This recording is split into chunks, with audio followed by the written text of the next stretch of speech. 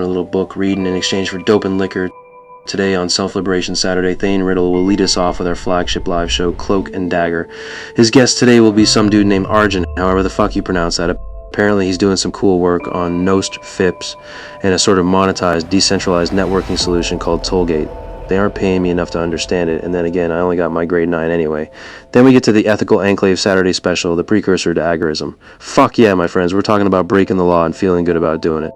Outsmarting those dumb as fuck cops and getting rich in the process. These 2 episodes will be mainline Vonu podcast episodes. A couple of the very first ones Shane and Kyle did back in 2017. Historical, timeless, and always of critical importance.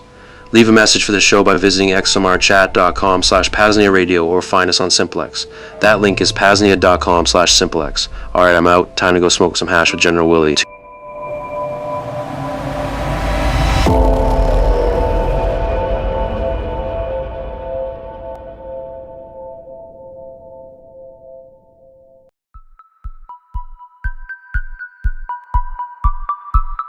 Hello, Freedom Pioneers! Billy Mays here. Are you tired of big tech tracking your every click? Are you sick of algorithms deciding what you see?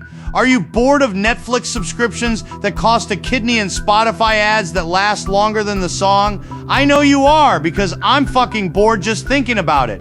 But I have the solution: infrastructure. So powerful, so private, so decentralized, it will crack the concrete of censorship. It's the brand new PAZNIA library. That's right. It's a free to-use privacy-friendly decentralized combination of Netflix, Spotify, and your digital book app, and it's live right now. Check it out. We've got the full HBO documentary, The Anarchists, with Jason Henza and Miranda Webb. We've got the legendary Bill Cooper documentaries. We've got Alongside Night, libertarian fiction, and Eyes Wide Shut, which, let me tell you, is basically nonfiction. And wait, there's more. We've got Trailer Park Boys. We've got Sky Huddleston's Second Realm Speed Dating, and music streaming is coming soon. Plus, a digital book library is on the way. Terabytes of content, more to upload. We have the beginnings of true media freedom, an infrastructure base with many, many potentialities. I'm Billy Mays, and I'm always here to help you take back your media. Visit lbry.paznia.com. Again, lbry.paznia.com to start streaming today.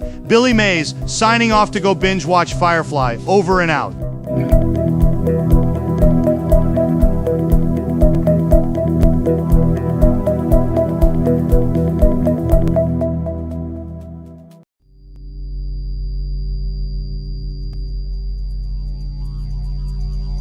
Oh yeah, you got to get your books, because we know that you're a big reader. You know, you're an avid reader.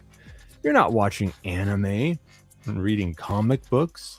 You read real books as well as all of that stuff, and you got to do that. You just like you do the other stuff without KYC and facial recognition. And providing a DNA sample. You want to buy some books, okay? So you go to libertyunderattack.com to get all the best books in the world. And you think you're going to do it without KYC, but then you're like, wait, they want a shipping address? What the fuck? Yeah, if you want a paper book, we need to send it somewhere. But anyway, if you don't have a super secret ghost address, fret not, boss, because you can buy any book from Lua in digital form at libertyunderattack.com/digital without giving any identifiable info, but do put a reachable email address for Boomer Rayo 2 to send you the books if the checkout flow it breaks for some reason. But wait, it gets even better, because there's this crazy fucking deal called the PAZNIA Radio Network Digital Self-Liberation Bundle XMR Chat Special. You see, the Digital Self-Liberation Bundle normally costs $33.33, which is an amazing deal. But for you special PRN autists listening now, if you go to xmrchat.com/PAZNIA radio, leave a donation worth $20 USD or more, and say something about Thane and Digital Self-Liberation Bundle, you'll get the Digital Self-Liberation Bundle at no further cost, and I, the great Thane Riddle, will get half your Monero. Now, I know what you're thinking. The PAZNIA Radio Network Digital Self-Liberation Bundle XMR Special.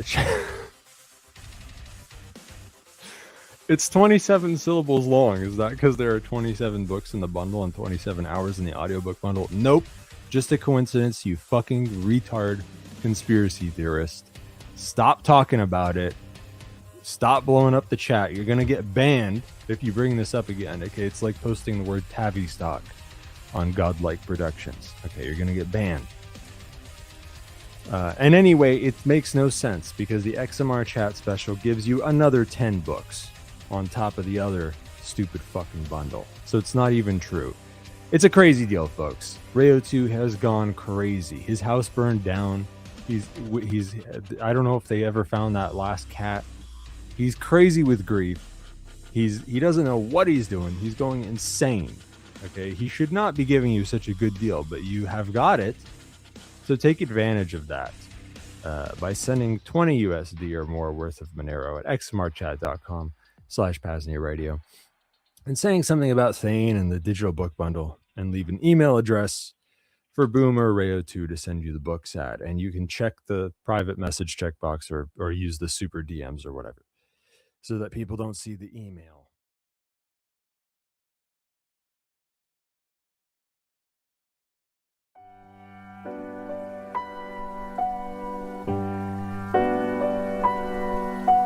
GOAT General WILLY2 here with an important message regarding food, health, and wellness. Sometimes the high-quality PAZNIA wheat, grass, and other forages just don't do it for me. Sometimes I need a change. In those cases, there's only one decision. Me and my closest compatriots bleat that slow bleat for a few hours until we arrive at the local Steak and Shake. When we get there, it's like clacking right into heaven. I get up to the order booth. Double steak burger and fries, extra spicy, with one of them glass bottle Mexican Cokes. Little one sexy ass walks up and orders some nonsense like 2 orders of fries and mozzarella sticks. The best thing about it?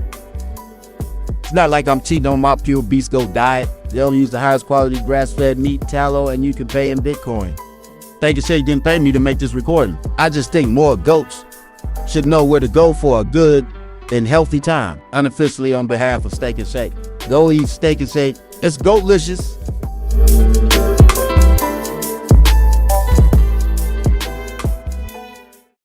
Hiding things. Harming others. Stopping others from harming you. I'm Thane Riddle. This is Cloak and Dagger.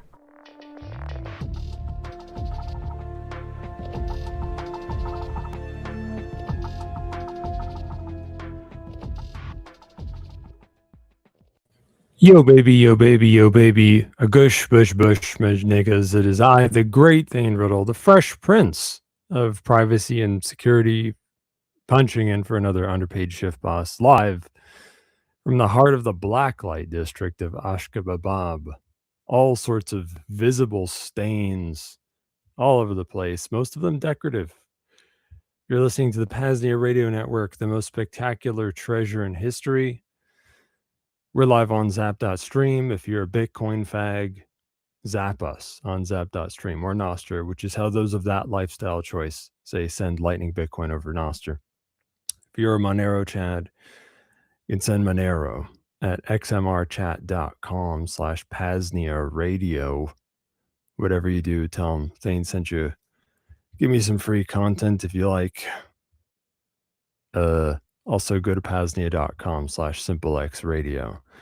Get your ass into the PAZNIA Radio Network chat on SimpleX to leave further content for I and the guest later. And later you can also call in like an hour and a half or so. PAZNIA.com/call2. The guest later, by the way, is going to be this guy called Arjen, who likes FIPS and Nostr and mesh networking, and he develops something called Tollgate, which is for selling internet access and soon enough meshnet access with Cashew layer 3 Bitcoin And it's, of course, it's all integrated into Nostr because that's what all these douchebags like these days, build everything with Nostr now. Oh, I'm reading that XMR chat seems to be temporarily down. PAZNIA.com/shop is another place folks can go to make a one-time Bitcoin, XMR, or fiat donation. So yeah, whatever. Maybe we should host our own XMR chat or something. Anyway, here's some news.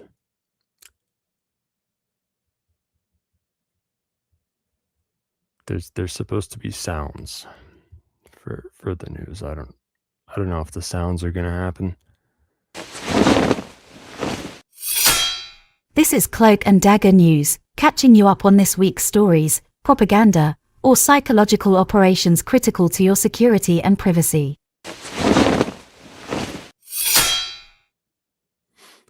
In PAZNIA news, PAZNIA mutual aid request. As you may have heard, Corey Hughes has butthole cancer. And now we got a Kuno for him. So you can donate Monero to help with Corey Hughes's cancer, butt cancer, whatever. Kuno.an.media/fundraiser/XLPS X-Ray Lima Papa Sierra. I suppose the link will probably be in the show notes or somewhere. I guess you could also pay to boost the Kuno fundraiser, but I don't know if that's worth it. I feel like you're better off just giving money to the fundraiser itself. And of course, you can still send Bitcoin to the Bitcoin address ending in Tango 7 X-Ray Foxtrot, or send fiat to buymeacoffee.com/JFKbook. Yeah, you told me that he's got Lynch syndrome, which it means you got some fucking genetic mutations that fuck with DNA mismatch repair and lead to this hereditary non-polyposis colorectal cancer. I couldn't really work out what that means for survival rates, but they could be better overall or worse if you look at it stage by stage, or it depends on which genetic mutations you have or whatever. I couldn't really work that out. I guess the treatments for that are mostly the same. I heard of something called immune checkpoint inhibitors, though, ICIs, which has something to do with the mismatch repair shit. But hey, it's all the more reason to highlight that it's good to, well, I guess it's good to care about oxidization and DNA repair and get sleep, get good sleep, and fucking take CoQ10 and shit. I don't know. Also, DNA screening, getting DNA. I mean, obviously you want to be careful who you give your DNA to. They're catching criminals with genetic genealogy, investigative genetic genealogy these days. So even if your fucking niece sends her genome to Ancestry, that can get you thrown in prison. So yeah, you might want to watch out with who you give your DNA to be sequenced. But if you got someone cool, they're going to do it on the down low. And, don't tell them anything about who you are. Whatever's, make up a name for that or something. Get them to give you the genome directly. If they can give you the sequence genome information directly, and you can have you can have your guys do your little medical analysis on it. It's good to know. It's nice to know what genes you have. Personalized medicine using genetic information is cutting edge stuff, and it's one of those things that would be like, oh, it turns out I have Lynch syndrome. I have Lynch syndrome, which should really be called Cronenberg syndrome, because David Lynch movies can be kind of creepy, but Cronenberg's more the body horror guy. But yeah, if you knew that, then you would be like, oh, I should probably be screened for cancer more. and earlier, which, could result in it being discovered earlier. And also, really everyone should have a cancer checkup or something.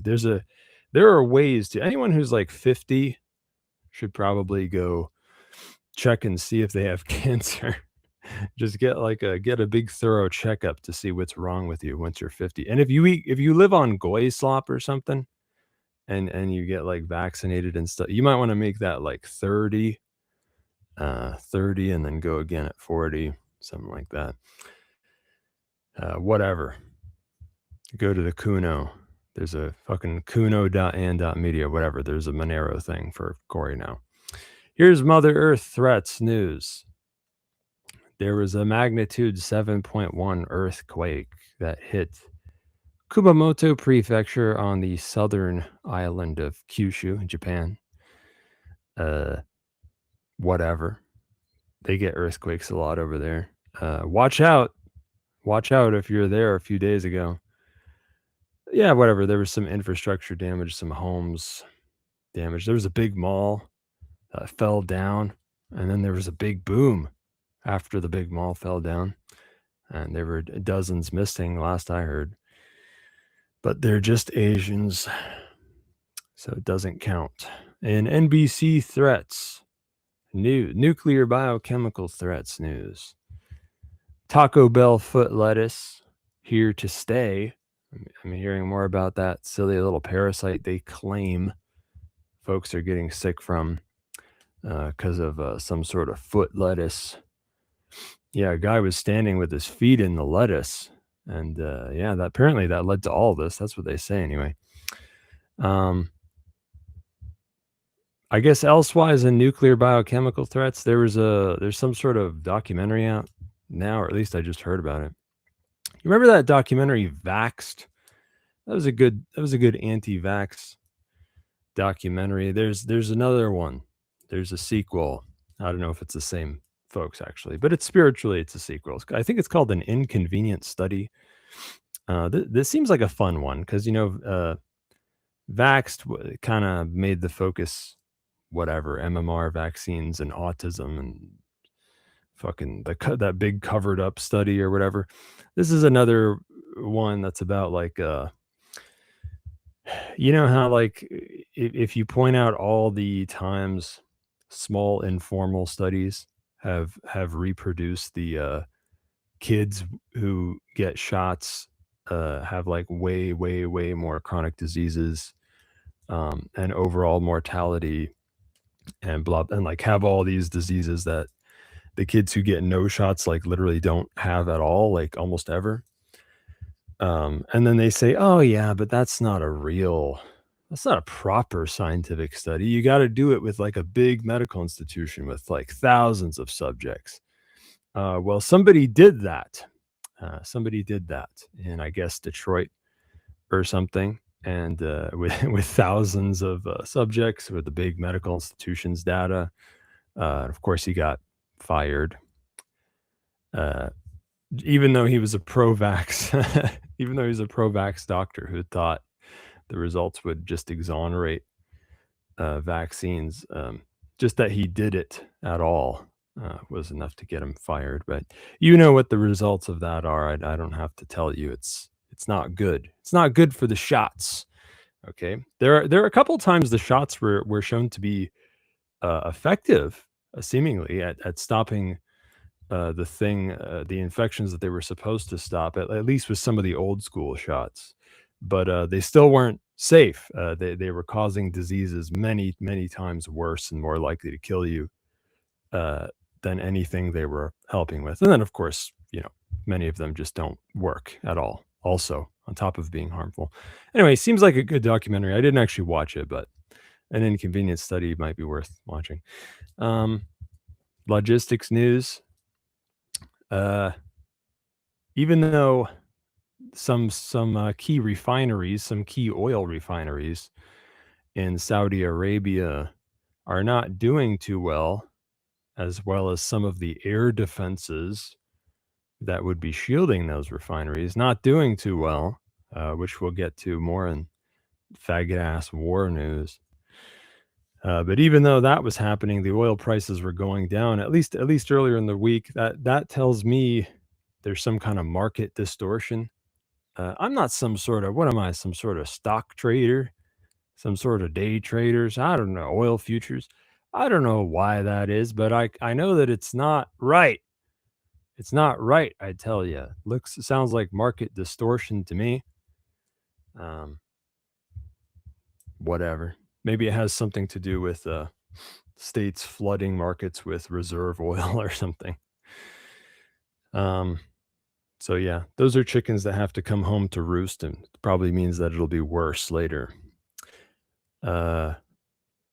Elsewise in logistics news, you know how there's been all these accidents, all these whoopsies happening at, fuel refineries and tankers. Well, not tankers. Usually those aren't called accidents, but and I always kind of I've been cocking an eyebrow audibly.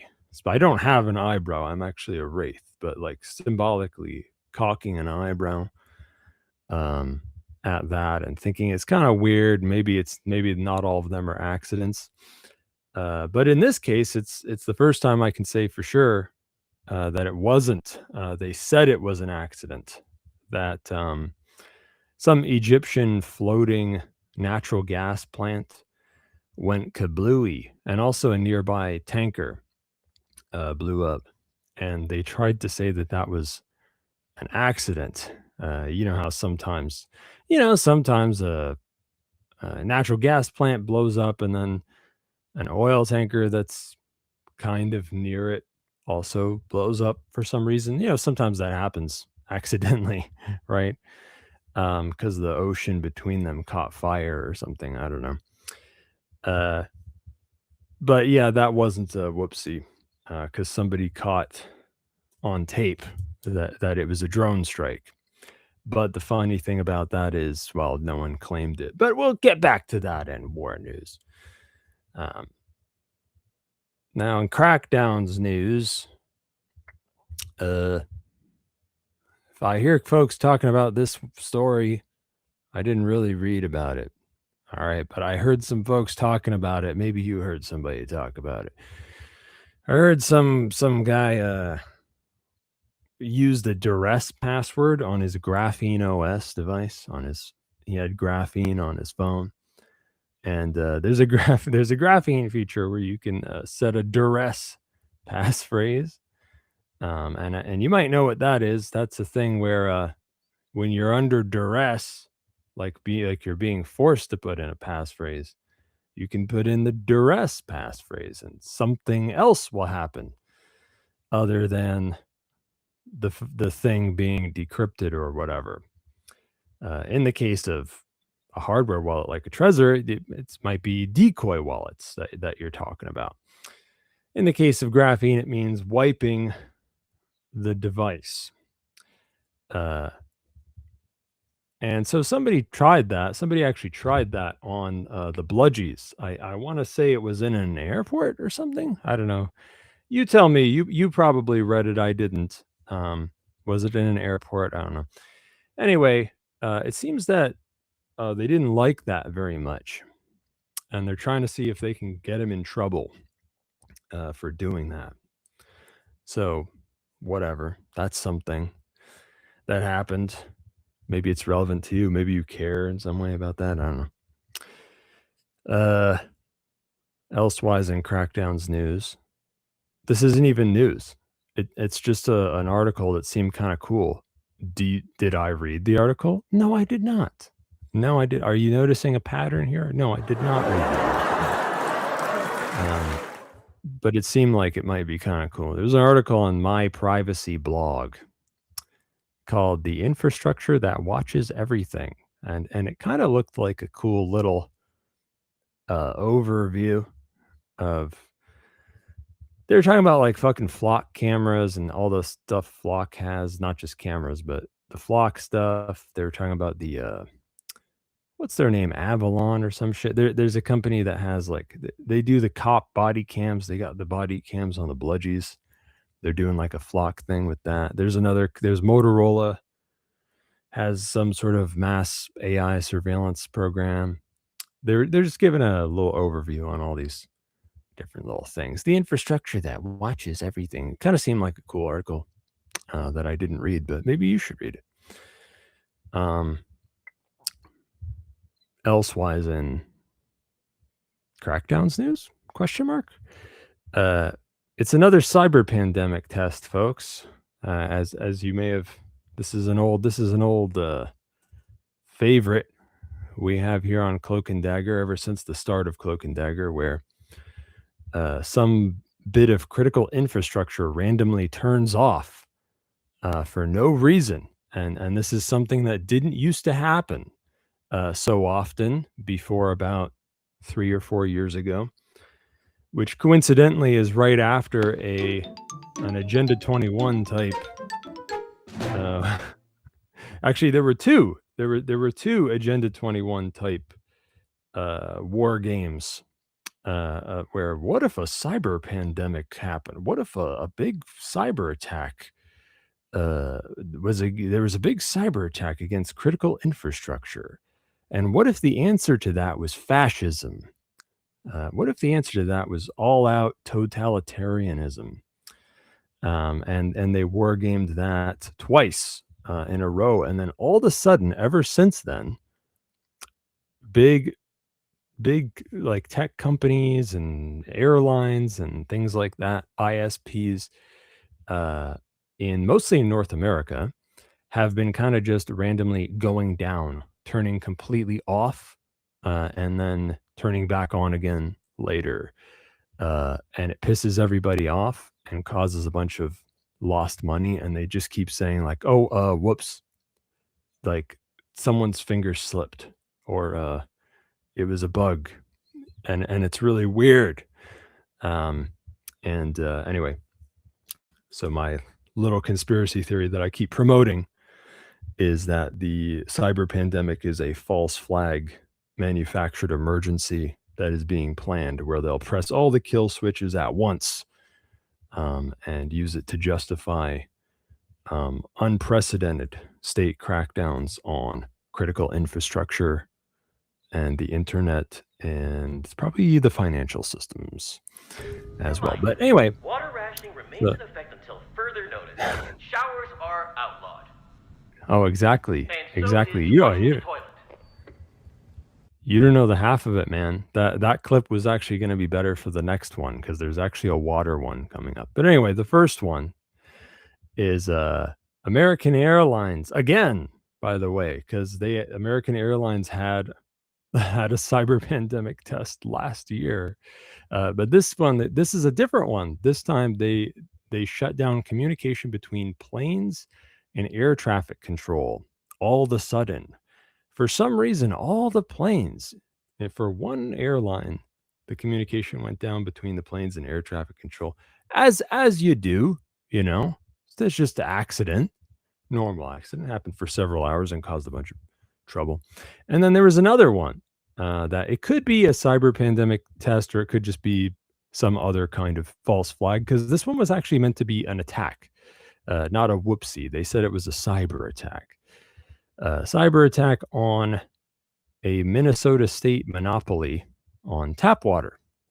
And you know, we know how we love our tap water around here.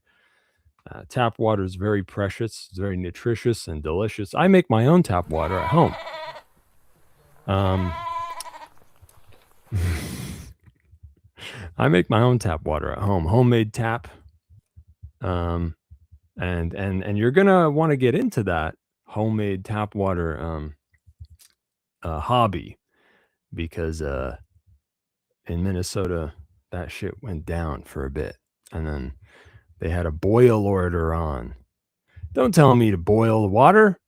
I'll do whatever I want with the water. Cyber attack. But yeah, I'm pretty sure some of the cyber pandemic tests are definitely false flag cyber attacks. A few years ago, they did that on like big meat processing plants or something, and they made it a Monero ransomware attack. Now to be fair, that could have just been a real ransomware attack. But that one just felt kind of fake to me somehow. I don't know why. It was a gut feeling. Parties and party vans news. There's a fun party hopping off. Pretty fun party. Big party hopping off. You may not know this, but Spain, okay, you might think of Spain as a country that is not in Africa. That is just a bit to the north of Africa, pretty close, but there's a bit of water between Spain and Africa, right? Well, if you ask the state of Spain, they say, actually, there's a little dangling little appendage south of the water, which they say is part of Spain.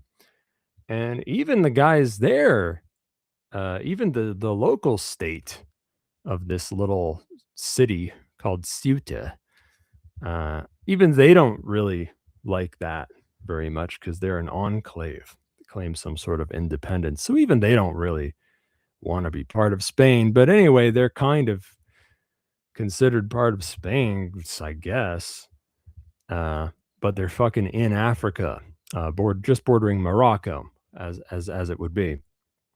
And there was a funny little event where it was rushed by border hoppers through Morocco. Not necessarily all Moroccans, mind you. It's just a door.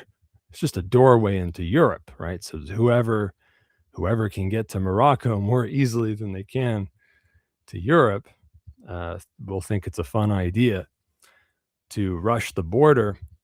You know the drill. You know what's going on here. They've got the globalists playing their little funny business where they dangle a carrot and say, oh, well, we're just gonna, if you hop this border, it's like the dry foot policy in Florida. Like all you got to do is make it over and then it doesn't even count.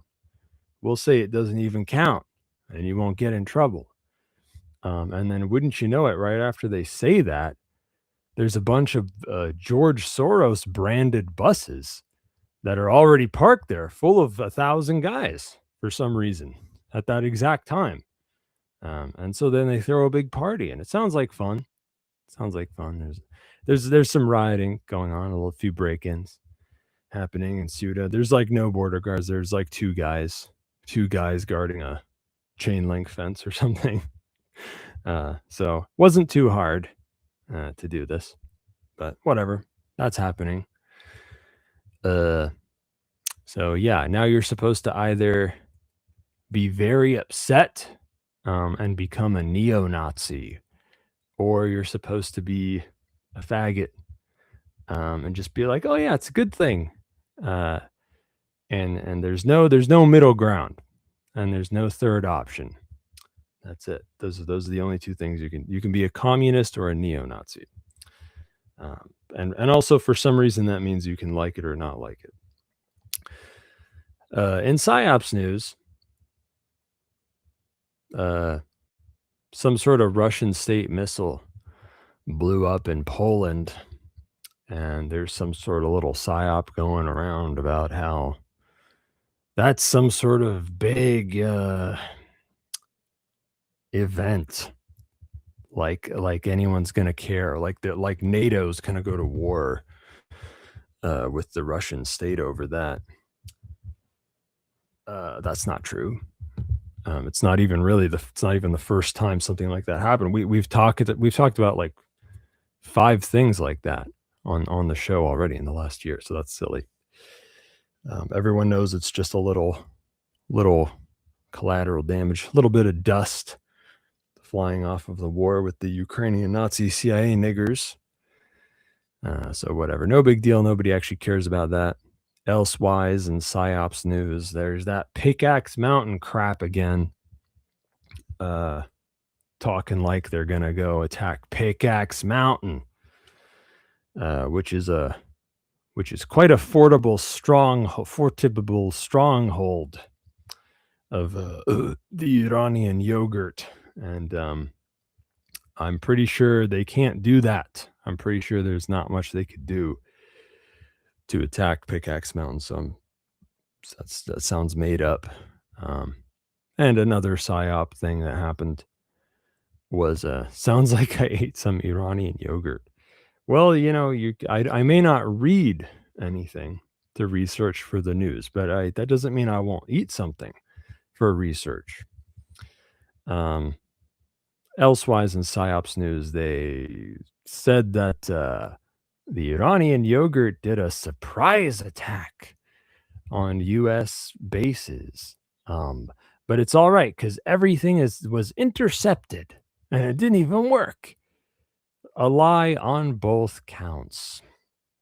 There is no surprise attack. There is an unending stream of attacks in a war.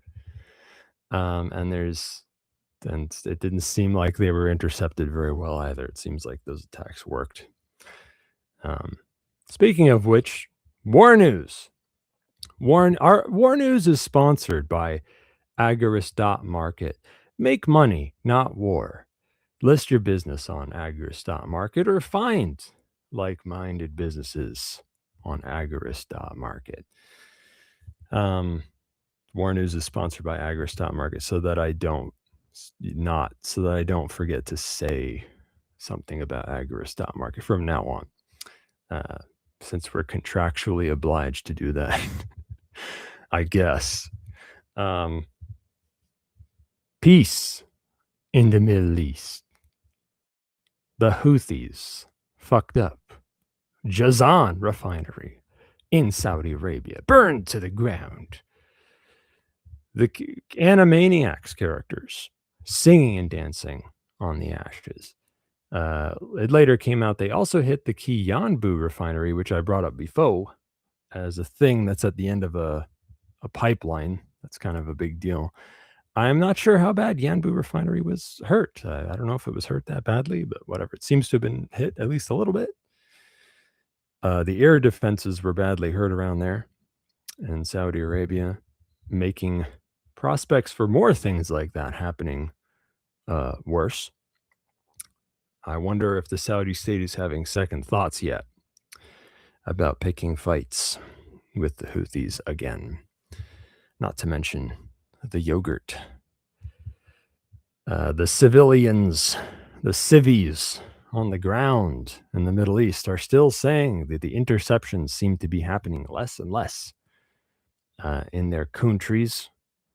Nobody knows for sure, but whatever.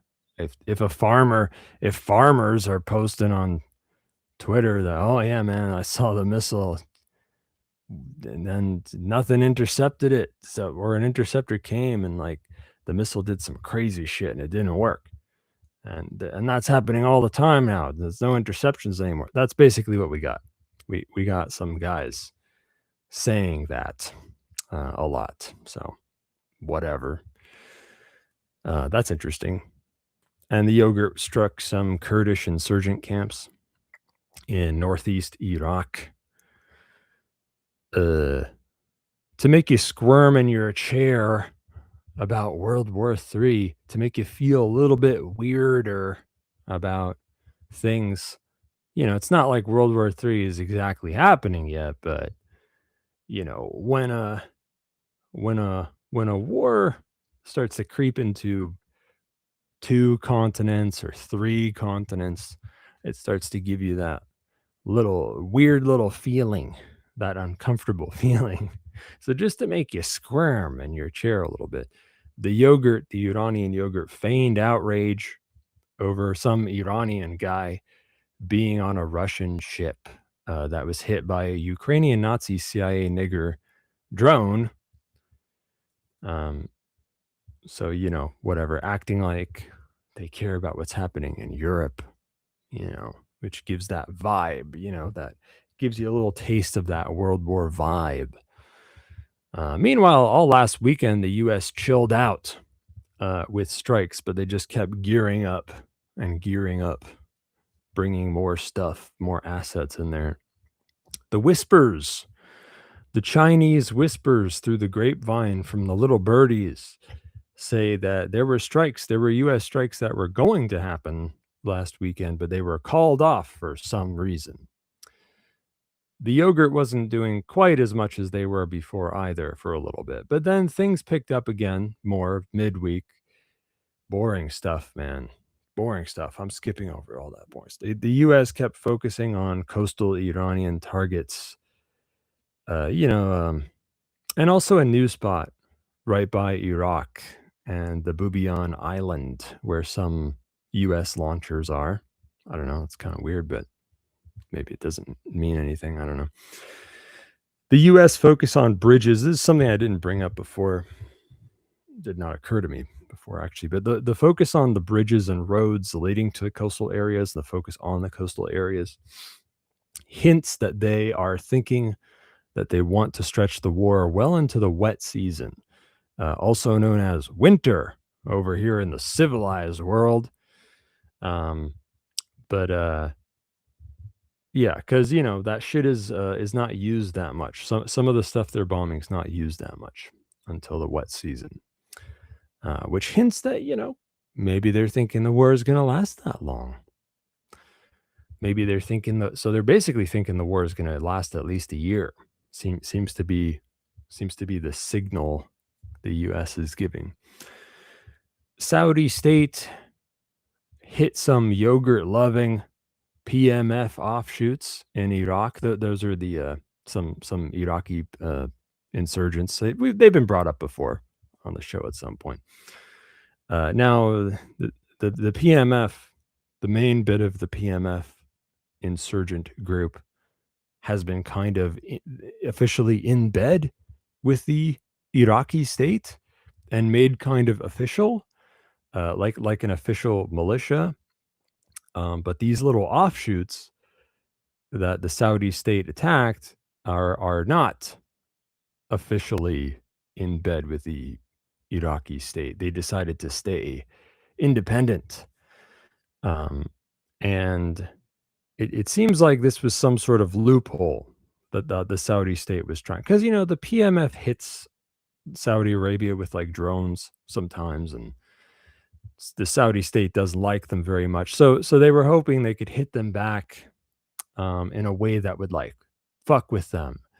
But it would still be a loophole. It still wouldn't count as an attack against the Iraqi state because these PMF guys aren't officially with the Iraqi state yet. So, we got you, but maybe not really. It arguably backfired because, for one, it wasn't really that bad for them. For another, it just brings the Iraqi militias closer with the Iranian yogurt because they're all united against this common enemy of the Saudi state, which nobody likes anyway.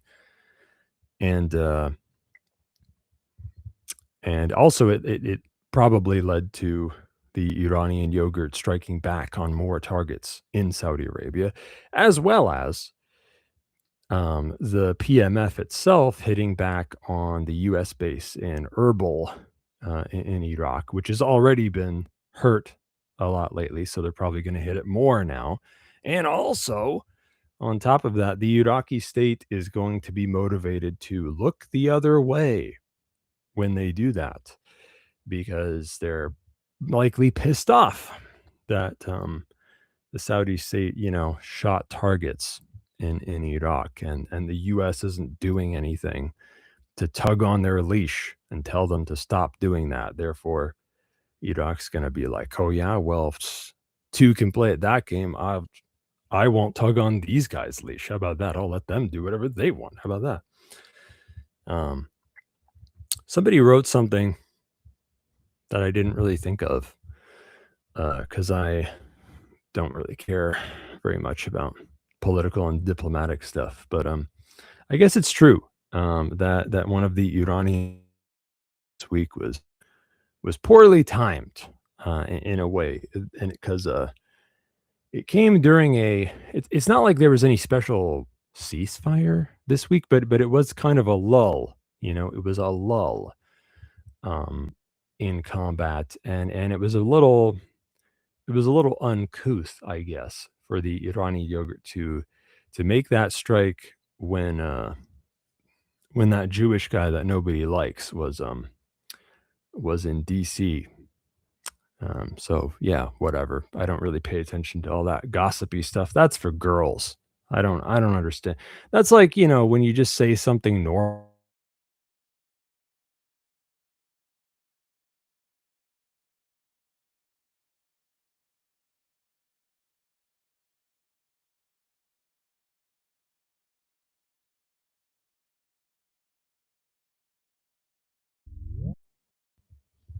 Am I back on air now? Oh, okay. Well, back on air there. Sorry, I had to go fight off an attack very quickly. But anyway, it's like when a woman when you're like saying something and you say something totally normal to a woman, and then she's like gets all pissed off at you because she thinks you said it in some kind of tone, and you just don't understand. You're like, what do you mean? I just said this totally normal thing. There's no tone about it. It's just anyway, it's kind of like that, it's like whatever. The Iranian state attacked you during a war, but I guess the context changes I don't pay attention to that crap. Anyway, here's a juicy one that I hinted at earlier in logistics news. There was an unclaimed drone attack on an Egyptian floating natural gas plant and a nearby tanker. Because, that wasn't a whoopsie. They tried to say it was a whoopsie, but somebody got a tape of a drone attack happening there. So it was not a whoopsie, but the funny thing is nobody claimed it. Nobody claimed the fucking drone attack. So that leaves some, that you could make a few guesses about it. So like if it was the Iranian yogurts drone, I mean, that's awfully far away. It would definitely be the longest strike they ever did. And it doesn't seem that likely. It seems more likely that it would have come from somewhere closer. But where? Who? It kind of, if you think about it, it kind of looks like it could have come from Lebanon. But then it's like, all right, who in Lebanon is doing a drone strike on fucking floating natural gas plant for an Egyptian natural gas plant? If you asked me to just make up an answer out of nowhere, pull it out of my ass, I'd be like, I don't know, maybe Mossad. That's my that's my guess based on nothing. But usually when Mossad does something, they in the news they have an explanation lined up right away, and they blame it on somebody right away. But who knows, man? Nobody seems to know who did that. Whatever. It's kind of weird. But hey, it means that Africa has now been technically hit. That doesn't mean Africa will keep being involved, but it's a thing. There's that third continent to make you squirm, second or third continent to make you squirm. And hey, I was kind of talking about something like this last week when I said like, hey, maybe the Houthis will hit Djibouti or something, and then that'll be Africa hit. But whatever. This was out of left field, but similar. Here, I got some time. Here's some 2-week-old news. There's some stuff that got skipped, and I guess I thought it was interesting enough to write down. So here you go.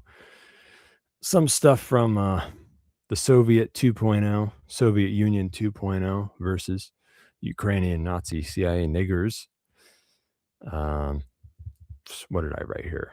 Yeah, last time I was talking about how Russian state propaganda works pretty well, but economics is how you piss off Russians. Bad economic times, and it's not just civilians. I've gotten the inkling that even Russian oligarchs are tired of the war with the CIA niggers, which is interesting and weird, and I don't know what that means. And it might, I don't know if it spells a near end, but I kind of don't think it possibly could, because I mean, shit, they can't stop, right? They can't, because World War III means going way deeper into Europe than Ukraine. But I guess they could cool it on Ukraine and just go straight to fucking, fucking Finland or some shit. Whatever. Interesting, I guess, compared to other shit. They're definitely ready to escalate, though. The Russian state's definitely ready to escalate. Attacks keep ramping up. They might even become more indiscriminate. Oh yeah, and here's another 2-week-old, and it's as close as I'll get to gossipy while still thinking it's interesting. The state defense minister guy apparently had some sort of feud with the stuffy commander-in-chief of the Ukrainian state. I guess they had some argument over trading magic cards, or like who's your favorite, Pokemon, or like would you, if you went to Hogwarts, would you be in Slytherin or Gryffindor or whatever? Something like that. And they just didn't like each other. Now, to give you a little context, this Ukrainian state defense minister guy is kind of the brains, or at least some of the brains behind modernizing some of these modern takes that the CIA niggers have had that have been very good for them, selling weapons to Ukrainians with a swanky new online platform lovingly called the Amazon of weapons, doing funny stuff with Starlink, and shutting down Starlink networks, and of course drones. Okay, which drones have become kind of like the signature feature, the killer app, if you will, literally, of the Ukrainian Nazi CIA niggers. And so that guy, he kind of seems like, there's no such thing as a good state or military, but as far as how they're going, it kind of seems like that guy had some of the good ideas, right? Whereas the stuffy commander-in-chief guy doesn't have very many good ideas. He's too old-fashioned, and he's just wrong. And they let go of the wrong guy. They fired the wrong guy. They fired the modern guy. So whatever. I don't know if that means anything. Probably just going to keep his ideas, right?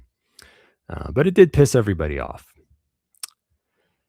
And they're not likely to undo that mistake, because the Ukrainian Nazi CIA niggers, not known for admitting wrong too much when it comes to the upper echelons of the leadership. Whatever. Here's another 2-week-old boring ass news item. The U.S. invasion of Cuba was stirring. Oh, is the U.S. gonna invade Cuba? Oh, maybe we're thinking about invading Cuba. It's true that they would like to. It's true that they are likely going to at some time. But at this time, I don't think anyone would consider it very wise or likely to work out while the U.S. is spread this thin in the Middle East. But hey, it's there. It's on the back burner. Operation Southern Spear 2.0, Cuban Nights, Cuban Cigar, Insertion, Operation Find the Hidden Cuban Cigar in the Nether Regions. That's probably what they're going to name it. Whatever. Pain Liberator. Go to libertyunderattack.com/painthane. And you're going to see some fucking products Pain Liberator is a magical spray that makes pain go away within seconds, because it's got fucking DMSO and aspirin and magnesium and shit. And the DMSO magically injects the aspirin deep into your tissues very quickly. And that's a real thing. Okay. That's not a joke. That actually happens. And you'll be aware of it happening immediately after spraying it on. There's no other product like that. No other product so effective. It's kind of a no-brainer, but there's no competition. So you have to buy it. Go to libertyunderattack.com/painthane to get that, or the new MG12 version, which has like no aspirin but way more magnesium. And also they have a mini travel size bottle now.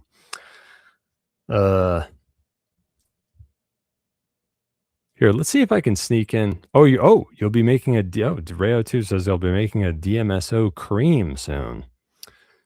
The Cream Dream Team is on the case. There's also you can get all the books. You can get all the digital books if you donate. Well, I don't know. XMR chat is down, but whatever. Who cares? I don't want to read those ads anyway. Maybe I'll dip into this long ass. Let's see. I've got a little bit. I've got like 5-8 minutes before the ads happen. So why don't I dip into this fan mail that I gave a very long response. You've got mail. A fan mail from Rayo2, where he was asking me, I've been tossing around the idea of a PAZNIA lottery, aka 50-50 raffle. One time to see response may be more regular. The setup shouldn't be that complicated. Send XMR to this address. 50% of the total earned is sent to winner. 50% to PAZNIA General Fund. The only difficult part is when someone donates, how would they get a number or whatever to know which donation won? I looked around for software or sites that did this and only found their websites that run it as their own service, not one you can set up. Would be curious to hear your thoughts. And I wrote a really long answer to this that I thought would make some decent free content for the show, I guess. Probably won't read the whole fucking thing. Some of it's pretty dry. But yeah, I think that can be done for sure. A Monero raffle. I'm not sure what the best ways are, but I pulled some ways out of my ass that at least sound like they should work. So I'm thinking that the basic idea is 1 Pico Nero equals 1 lottery ticket. A Pico Nero is kind of like a Satoshi in Monero. It's the lowest denomination of Monero. So your odds of winning are proportional to how much you give, of course. And first I gave the trust-based answer. Here's if it's a trust-based raffle where they're just trusting you not to scam anybody or fuck it up somehow, then it's easier. You just tell everybody the cutoff time for the raffle. And the hardest bit to get right is when they send Monero to the raffle, they need to send a payout address in case they win. And it would be best if that could be done anonymously. So like maybe one could use XMR chat or you could use an item on libertyunderattack.com, whatever. As long as they send Monero and that is attached to they just manually put a sub address or whatever for them to get paid out to if they win. Now, the downside, of course, is that these are trusted centralized platforms. Like, for example, if you're using XMR chat, the XMR chat server can swap out the payout addresses for their own or whatever. And you know how I don't like those centralized platforms. And after it's over, you add up all the Pico Nero and you randomly pick one of them, which, to bore you autistically with the details, you would generate a random number from 1 to the total number of Pico Nero, and then you consider the transactions as being in an order, and then each address is allotted a subset of the number range, and you fucking whatever. Whichever address you land on, that's the winner, and it can be automated with a script. Rayo2 says, thinking I might start a new XMR chat channel for the lottery/raffle so folks can track how much is earned. Easier to get payout addresses, at least for the first one. Yeah. And then I wrote a long autistic ramble about how to make it trustless, or how to make it mostly trustless. Now, smart contract platforms make this a lot easier. But the challenge was to make a Monero native solution. So you create a whole new Monero wallet only for these raffles. You openly share the view key for this wallet with everybody so that everybody can see when the raffle gets Monero and how much. Then you share the true address, not a sub address, I guess, for the Monero wallet, and tell everybody how the raffle works and when it's over. Most likely the raffle's over when a named upcoming Monero block is mined in a message that is cryptographically signed with the wallet's private key. Okay, so right away we know the message with all the rules of the raffle was written by somebody with the key for the wallet. We can see all the transactions going to the wallet, and so how much it's raising. After somebody sends Monero to the raffle address, they need to make a transaction proof with a message attached that has their payout address in it, which is not too hard to do in Monero Wallet GUI if you're in advanced mode. But we'd have to write a little tutorial for that, but it's not too hard to do. Now, you need a trustless source of randomness to pick the winner. So the Monero native way to do that, I think, is to use the hash or hashes of one or more upcoming Monero blocks coming after the block height that marks the end of the raffle. Everything is locked in, finally, at yet another block height after that, so that there won't be any block reordering or whatever. And this is when you use the deterministic formula, which was published in the earlier signed message with all the other rules, to make a random pick using the block hash data. You verify the transaction proof provided with the payout address, and then half, or whatever the rules say, of the Monero from the raffle period is paid out to the corresponding payout address, and then you generate a transaction proof for the payout with a congratulatory message or something if you want. And then you share that openly. So that way everyone can see how much money the raffle raises, when it's supposed to end. They know they can tell themselves who the winner should be. They know exactly how much the winner is supposed to get. They know exactly when it's over. Everyone can verify that it was randomly picked. So a lot of the trust is eliminated there. For the mostly trustless way, there's some block height timings there. The end of raffle block height. Then there's the randomness blocks, one or more blocks after that, where you use the hashes to pick the random number. And then the settlement block height, which is a block height after that. And whatever. That's basically it. All you're trusted to do at that point is to operate the raffle correctly, without fucking up or whatever. But if you do, everyone can tell that you did. So there you go. And it could be even more trustless if the raffle wallet was a multi-sig wallet with more than one reputable motherfucker holding the keys. So then you would need collusion and or negligence from the key holders to scam or to fuck up. Smart contract would still be better, but this is the Monero native answer, I think, or at least one of them. And blah, blah. I kept writing other autistic stuff about how there should be rules of what happens when somebody sends Monero in a way that breaks the rules. Like, whatever. If you send Monero that's less than this much outside the raffle window, go fuck yourself. We're keeping it. If you gave more than that and accidentally sent it outside the raffle window, you'll be refunded X% of your Monero to the payout address, and we'll share a transaction proof with a refund. And if you send outside a raffle window and didn't give a transaction proof, you're a retard. We're keeping it. If you didn't give a transaction proof for the payout address and you win, you have until X block height to somehow send us the belated transaction proof. Otherwise, a new random number will be picked, such as by adding more randomness blocks. And if it miraculously happened more than once.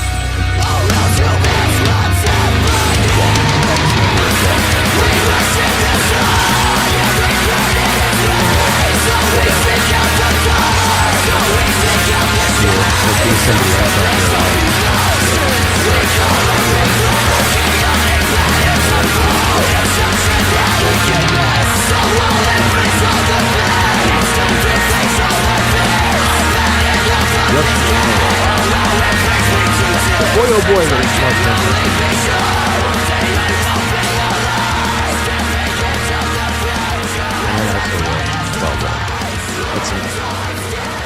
Here's the break where you're gonna hear robots. You're listening to the PAZNIA Radio Network.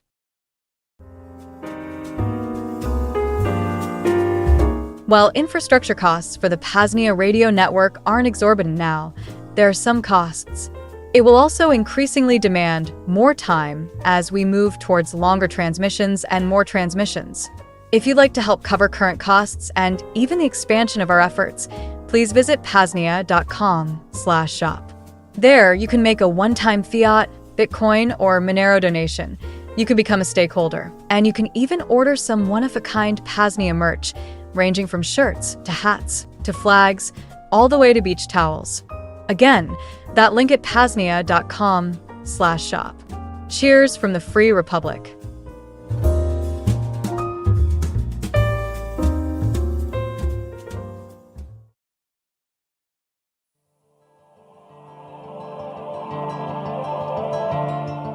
Now that the technological foundation is laid for the PAZNIA radio network, we are now ready to start building out a regular, and more frequent transmission schedule of self-liberational media. Do you want to host your own show on the PAZNIA radio network? Do you already have a show or podcast that you would like premiered or replayed during our transmissions? Something else? Reach out to Coordinator Rayo to discuss details. Email coordinator@paznia.com. Again, coordinator@paznia.com. See you in the second realm.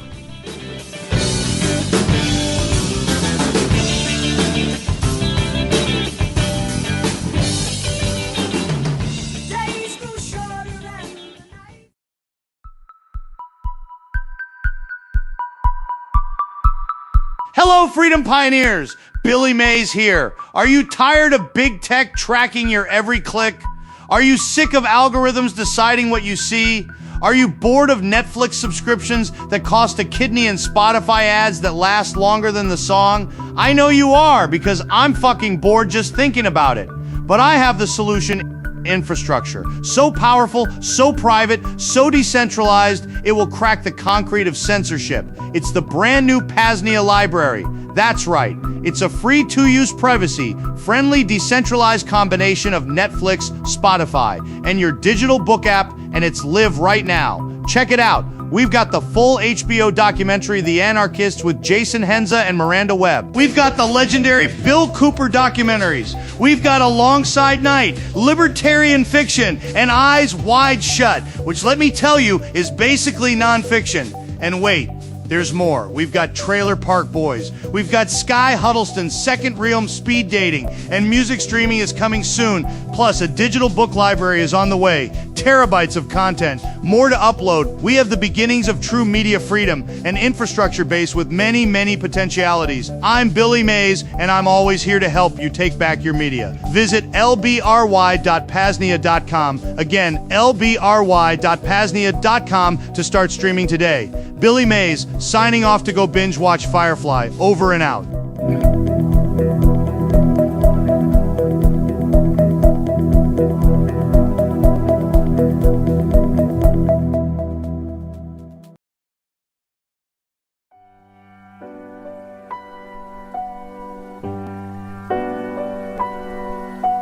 Goat General WILLY2 here with an important message regarding food, health, and wellness. Sometimes the high-quality PAZNIA wheat, grass, and other forages just don't do it for me. Sometimes I need a change. In those cases, there's only one decision. Me and my closest compatriots bleat that slow bleat for a few hours until we arrive at the local Steak and Shake. When we get there, it's like clacking right into heaven. I get up to the order booth. Double steak burger and fries, extra spicy, with one of them glass bottle Mexican Cokes. Little one sexy ass walks up and orders some nonsense like 2 orders of fries and mozzarella sticks. The best thing about it? It's not like I'm cheating on my pure beast goat diet. They only use the highest quality grass-fed meat, tallow, and you can pay in Bitcoin. Steak and Shake didn't pay me to make this recording. I just think more goats should know where to go for a good and healthy time. Unofficially on behalf of Steak and Shake. Go eat Steak and Shake. It's goatlicious.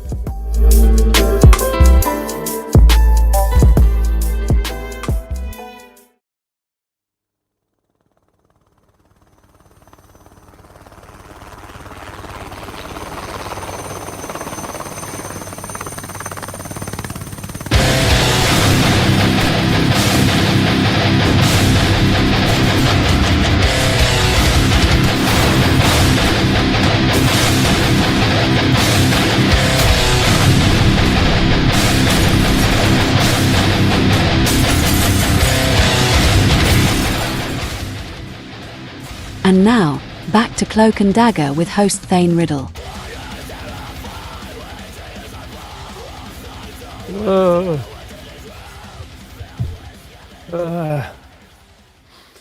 Here I am. I'm back.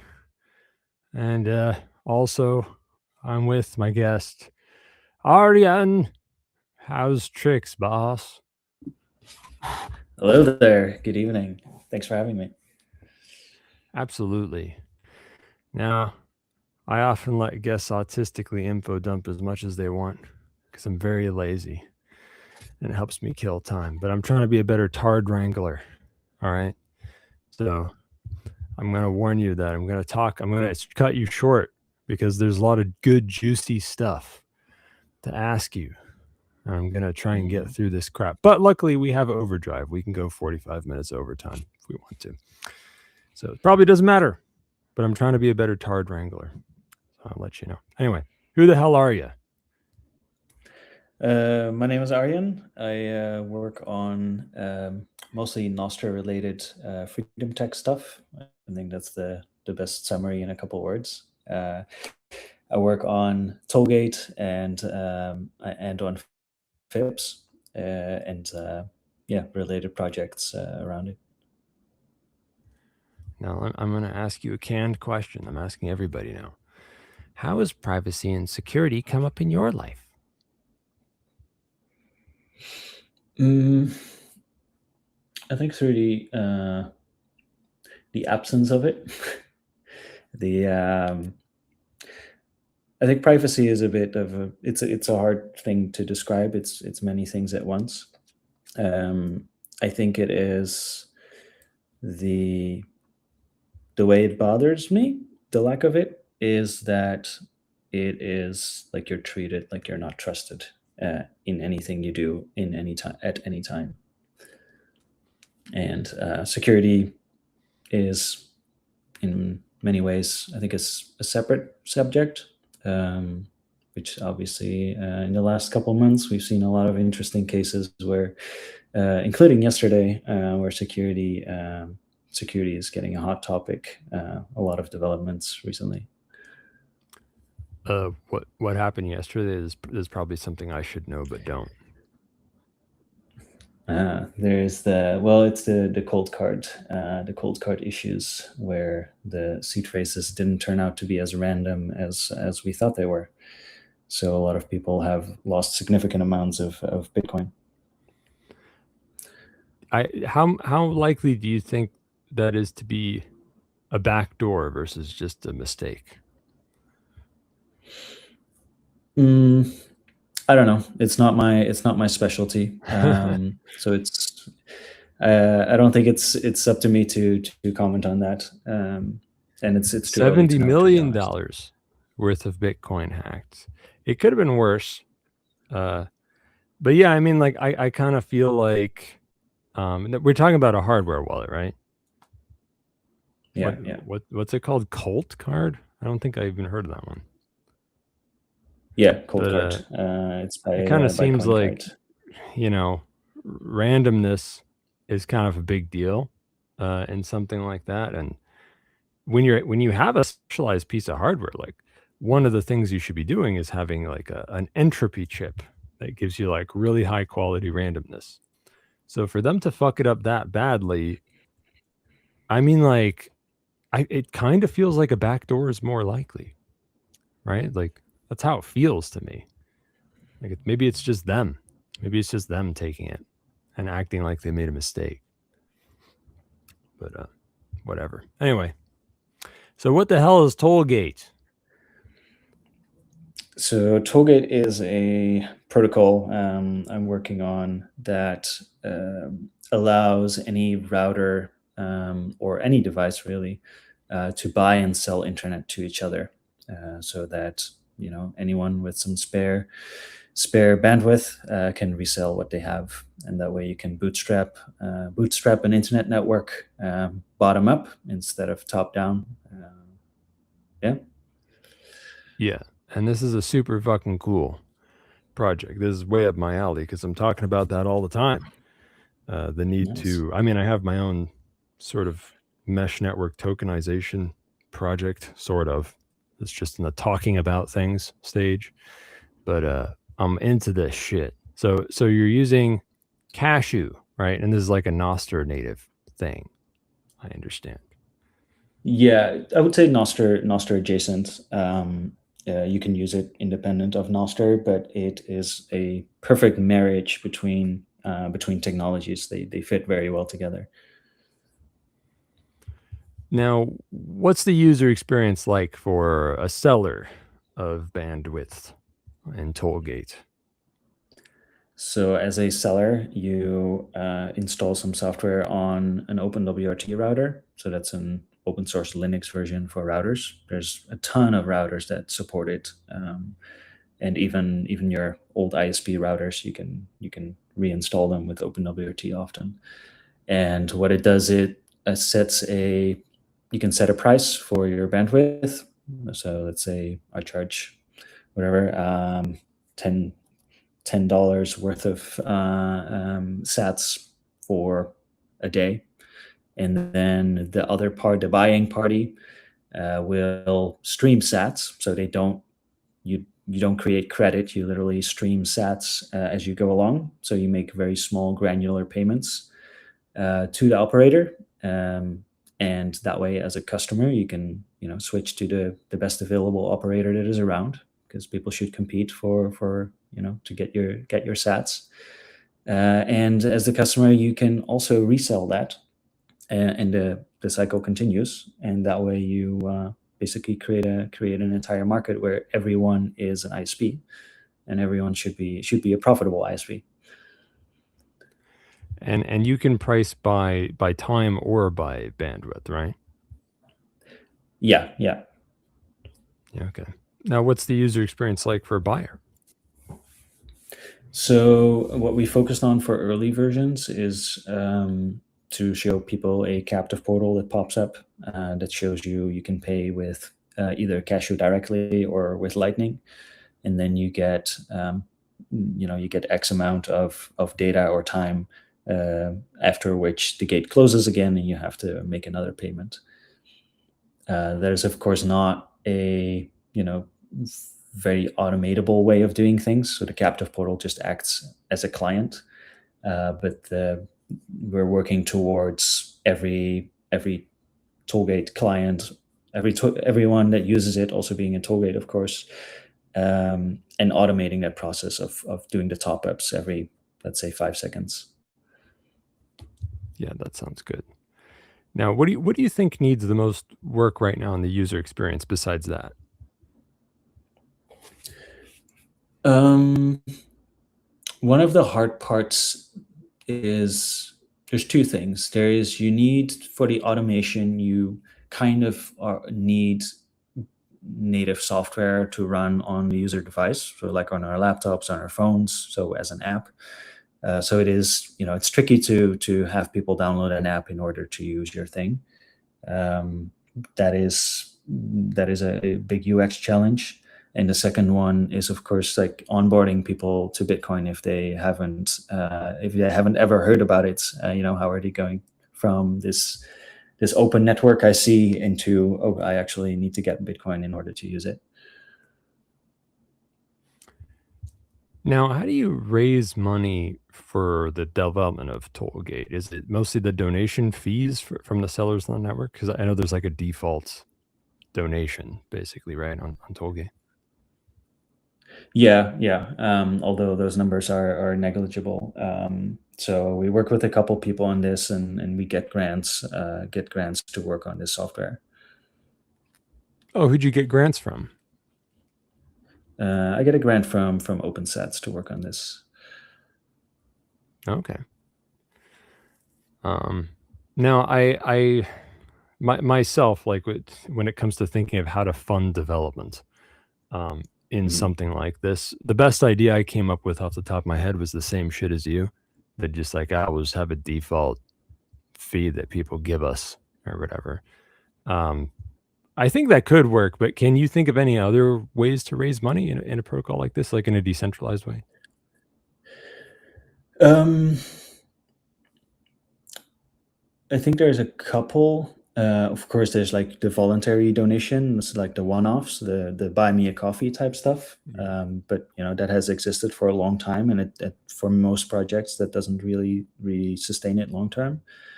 Developer splits, I think, can be a very sustainable way if you have enough users. A third can be, companies creating software and hardware for protocols like this that support development, and then it should be many companies at once that all want to have this common protocol that they care about, rather than just Microsoft sweeping in and do the embrace, extend, extinguish thing. I guess there's also bounties, like a feature bounty or something, like having a proposal on CSS or whatever, Monero CSS. I actually heard about which project was that. Like some projects do it where they put that up. I thought it was interesting. I haven't looked into the exact details of it, but it sounds like an interesting avenue. Now, what's Tollgate OS? Tollgate OS is just a OpenWRT pre-flashed, basically pre-created image that just contains Tollgate and a couple dependencies that we use. So it's you can just get a router and flash it from scratch, and it's all installed. Now you can run Tollgate, of course, on any OpenWRT router. What's that process look like? Just installing and configuring some packages?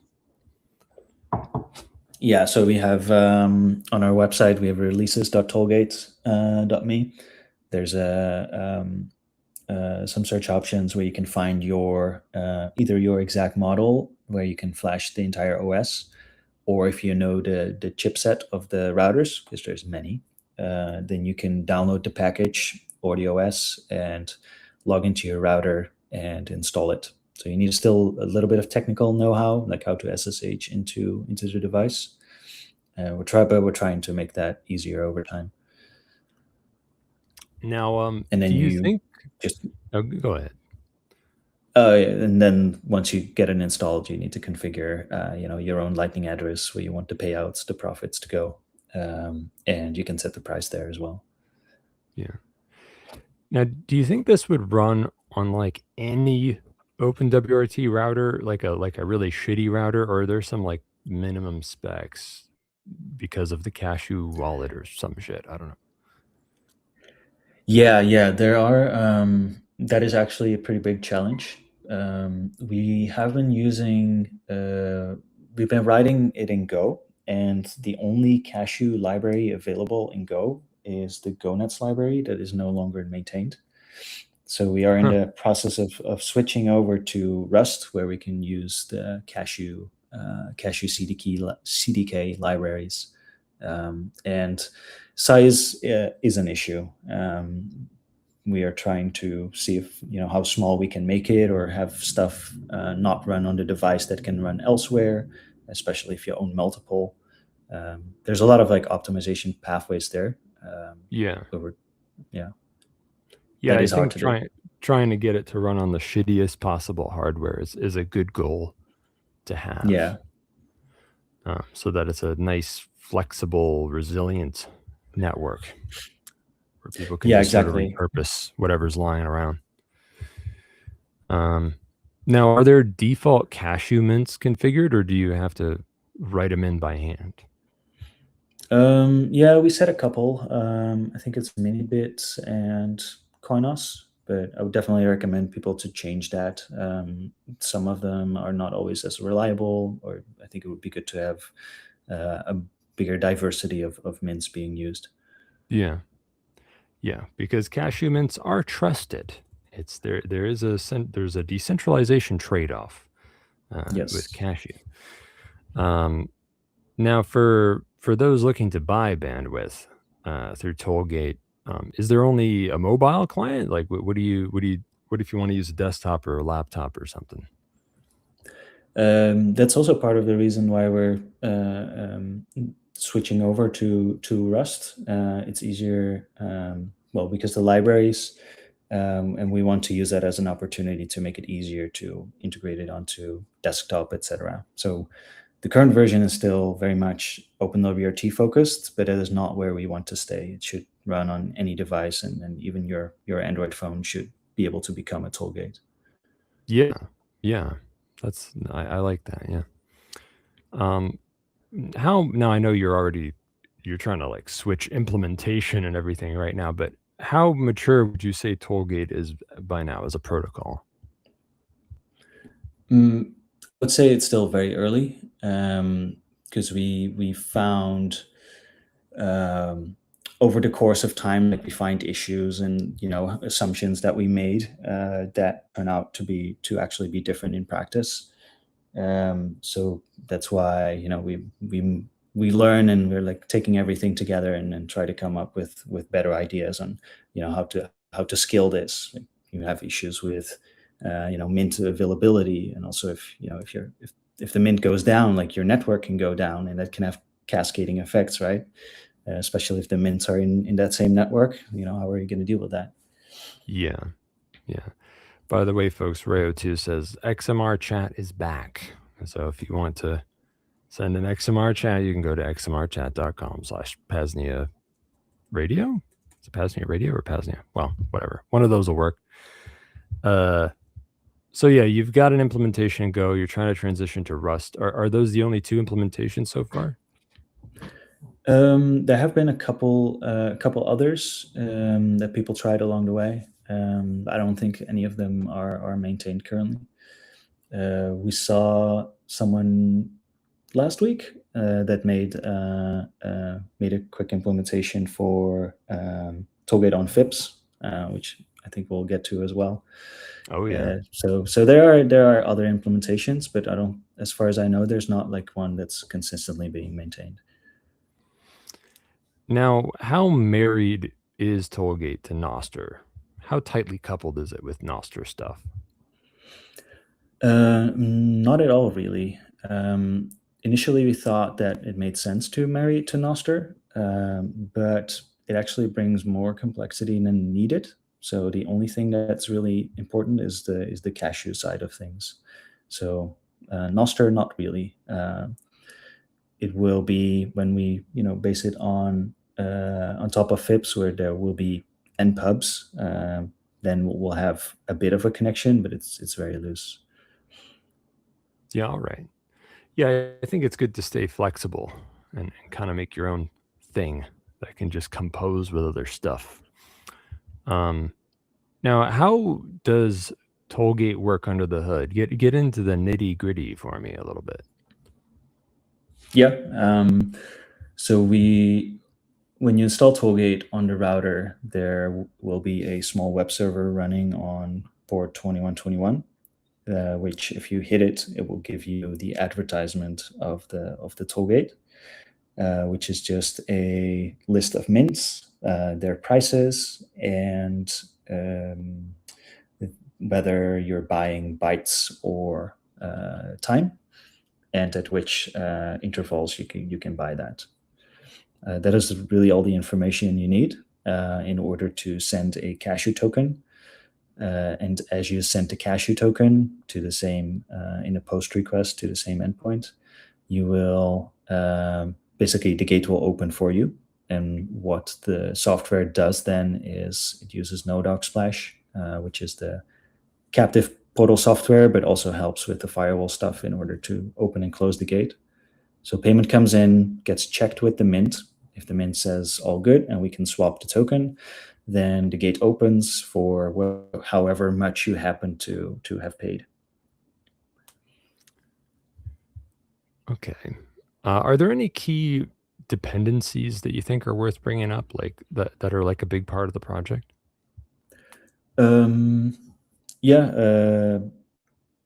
Cashew, of course, Cashew as a whole, and in our current implementation, that is the GoNets library, and Netowrking, which is the captive portal software that we use. Those are actually the main ones. I mean, there's downstream, there are some, but I think these are the most important ones. Now, how do Tollgate clients authenticate? Do they authenticate with like a Nostr npub or what? No. So the payment you do when you make the payment, it is based on your current MAC address. So when you connect to the router can see the MAC address, and that's what the gate gets open for. So what happens if like someone buys some bandwidth on a Tollgate and then another device comes in and spoofs the same MAC address? That is actually an issue we also found. And the reality of it is that you just found that?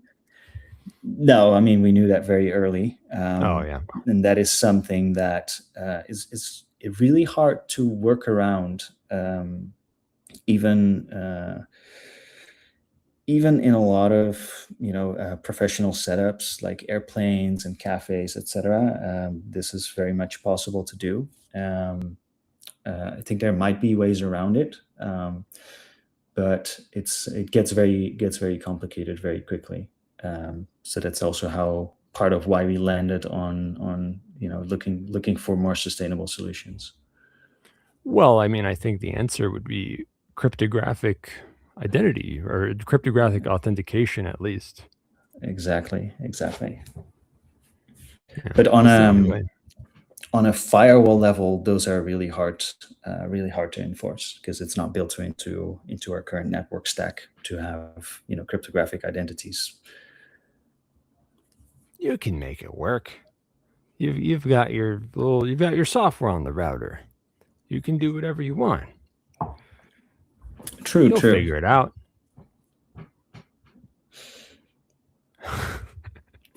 Good luck. Easy. Yeah. No, there's a lot of baggage that comes with that. Yeah. Well, what are you looking at for that? So, we actually got through to another issue. Actually, I think I should highlight is if you have a network where routers buy from each other, they give each other IP addresses. You start hosting something inside that network. What happens if you're all the way at the bottom and let's say you're 10 steps deep into the network and any one of the 10 people above you decides to start buying from another Tollgate? That Tollgate is going to give it a new IP address. So that propagates down, and now you're screwed because no one can reach you anymore. And that is actually the biggest reason we started to look into cryptographic identities, because how are people gonna reach you if it changes all the time? And part of that was maybe you can announce a new IP address, sure, but still it doesn't it didn't feel right. And so that's when we started to look into what if we can just use the cryptographic identity straight away in order to address a node in a network. And that's kind of how the ball started to roll on what became FIPS. And are you saying that inspired FIPS? Yes. Oh yes. shit! I didn't know that. Yeah, FIPS exists because we hit this problem with Tollgate. That's how we're like, okay, we need something, So you're an OG FIPS guy. You're a big name in FIPS then. I guess maybe. So yeah, it is a really hard issue because everything in our network stack, everything depends on the structure that we have with IP addresses. And I started looking, alternatives, and there are some. But what I found is I started experimenting, right? Can I get from a router just on Ethernet? Can I give them a Nostra npub and get traffic from A to B? And one thing I quickly realized is I got something from A to B, and then I realized I have to rewrite the fucking ping application in order to get to even test it, right? So that gave away, it's if I have to rewrite the ping application, if I make anything that is even remotely useful, and I'm gonna have to ask everyone that, oh look, I got this new protocol thing, try it out, and you have to write your application from scratch, that's that's a big no-no. Yeah. So When did some FIPS ideas start anyway? So that was I think roughly a year ago now. Must be, yeah. That sounds about right. Summer last year. That was around the time I did these like experiments. And where is that going with this? So yeah, we can't rewrite all applications from scratch. And then I thought about some, there's some hacks you can do. You can give an npub, to your application. What if you, make it an IPv6 address? You hack it into your DNS server. You give your browser an npub.nostr, I call it at the time. So npub.nostr, the browser gets back an IP address, which it knows how to deal with. Everything travels down the stack. It gets down into the kernel, where you can intercept the traffic with something called a ton adapter.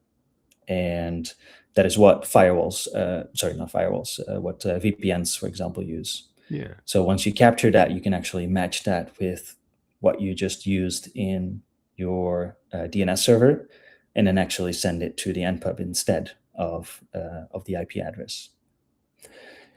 And part of that, so those were like kind of the components I was already thinking about and playing with Bloom filters, because if you don't have a structure, how do you know which direction to go? And with IP, that's easy, right? If it's not below, if I don't control this range, it goes up. If I do control this range, it's either me or it goes down. But if you don't have that, you kind of need to know everyone in the network too, because npubs are random. And with Bloom filters, you can make a compression of those and say like, oh, this guy on the left knows everyone in all these npubs, this long list, and the guy on the right knows that whole list. But that would be way too long. So that's why we have something called Bloom filters, where we can compress that down into super small sets. That's also actually what's used in Bitcoin for some block lookups to see if some transaction exists in a certain block. So that was one component that we were dabbling in, but that's kind of where it got stuck, because my background is software engineer in like DevOps type stuff, Kubernetes, and so I did touch networking quite a bit, but never considered how the actual packets traversing of the internet works. So I did some diving into that, but got stuck pretty quickly. And that's where last November I met Jonathan Corgan, and at a conference where it was a small conference, and everyone's like telling, okay, what are you working on? And I was telling about this issue and some related things, and he was the only one that came over to me. He's like, oh, can you tell me a bit more about this, because it sounds interesting.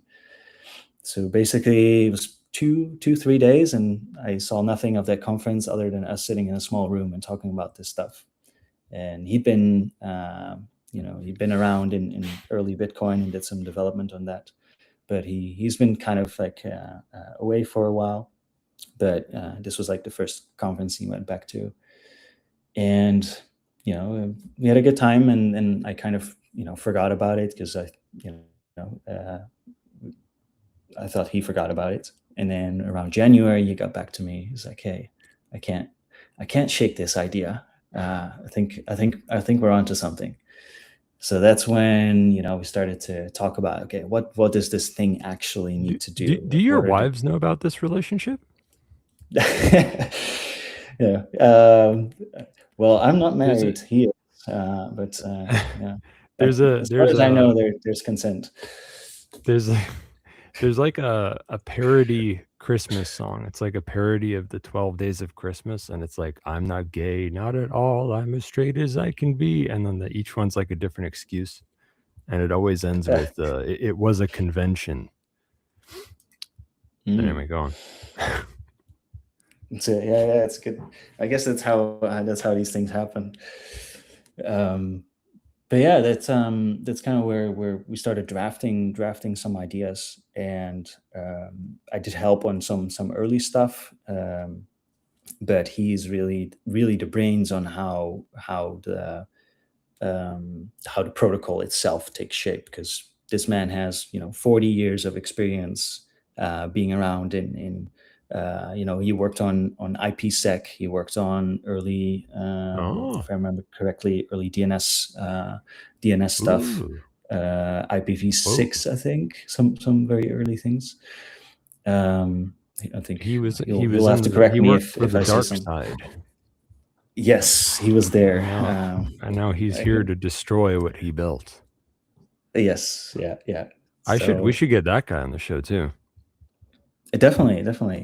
He knows this stuff, and there's a lot of duct tape on top of duct tape on top of duct tape in our network That's for stack. sure. Like that is what I found, working on this, and that's actually one of the distinguishing factors of FIPS and some other protocols, is that there's other protocols that try to do meshing, but they always build on top of IP in some capacity, where I realized, like, if we want something new that works well native, like on Ethernet and other transports as well, it shouldn't inherit all these limitations. And that's how we landed on, okay, it should not live on IP. True. It should live next to IP, and then we can bridge it and make it backwards compatible. But that's the gist of it. Yeah. Well, you're right about that. You're thinking along the right lines, and that's why FIPS is one of my favorite mesh network projects. Now,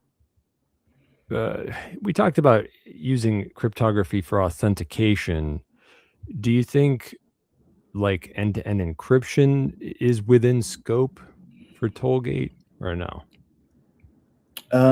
So now that FIPS is in a state where we can actually use it for day-to-day stuff, we want to rebuild Tollgate on top of FIPS, because it is the better technology. It solves almost all the problems that we hit. How do you set up encrypted line to a router? Okay, you need certificates. Who's going to sign their certificates? How are you going to trust them?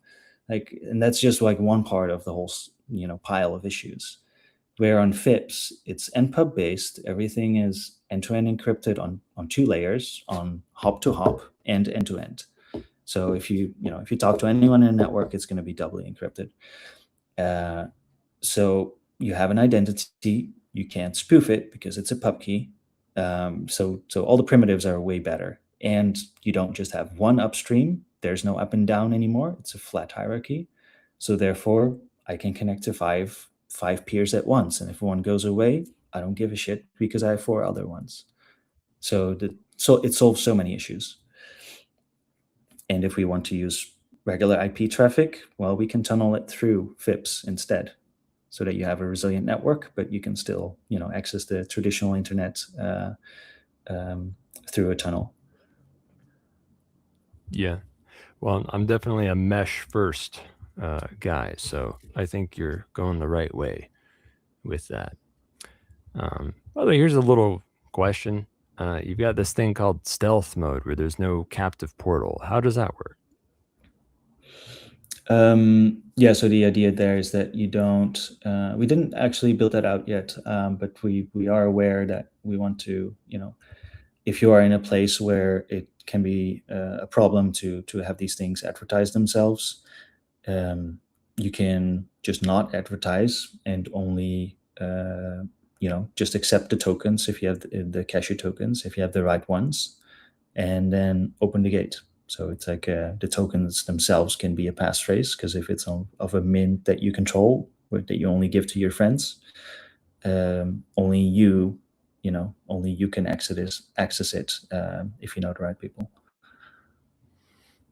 Now, of course, the site and everything is talking a lot about Wi-Fi with Tollgate, but Tollgate can do more interfaces, can't it?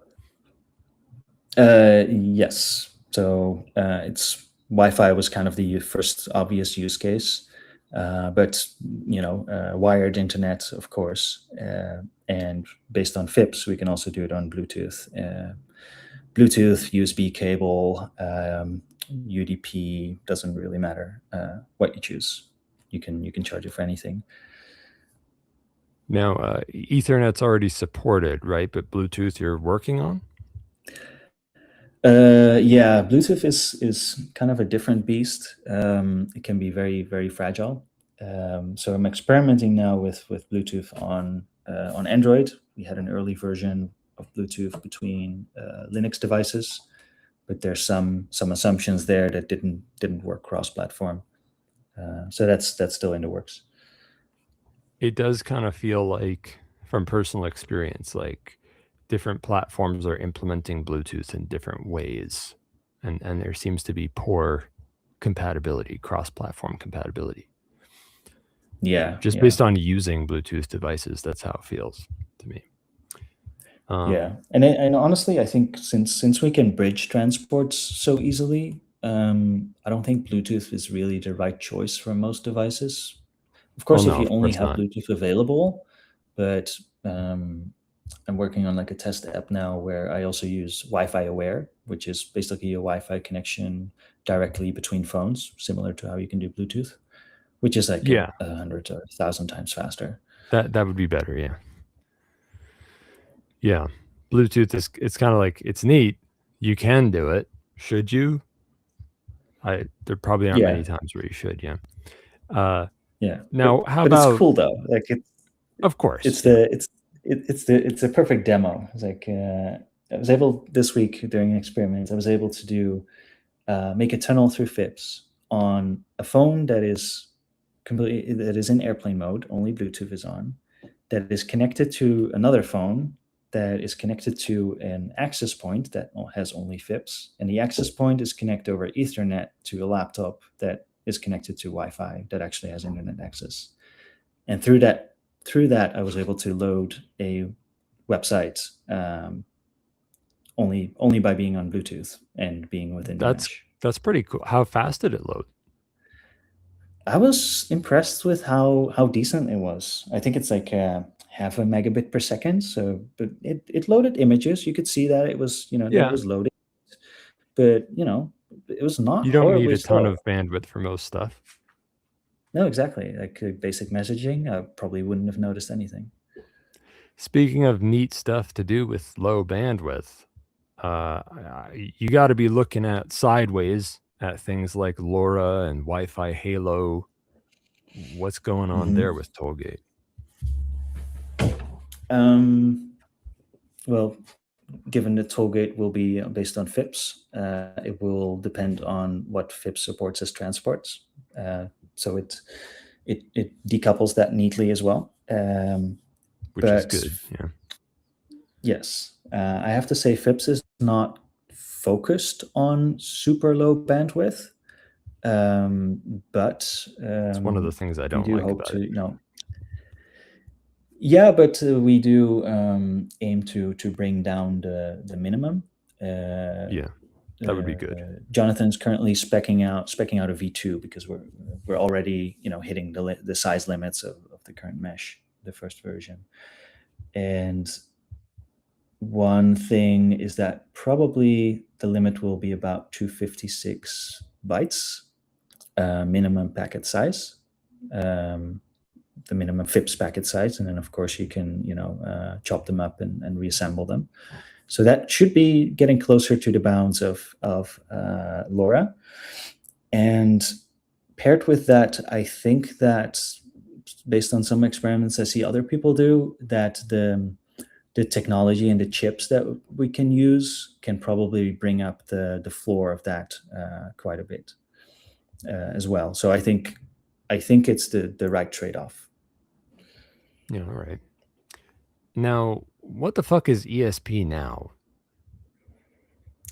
ESP now, that is the equivalent of Wi-Fi aware between Android phones. So it's Wi-Fi that ESPs can talk directly between each other without connecting to an SSID.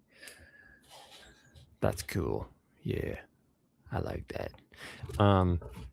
What's the roadmap look like for supporting more interfaces? Is it basically just when we build it on FIPS, then it'll be whatever FIPS does? Yeah. I think the focus will stay with routers and computers and phones. I think that's a good, Well, I mean place to start. interfaces like Ethernet, LoRa, blah blah blah. But it seems like you're just going to build it on FIPS, and it's whatever FIPS does. Do you know how long it's going to take you to rebuild it on FIPS? I'm actually working on that right now. I think I should have within a couple of weeks a version. Well, we have the running joke 2 weeks, but I should have a test version that runs on FIPS. That's cool. Well, like, do you mean like literally in 2 weeks, or is that just a joke? No, I think actually, like, let's say 2 to 4 weeks, I can have something that anyone can test on. It won't have the neat packaging and everything, but that should work. I think so. Yeah. That's cool. Now, mesh nets are super fucking cool. I talk about them all the time. I want to take over the world with mesh nets through violence and also through money. Beautiful thing. Now, of course, you're the FIPS guy, and you're going to rebuild this shit on FIPS. I think that's a good idea. For the reasons you stated, I think it's going to be a lot better that way. And I really like FIPS. I mean, I've only just started reading the docs like a month ago, but yeah, FIPS is one of my favorite meshnet projects. It is truly a big boy meshnet project, which most of them aren't. Most of them haven't been. Most of them are just toys. Hyperborea was kind of a toy. Meshtastic, kind of a toy. But now this might be blasphemy to your ears because you're a FIPS guy. But have you thought at all about integration with other mesh nets? Have you thought about Reticulum? Yeah, Reticulum did show up, and I think there's some overlap with what we do. But I think the focus, like the focus being different, means different trade-offs. I do think since anything can be a FIPS transport, anyone can bridge over any of the other protocols easily. Well, of course, yeah. And of course, you could run the other protocols over FIPS as well. So I don't think there is a necessarily an either or. Yeah, no, of course not. What do you think? I mean, I respect your opinion a lot. As you're the FIPS guy, so and I didn't even know that. I knew that you were into FIPS or working with FIPS in some way. But I would like to hear your thoughts, your studied, knowledgeable thoughts about what exactly are the trade-offs between FIPS and Reticulum, and feel free to answer this as comprehensively as you feel like, because as a guy researching this stuff seriously and trying to build with mesh networks, I want to hear about it. I don't think I can give a super detailed answer.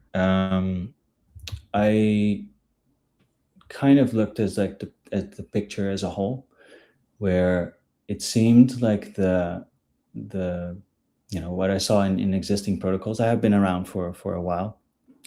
That the focus was the fact that the focus was not on high throughput systems. So that means different.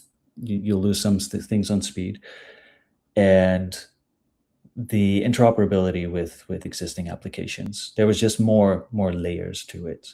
I think it was about the amount of layers. Layers. What do you mean by layers?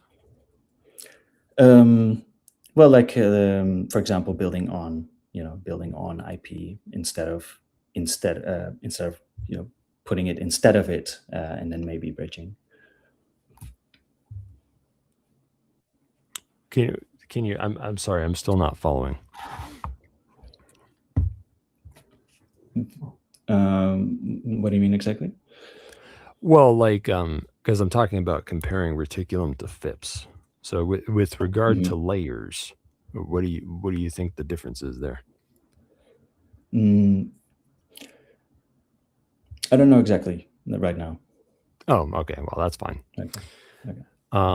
Yeah, and when it comes to throughput, I've kind of heard people say this before, like that they think reticulum can't do high bandwidth or something, and I'm not really sure why that would be the case. I mean, like, it's plausible, I guess, that it could be. I know that reticulum's certainly a lot more concerned about being able to thrive in a low bandwidth environment or in shitty conditions, basically, is like a big focus of reticulum, which is something I like. And it does kind of seem like high bandwidth is at least an afterthought where they're just like, oh yeah, I could probably do that too. But like, are you aware of any specific limitations in reticulum that would lead to it being bad for high bandwidth? No. Yeah. All right. Yeah. I think we're all kind of in the same place there. I'm pretty sure even the Mark, the reticulum guy, would probably tell me the same thing. But like, I don't know. I think we're all just kind of. We actually tried to reach him because I think like all of his points on all the problems with I saw this talk from him. Basically, he identified all the issues with the internet and why we need cryptographic identifiers, etc. And we tried to get him to come join us on Madeira for sovereign engineering, but we weren't able to reach him. So it definitely, like, he's definitely that was late last year. No, early this year, like March. Yeah, I think everyone's kind of having that problem with him. I think he like got burnt out, and he was like, okay, you know what, reticulum's version 1 now. Whatever. I'm just gonna be done for a while. See ya. And he won't answer any of us now. Yeah. But yeah. Well, hopefully they'll come back.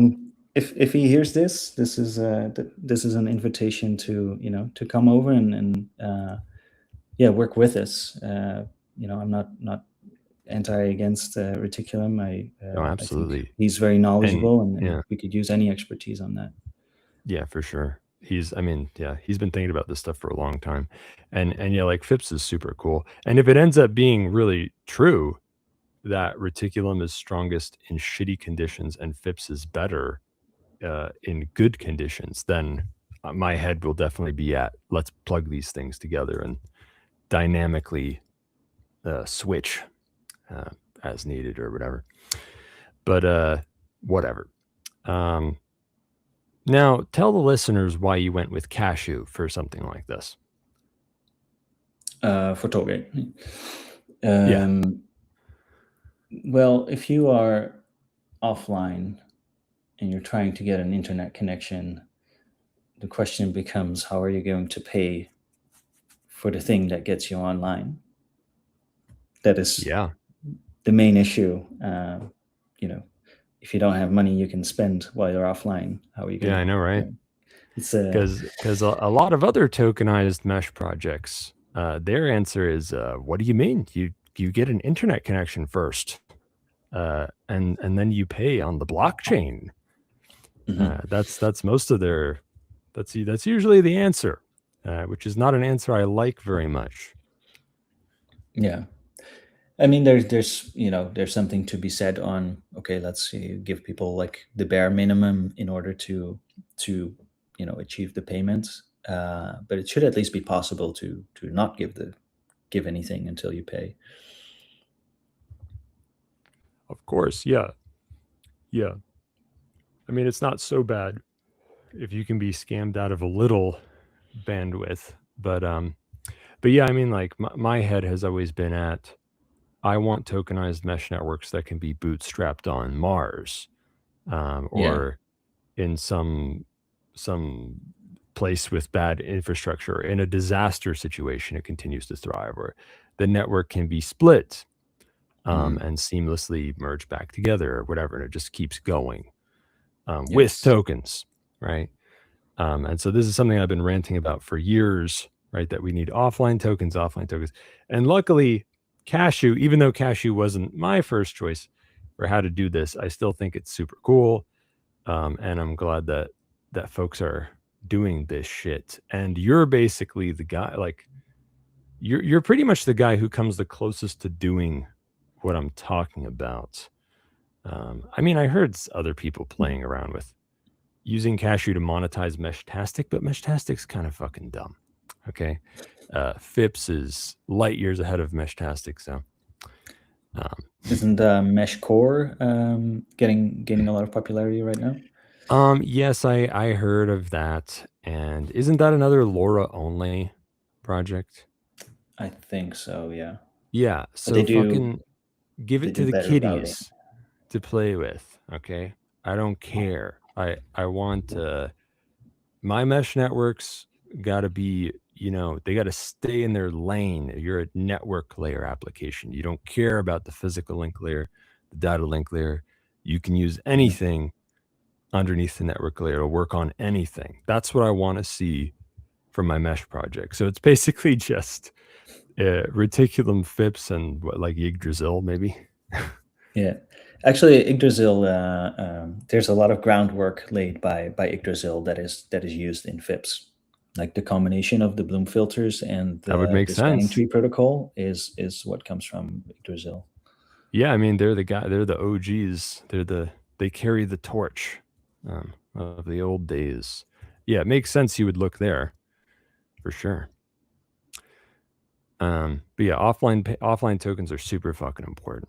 More people need to be talking about it. I'm glad Cashew's taking off, even if it's not what I had in mind or what I want to build, because what I want to build is like chainless from the ground up rather than being, but I know a lot of people are like, they like Bitcoin and their Bitcoin maxis and stuff. So eCash is a good development.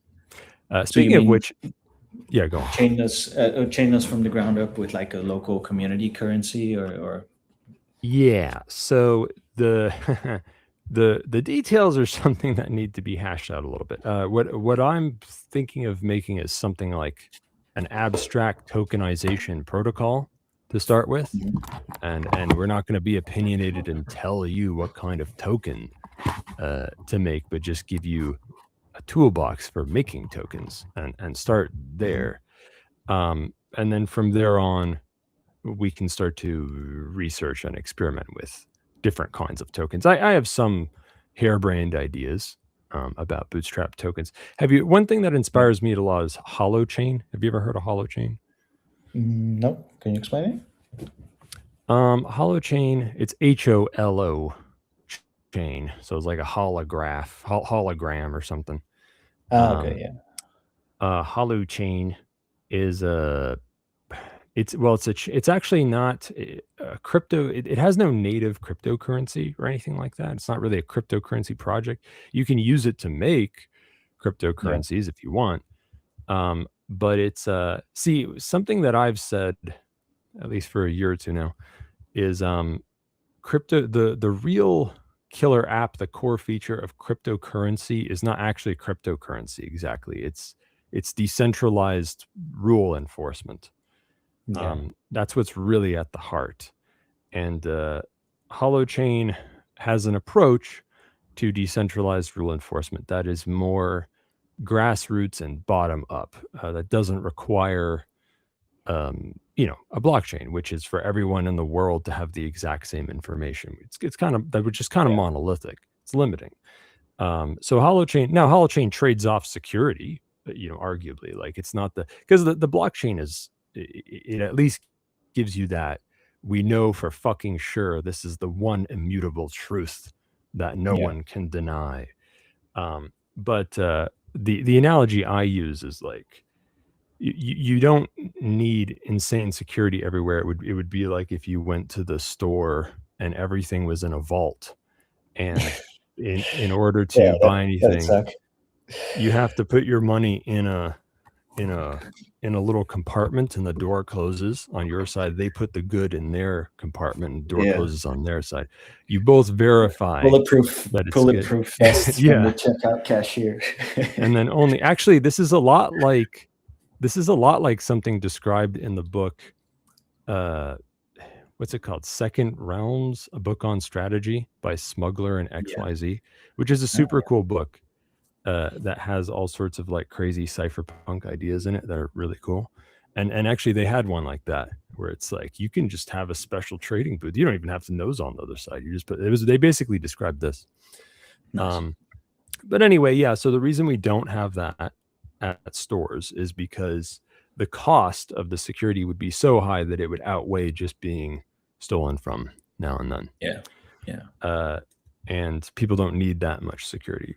So what we need really, for a lot of cases anyway, for a lot of use cases is even more decentralization and even more resilience. And of course there's speed and scalability, which is all anyone ever fucking talks about. But to me, it's I don't about, think it matters too much. Like if the primitives are not too heavy on your systems, I think all this tech together, you don't need millions of users for anything, like not on a single server or a single endpoint. So a lot of these issues that, coming from DevOps, like a lot of that stuff with like massive front doors with like billions of requests a day coming in, I think that's going to go away. Yeah. Well, that's my goal. I'm going to take them down one way or another. But anyway, yeah, Holochain is just like, it basically, you can read the website, but basically they use something a lot like, like what IPFS uses, where you've got, it's kind of like a DHT, I can't even remember the right name for this shit, but basically you get an address, right? You have keys and you have a cryptographic address, and that address exists in an address space. And your neighbors are those whose addresses are closer to yours. And it's the job of neighbors to basically audit each other to see if they're following the rules. And then if they think that they're not, they can issue a warrant against them. And if somebody collects warrants, then, chances are they're a bad actor and they can be ostracized from the network. And the need to in order to collude, you would have to brute force a bunch of addresses close to each other, which is why it's hard to do. And that's basically it. And then you can do a bunch of cool shit with holochain apps, which they call haps, and it's supposed to do the thing that I want, which is like you can start it from nothing offline anywhere. A network can be split apart. The sub networks will keep going. The sub networks can join back together. Blah blah blah. Anyway, that's what I'm into. But hey, eCash is pretty cool too. Speaking of which, did you look at any other Bitcoin eCash networks for Tollgate, like Fedimint or some shit? Not really, other than, we knew we want to use eCash, and I'm actually not the person that started Tollgate. I joined up, I think 2 years ago now. So it was already kind of working on Cashew eCash anyway. But I did find, Cashew eCash to just like work very well as a developer. It just, it clicks, it makes sense. And so it was good enough. Yeah. That seems to be what folks are doing. You could have done a lot worse. Community could have done a lot worse. Fedimint has, it seems to be a trade-off as far as I can tell. Fedimint versus Cashew, but whatever. Yeah. It's cool enough. Now, have you guys put any thought into, and I know this is something that I feel like one day it'll be more standard in the Cashew ecosystem, but right now it's in its infancy, which is more Cashew privacy features. Now, I know that Cashew already has privacy features inherently, in that you can't tell one token apart from the other of the same denomination from the same mint. But there are things a Cashew wallet can do to increase the privacy of the users, right? Like swapping Cashew tokens for other Cashew tokens, or using timing or different fucking Tor exit nodes or whatever when cashing out with mints to, you know, obfuscate that it's the same person doing it and to mitigate correlation attacks.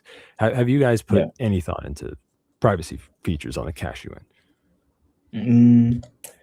Not really. Although I think it might be too early to get into that too much. I think the basis is very good already. But I mean, it could be something that we will eventually dive in more. So, you know, what can we do there?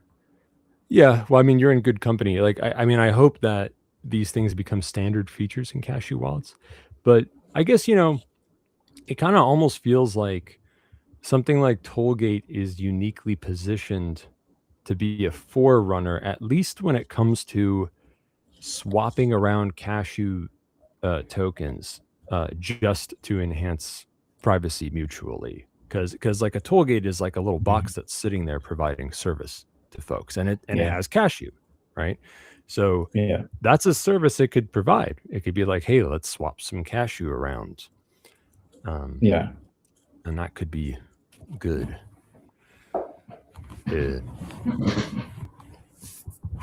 Now, I understand that Tollgate has automatic Lightning payouts split across profit-sharing identities. Is that right? Yes. What's the deal there? And is this partially for privacy, or what's behind this? No, the idea is just that, you know, when you operate a Tollgate, either you want to split it directly, you know, with the devs, or you want to split it across multiple of your own addresses or your shared ownership of a certain Tollgate. It's just to give the freedom, because it's fairly easy to do anyway, and the fees are not too bad. How configurable is this automated Lightning payout stuff? Like, can you mess with the timing or other ways that it does that? Yeah, we set a payment threshold where if you accumulate a certain amount of tokens, that it automatically tries to melt them to the address you specified.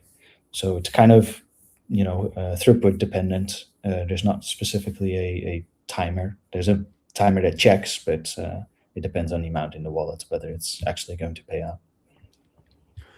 So right now, is the only way you can change it just to change the threshold? Yes. If I remember correctly, that is the only lever we have there for that. All right. Is Tollgate super married to Cashew and Lightning, or would you be open to supporting other payment methods too? We did specify the protocol as being any bearer asset. Right. Yeah, I noticed that. Yeah. Although you even have a variable for that where it's set to Cashew. Yeah. So we did, you know, want to split it there, so that, you know, we don't exclude necessarily other bearer assets. But I do think if someone is to build that, that we might, you know, have to reassess and see where it bumps heads. Yeah, of course. Has anything come up, or have you thought of any other bearer assets that might work? I think someone told me that there might be Lightning-based bearer assets. Personally, I don't know of any other ones right on the top of my head. Do you have any in mind? Not really. Like besides other eCash or some weird shit I haven't built yet, for example. Yeah. I mean, like, I'm looking at building stuff like that. I'll let you know when I have something. All right. Well, I'm very pleased to see that Tollgate development seems so active. What's coming down the pipeline for Tollgate in the future? So the Rust version, based on FIPS, which enables us to do it on other platforms. Because one issue we hit with, you know, thinking about getting it on Android is like, well, you have to make an Android hotspot, right? And the problem with hotspot is that you can't control the firewall. So that's kind of off limits then, because then you need Android level integrations in order to do anything with that. So firewalls bypassed and traffic goes straight to your provider, which is why providers can block it for some odd reason. But based on FIPS, you can actually do it with Wi-Fi direct between phones, and it can go into your FIPS daemon. So it actually doesn't go through your traditional hotspot, which means you get control over the traffic. So that's going to be, I think, a very interesting avenue. That's super cool. And I kudos to you for that, because I've been this thought has been in the back of my mind for years of like, why isn't anyone doing anything with Wi-Fi direct? Like Briar and stuff. They'll work with Bluetooth or over LAN. And it's like, why isn't anyone doing anything with Wi-Fi direct? And I just kind of assumed like, oh, maybe I just don't know what I'm talking about, and you can't. But No, it sounds like you can. Yeah, I think what you like, the issue you describe is that when you want to do anything like mesh on phones, any app, like you have to think about everything. Like you've probably heard of the BitChat app, right? Yeah. So BitChat is an app for chatting, but in order to do the chatting, they also have to think about the mesh, and they have to make their own mesh with their own Which I don't like. encryptions and forwarding, etc. Yeah, but it's it's in some ways it's the best we've had. And my argument is that we don't have to do it that way anymore if we have something like FIPS that takes care of that for everyone instead of just one app. And then the app devs can really create something beautiful at what they want to make, which in this case is a chat app, but it can be anything else. And I think separating that, making it easier for developers to just use a mesh without having to think about all the complexities that come with it, because it is really hard. Like anything with antennas and radios, it's stuff doesn't arrive, Bluetooth churn, interference, and all that stuff. If you don't have to think about that and the message just gets there, then you get a lot more time to work on what you actually want to create. And that cannot be overstated. This is kind of my schizophrenic obsession for years now. Is I keep preaching we need a return to Unix philosophy in decentralized networks and cryptocurrency, where one program does one thing well, and we need the right solutions for mesh networking, distributed data storage, and secure distributed computing. And if we have those three big dApps, then we can compose them to build fucking anything instead of reinventing the wheel over and over every time you want to do something with it. It's fucking stupid. And it's a very big deal for people to get this through their skulls. So I'm glad to hear you talking that way. And this is why FIPS is one of the good ones, because it has a good mind like yours behind it, probably a few others. Now, what the fuck is eHash mining? I saw that in your Nostra post. I don't know what the hell that is. That is an idea that Cobrador is working on. Cobrador. Cobrador is the guy that started Tollgate. And one of his ideas was, what if you are offline, you don't have internet and you don't have tokens, but something you do have is electricity. What you can do is, if you have an A6 chip, you can just mine for access, because electricity is, hash power, and hash power is money. So therefore, you can just give your hash power to the router that you want to connect to, and then it gives you access. What do they do with the hash power? There are eHash mining pools. So if you have a very low powered device, and this is where we get into how Bitcoin mining works. That's not my cup of tea mostly, but so is it actually used for Bitcoin mining like later? Yeah, so if you have a very low power device, normally you can't join a mining pool because you don't have enough as I understood it. And with eHash, which is basically giving you cashew eCash tokens for the hash power you give. So if you hit a certain difficulty, you get like ratio to however much you contributed. And then if the pool hits a block, you get paid out based on the amount of tokens you've accumulated. It's a pretty nifty idea. So is it like but it still requires you to be connected to a mining pool that's online, right? That's mining Bitcoin. Yeah, so I think his idea was to basically proxy it through the router. So you give your, the router just gives you whatever you need to mine on. You mine on it, and it gives you access and maybe some more eHash if I don't know what the cost That's pretty is cool. exactly. That's I think it's cool to have like multiple ways on getting access with whatever you have available. That's kind of an ingenious idea, actually. And that's something that actually we discovered building the protocol, is that Tollgate is not just for paying for internet. It's basically paying for anything that streams. Yeah. And electricity streams, water streams, you can beer streams. You could buy a beer and stream eSats, right?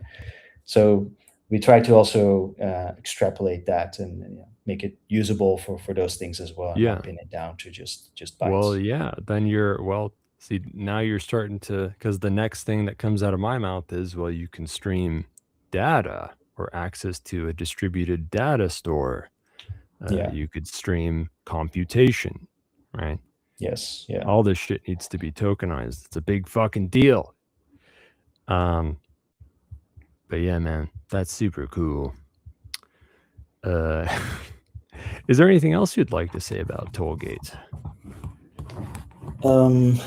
Well, try it out, test it, give us feedback, because it's still early, and we need to be testing and finding all the flaws, especially with new versions coming up. I really hope we make a big push this time, fixing all the design flaws that we hit earlier. It sounds very cool. It's definitely up my alley and my listeners, relevant to our interests. I want to talk to that Cobrador guy too. I want him on the show. Who is that other guy? The guy who worked on Jonathan? Yeah, Jonathan. Was it Jonathan? Yes. What? Jonathan Corgan. Okay, Corgan. I'm gonna try and track these guys down. You should tell them that I'm super cool, and that when you got on my show, you got laid, and you got like grants and stuff because you were on my show. Awesome. Now I understand you're a furry. You went to Tech Fur Meet, is that right? Furry? Somebody you're Tollgate is a furry protocol. You went. It was at Tech Fur Meet. Tech Fur Meet. I don't know what that is. Apparently, there's a furry tech convention, and Tollgate was at it. A furry tech convention. Oh, so it's Cobrador is the furry then? Is that what you're implying here? I don't know the term furry. Is that? Oh, okay. Well, I think you should look it up. Just turn safe search off, and do an image search. I didn't know he was actually going to do it. Yeah.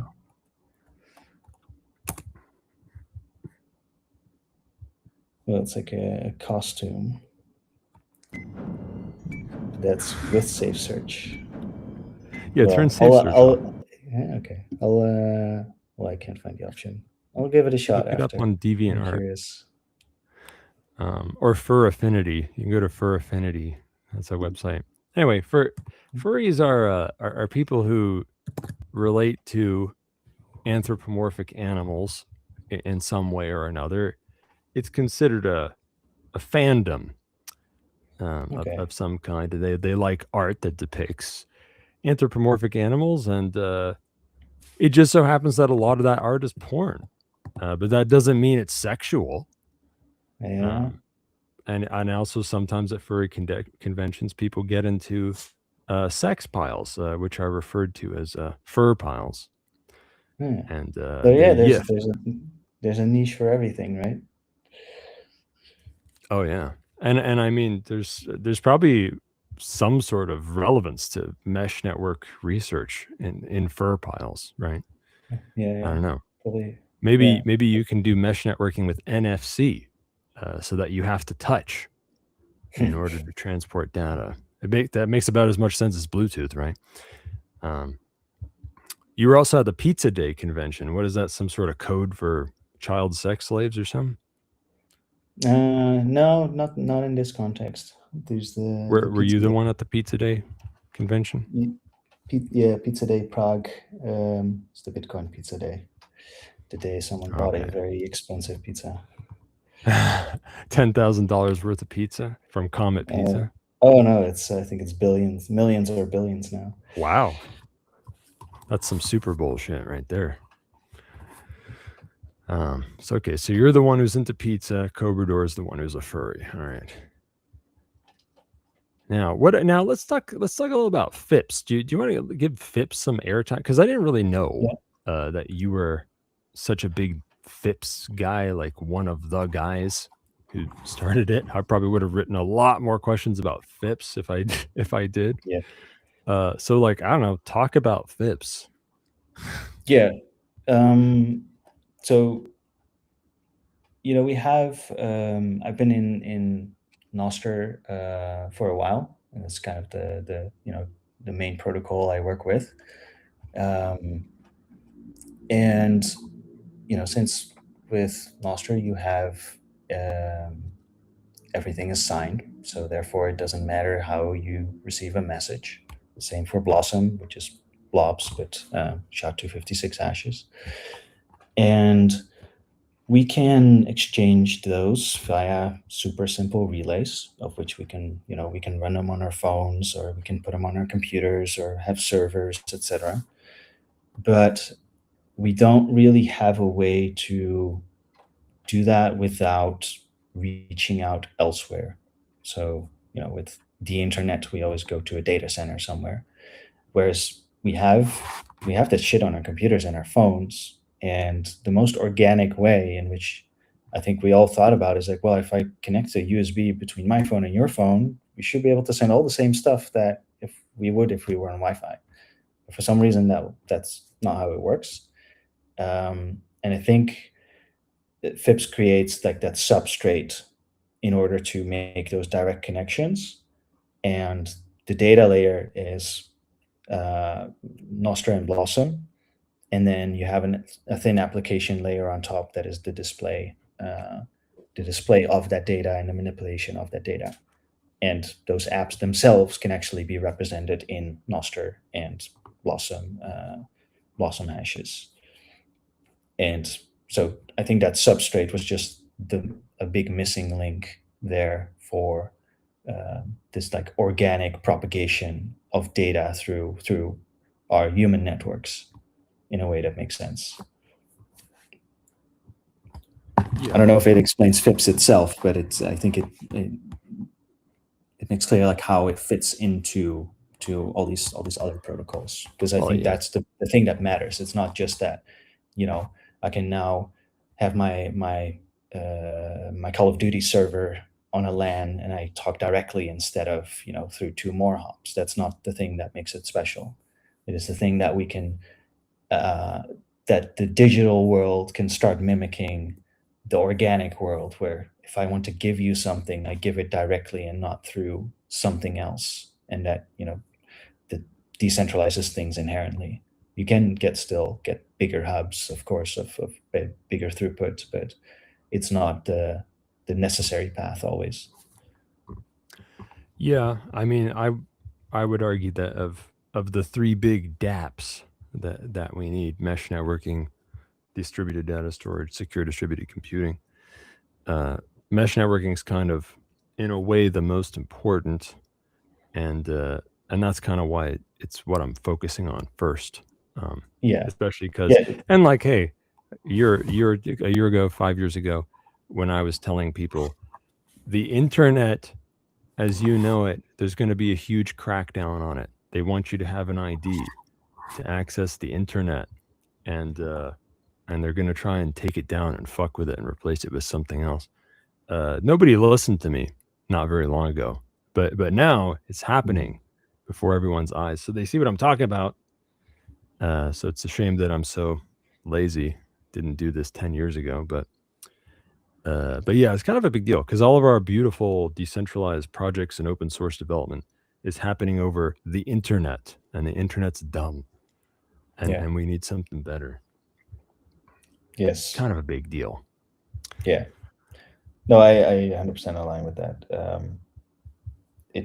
We need to make it happen in a way where we don't need anything external in order to go about our lives. Like, of course, there's, if we're in a valley and, the whole valley has a big mesh and we can, we can video call, audio call with each other. We can post cat pictures and, do everything we always do. And, when we get disconnected, we can keep going about our day. We can still go to the coffee shop, get our coffee, and make the payments to the coffee shop. Right now, all those things don't work if you get cut off, like zero. You're completely screwed. And with these technologies I mentioned, with having a mesh as the foundation, with having Nostra and Blossom as the data, signed data, and then having cashew mints to keep circulating the value that was already inside the network until you can reach the bigger network again. I think that already makes any community way more resilient. Or if you're at a natural disaster, like you can spin up everything on the fly and create networks out of chaos. Like you don't have to configure anything. Yeah. Like that That's ad hoc exactly where my head nature. is, Yeah, that ad hoc nature that makes a huge difference. Yeah.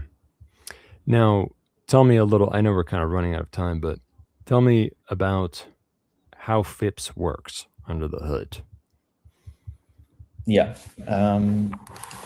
So when you spin up a FIPS node, you create a key pair, a Nostr key pair / it's the same curve as Bitcoin and Nostr. So you get an NPub. With this NPub, you reach out to peers around you. You create a handshake and you establish a connection.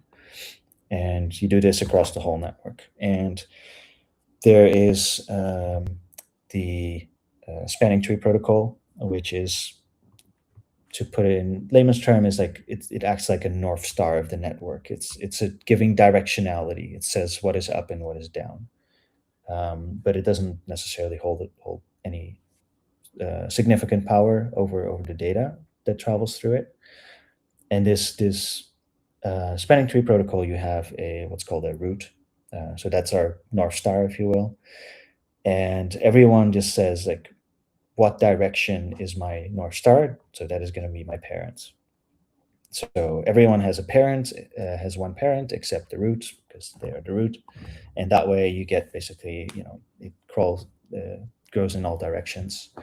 And when you have peers, you keep a Bloom filter, that is that compressed set of NPubs, for every peer that you have. So if I have a peer on the left, I keep a Bloom filter of everything that they can reach. And I have get a Bloom filter for my parents on every one they can reach. Obviously, that's going to be the majority of the network, because the rest of the network is always, going to be far away. And that way, packets can find each other. So when you send a discovery request, your request is going to be sent to all the Bloom filters, all the directions, all the peers that have that NPub in their Bloom filter. And that way it propagates through the network. You get an answer through the first one that answers. And that way you establish a route from A to B.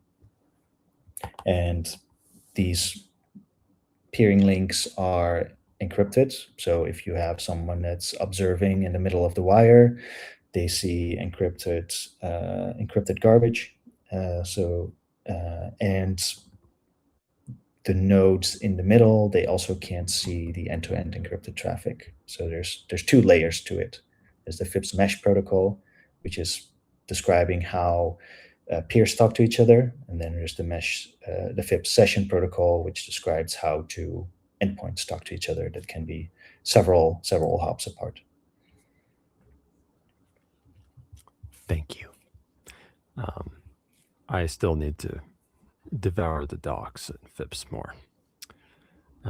But I appreciate you saying that on the show for the kiddies at home, for the bosses, the little bosses, and even the girl bosses, none of whom are listening. Now, let me just quickly bang out. Luckily, we didn't get really any questions or schizophrenic comments for me to read to you. But I did get a couple schizophrenic messages that I found in the chat that I decided I want to read for my fan mail section. So I'm going to bang these out real quick. From good old Res Publica Abkhazia. Some of you may have heard about the thing that happened in Berlin. First, I want to tell you that this whole thing is a big misunderstanding, and on top of that has been willingly misrepresented by the media. Let me explain everything from the beginning. After I first heard about what happened, I immediately had a suspicion. So I looked at surveillance footage from around the area of the incident and recognized the van and the driver involved in the incident. So of course I rushed to my Soviet landline phone and called my nigga Abdul with that old rag-ass piece of shit. When Abdul picked up, he was panicking, explaining himself and confirming what I already figured out myself. Abdul was like on any other day, out and about in Berlin, delivering delicious shawarmas with his van, using nothing but an old pre-reconstruction printed map of Berlin and Allah to guide him. I told him many times to upgrade to Yandex Maps, but for privacy reasons, he refuses. It was then that he got distracted by either that stupid map, Allah, or both, while navigating, and all of a sudden, hit a road that was even more bumpy than an old tractor path in Turkmenistan. I guess you know the rest. He noticed he was running over some faggots. He gets scared and takes off in a moment of panicking desperation. I planned to scold him for it, but after seeing him worried like this, I figured out he knows what he did. More importantly, he wants to apologize to the Cyrillic he hit with his van and to everyone else affected. He asked me to announce that he is very sorry and that he will be offering chicken shawarmas and chicken shawarma combos at 30% discount to all the cocksuckers he ran over and to their families until August 8th, 2026 to set things right. And then there's a bunch of shawarma emoticons on a yellow ribbon. Asterisk cannot be combined with other vouchers and discounts. And from Charles, we got, I always found it odd how the US government basically has a gigantic CP collection only they are allowed to have, and that to run a website on the internet, you have to store CP in a way they deem necessary instead of, deleting it. You also have to register your real name with a local LEO office just in case you don't want to share your CP so they can come ruin your life over a photo someone else took in the 90s. Yeah, I feel you, Charles. I think they should share the CP with everyone. I think they should open source it. Open source everything. Am I right, Arjen? Maybe not everything. Now, let me ask you this one. This is a canned question. What is the top thing you think the listeners at home should do for their privacy or security? Exit the internet. Exit the internet. Join a mesh. Oh, yeah. I think privacy is not going to come from VPNs and all kinds of simple solutions like that. I think just changing the balance between the costs of surveillance and the cost of defending yourself. I know what you mean, man. I mean, I'm supposed to be a professional privacy consultant, right? And I've done that for many years. So I'm very used to being like, well, you can get privacy, but you have to do all these things. If it's like, for example, if your enemy is a state actor, then yeah, you can't just slap a VPN on it. Forget about it. It's going to get more complicated. But yeah, as a privacy consultant, as the great Thane Riddle, the fresh prince of privacy and security, the greatest privacy consultant in the world, The message that I have been shouting from the rooftops is privacy is a losing game. It's a losing game. Not everyone can be Thane Riddle. You have to cut down the cameras. You have to shoot down the drones. We have to kill them all. But yeah, also mesh nets are super cool and important. Now let me ask you this one, and this is an even better question for you. In the world of privacy, security, and decentralization, what do you think are the top things that need to be built right now and going forward? Really useful apps that don't squeeze users or even try to get a network effect, that are too cool to not use and can only be used on the networks we're building, because they're only possible due to that. To squeeze the network effect? Yeah, How do you think that should be done? I think build on Nostr, Blossom, FIPS, and other meshes. Yeah. And make apps that make use of that. I agree. Yeah. And they need to be like user friendly and shit. And tokenization, which is a thing that you are working on, is a huge important ingredient to making that network growth oriented and sustainable. We need people to be paid. It's still going to be a lot cheaper than everything else. So it turns out we actually did get proper comments for this show, and I just didn't see them because SimpleX is fucked. But I can see him in the other chat, so I'm going to read him now. Kinda show comment. Since I am too dumb to use DMs that do not work since SimpleX is broken, I must embrace high latency. Here's the weekly questions, plural. Should we vibe code some simple decentralized VPS? Can we make I2P accessible so we can start an I2P boom like tomorrow or so? Do we need new darknets, or should we just try getting more Tor/I2P nodes? Should we vibe code a decentralized VPS? Maybe. I mean, guys like me and Arjen would like it if just the meshnet and the decentralized distributed data store and secure distributed computing protocols were ready, and then you wouldn't need a decentralized VPS protocol because those three would just do everything. But yeah, I mean, fucking maybe if it doesn't take too much work. I don't know. Can we make I2P accessible so we can start an I2P boom tomorrow? I do think that is what it needs, and maybe that is something that should be vibe coded because like I2P is so great as far as darknets go, and really the only problem is that installing and configuring it is too hard, which is kind of cool because it means that everyone on I2P-RC is super cool, but yeah, I think that should be like fixed or something. I think it needs to be more accessible. That should be vibe coded. New front ends for I2P.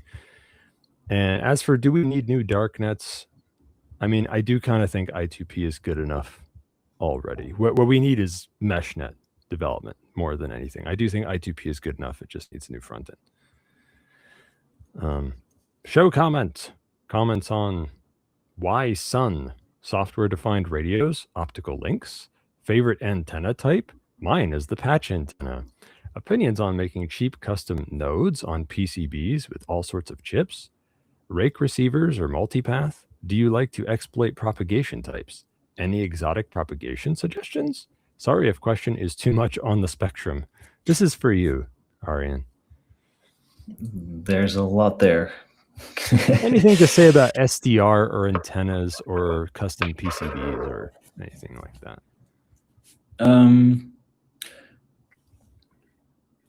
That's not really my expertise, but something to pay attention to that Cobrador is working on is flying balloons at like 10 kilometers elevation. That he's be got to FIPS talk nodes to and us. Tollgates. We've got multiple people talking about balloons and airships and shit and using them for mesh. We've got a chat. Yeah, so balloons can be very, very interesting. They can stay up for years, apparently. I didn't know that.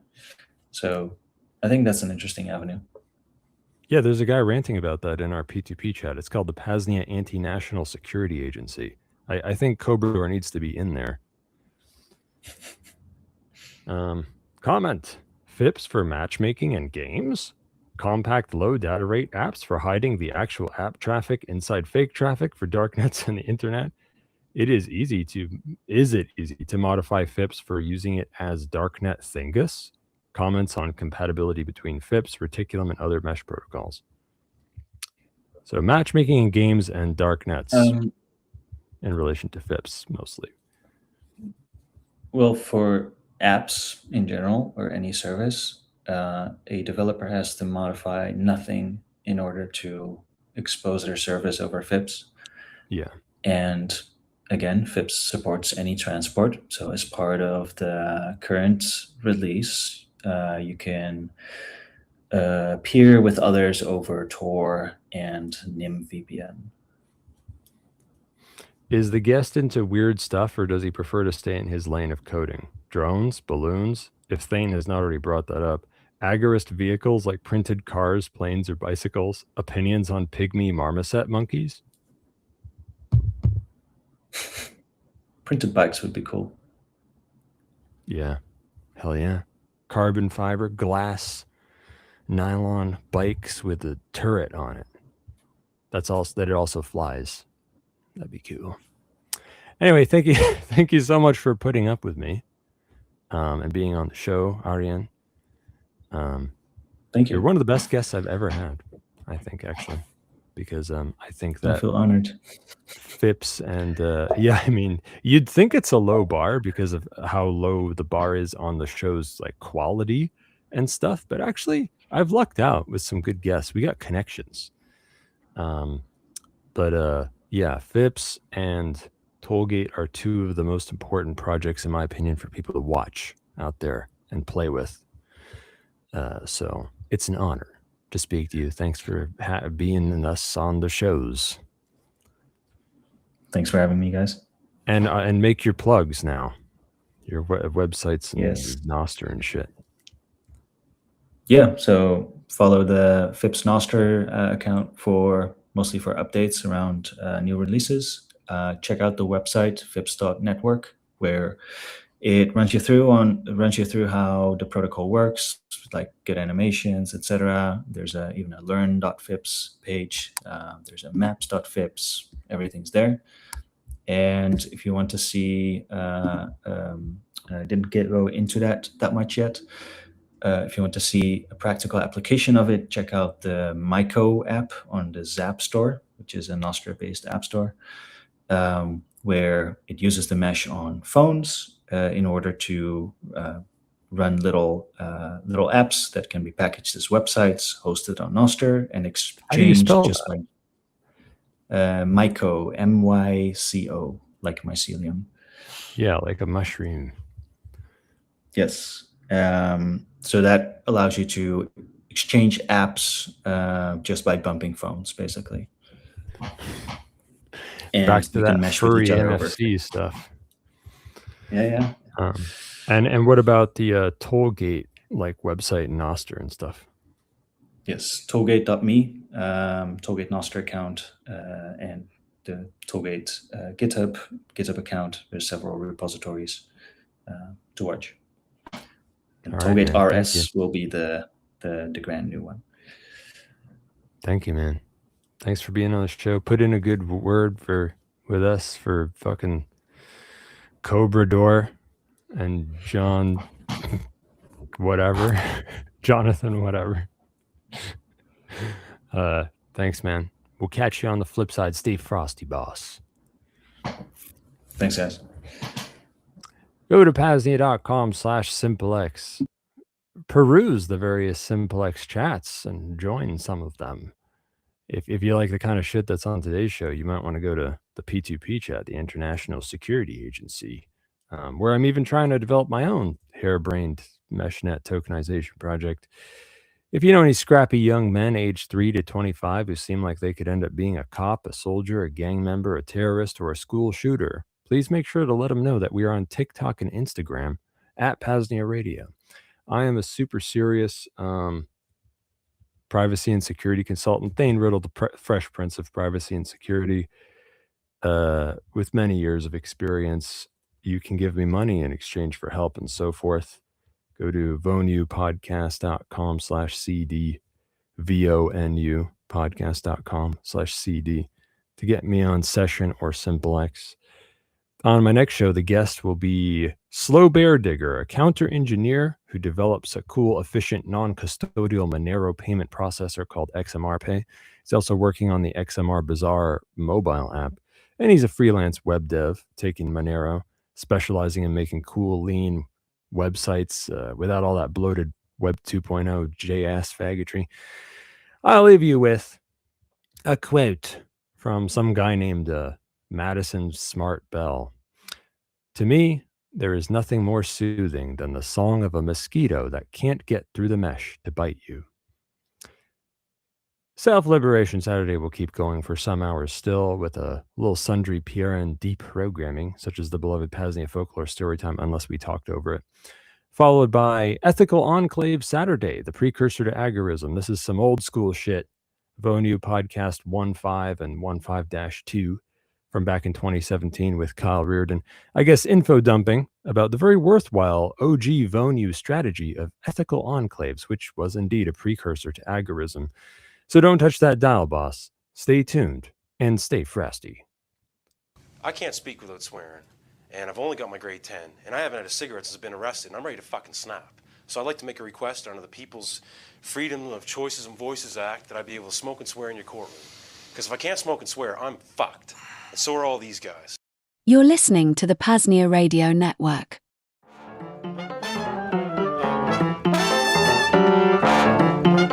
Billy Mays here for the Pain Liberator Miracle Muscle Pain Relief Spray. Ever have one of those deep and dirty pains or strains that just won't go away? Annoying migraines? Maybe you got into an altercation with Goat General Willie II and are only alive because of his mercy. Regardless, you've tried everything, but have you tried Pain Liberator? With the power of DMSO, aspirin, and magnesium, this Miracle Muscle Pain Relief Spray is taken directly and deeply into the tissues, providing instant pain relief. Wow. Commonly used in sports and physical training independently, DMSO has its own benefits, but combined with anything, in this case, aspirin and magnesium, those compounds are taken directly to your pain point with 90% absorption rate. Double. Wow. That means lower doses needed, rapid relief, and a provably safe way to live pain-free. Just visit libertyunderattack.com/pain to place your order today. Again, libertyunderattack.com/pain.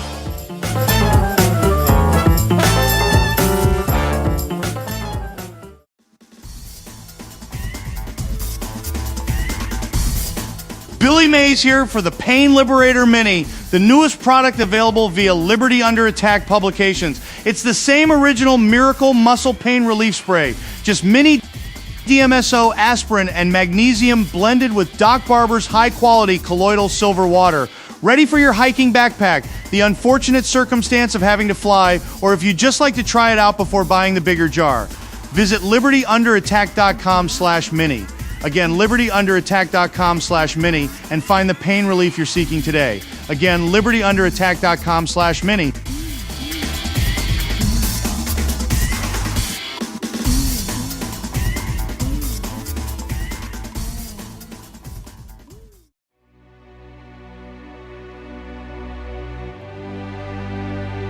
In this day and age, any facilitation or interaction with the First Realm, the Servile Society, requires the revealing of some sort of personally identifiable information.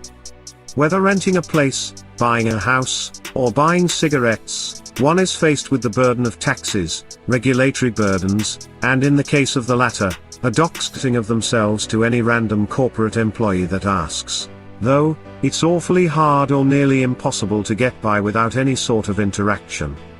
In Vonu terminology, Rayo describes this as a one-directional isolationism, wherein the self-liberator has access to their open but not free trading centers, but denies them access to his home base or bases. More expansively, a solution is found in Second Realm, book on strategy with the proxy merchant. The proxy merchant is a specialized individual who helps to facilitate said interactions with the coercers and haters of privacy, usually at a fee or premium.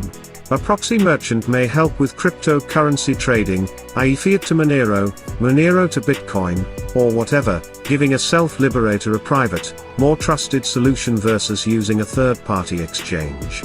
They might be in real estate and own apartment complexes, renting home bases out to self-liberators in Monero, off the books, and via a pseudonym. This real estate mogul might operate mail forwarding and residency services. Perhaps, this proxy merchant is also in contact with Thane Riddle's insurrectionary agorists, and they somehow got into possession of a pallet of non-KYC cigarettes. Now, they are able to pass on the benefits to those in the second realm, without paying the ridiculous extortion fees on such products. 20+ years back, every American committed at least 3 felonies a day. Today, it's surely far higher. The options for assisting freedom pioneers becomes ever expansive as each day passes by. Support the expansion of the second realm, the parallel, but still, circular economy, and keep our hard-earned money away from the baby bombers and coercers. Become a proxy merchant today. But this role isn't necessarily for everyone.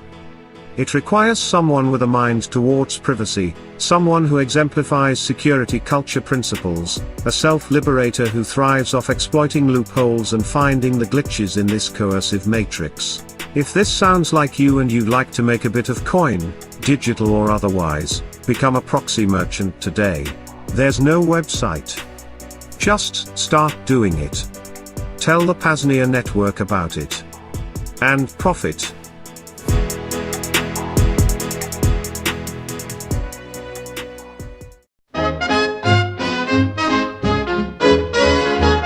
Mr. Sailor, fly me to the moon on your Bitcoin rocket ship.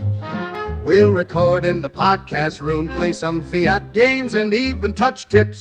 6102 is a conspiracy. Brian Armstrong says the funds are safe food. When I'm with you, I feel electricity. Mr. Sailor, take my hand. Let's be special friends and hope this party never ends.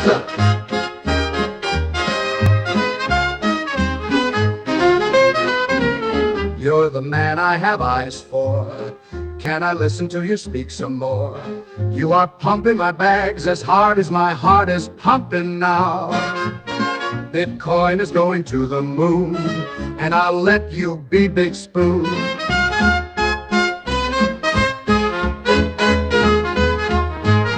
My wife is a little jealous, but you've made me so damn zealous. I've never seen straight men act so gay when they rush to listen to you on stage, but I know I'm the one you adore. Let me take off my pants and let you explore.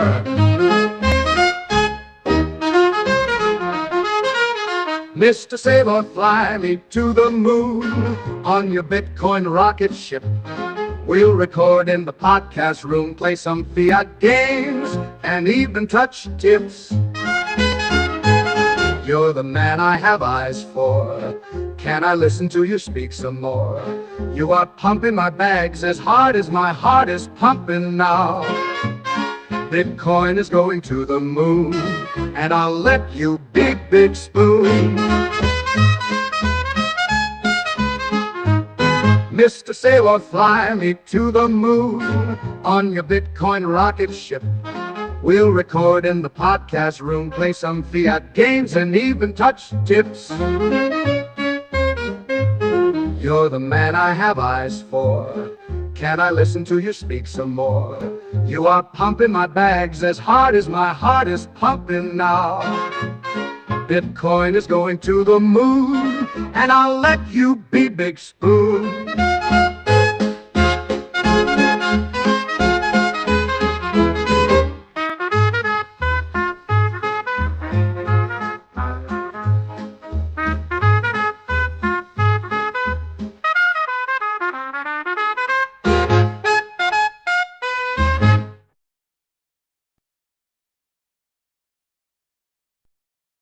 Good day, fellow freedom pioneers.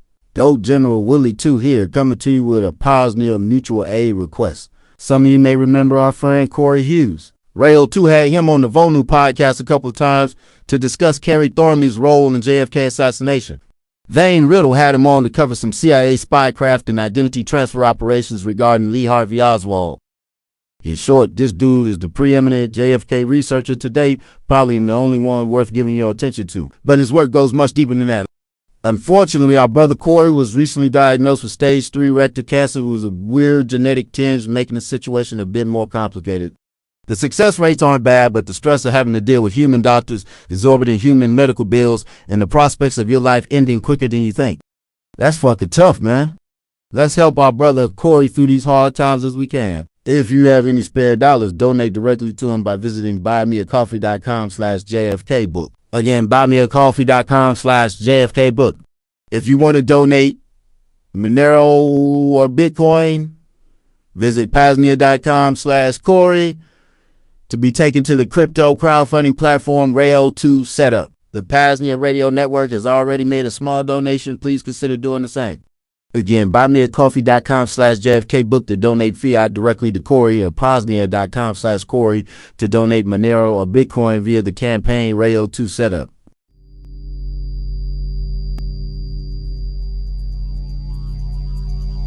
Oh yeah.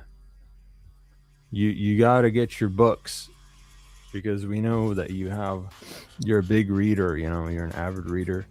You're not watching anime and reading comic books. You read real books as well as all of that stuff. And you got to do that. You just like you do the other stuff without KYC and facial recognition and providing a DNA So sample. you want to buy some books, okay? So you go to libertyunderattack.com to get all the best books in the world. And you think you're going to do it without KYC, but then you're like, wait, they want a shipping address? What the fuck? Yeah, if you want a paper book, we need to send it somewhere. But anyway, if you don't have a super secret ghost address, fret not, boss, because you can buy any book from Lua in digital form at libertyunderattack.com/digital without giving any identifiable info, but do put a reachable email address for Boomer Rayo 2 to send you the books if the checkout flow it breaks for some reason. But wait, it gets even better, because there's this crazy fucking deal called the PAZNIA Radio Network Digital Self-Liberation Bundle XMR Chat Special. You see, the Digital Self-Liberation Bundle normally costs $33.33, which is an amazing deal. But for you special PRN autists listening now, if you go to xmrchat.com/PAZNIA Radio, leave a donation worth 20 USD or more, and say something about Thane and Digital Self-Liberation Bundle, you'll get the Digital Self-Liberation Bundle at no further cost, and I, the great Thane Riddle, will get half your Monero.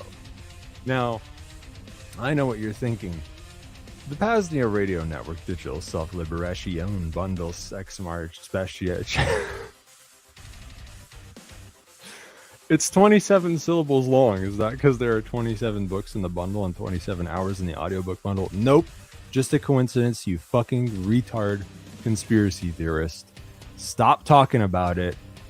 Stop blowing up the chat. You're going to get banned if you bring this up again. Okay, it's like posting the word Tavistock on Godlike Productions. Okay, you're going to get banned.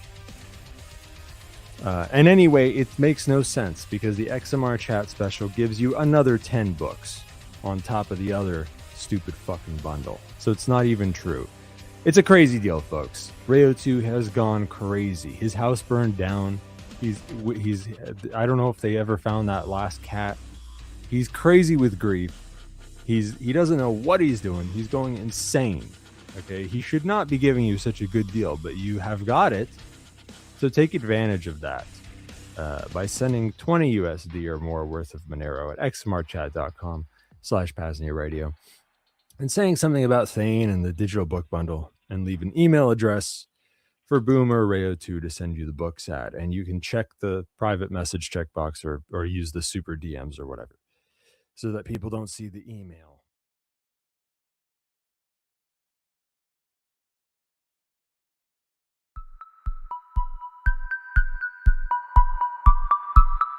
Hello, Freedom Pioneers! Billy Mays here. Are you tired of big tech tracking your every click? Are you sick of algorithms deciding what you see? Are you bored of Netflix subscriptions that cost a kidney and Spotify ads that last longer than the song? I know you are, because I'm fucking bored just thinking about it.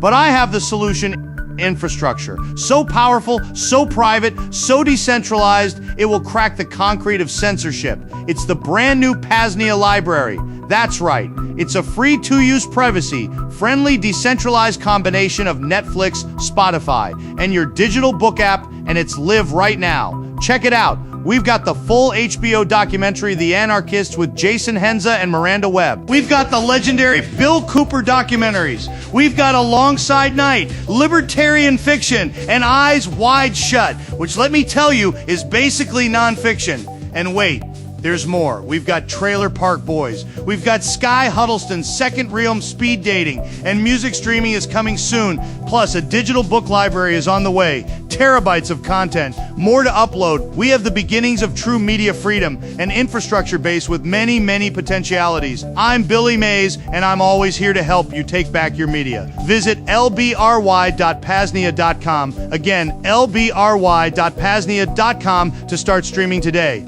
Billy Mays, signing off to go binge watch Firefly. Over and out.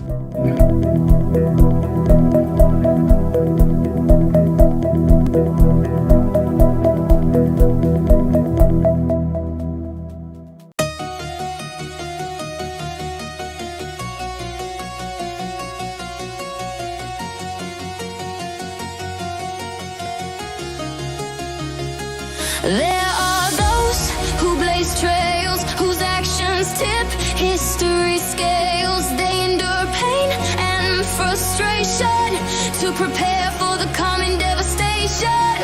Weak men have made times hard. The plebs are being retards, but the pioneer is in charge.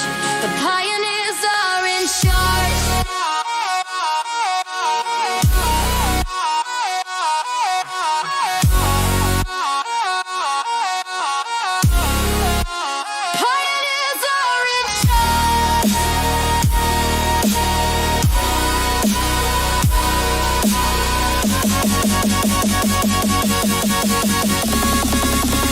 Pioneers are in charge.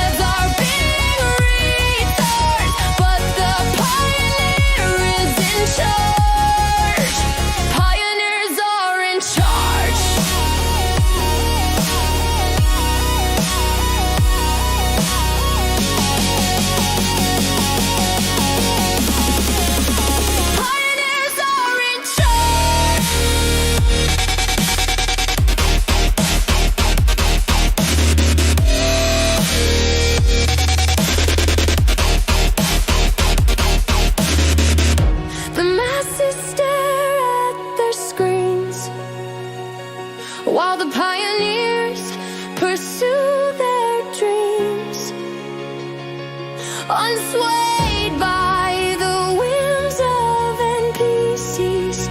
They are the ones the world needs.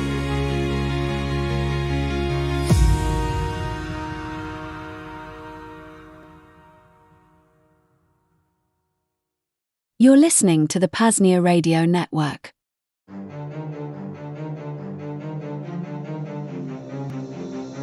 Financial independence, country shopping, van nomadism, security culture, ethical enclaves, crypto anarchy, legal interstices, survivalism. Join your hosts Shane and Kyle as they explore this freedom strategy known as Vonu.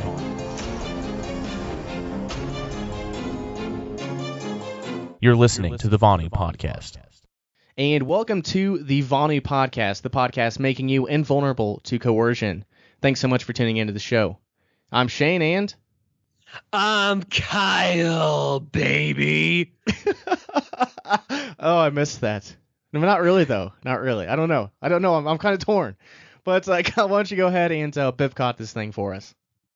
Since governments are the primary coercers upon individuals, the Vonu Podcast is covered by a Bipcot no government license. Reuse and modification is permitted to anyone except for governments and the agents thereof. You can learn more at bipcot.org. Very good, very good. So, Kyle, man, it's been a while. You know, we recorded the first episode of this, pretty well in advance. And, now we're here and we're not queer and, we're ready to do this again. But yeah, it's been a while. How are things going? Well, to be perfectly honest, man, and considering the subject material of the previous episode, I myself have been doing quite a bit of import-export. And at this juncture, my work hours have been increased to 70 hours a week.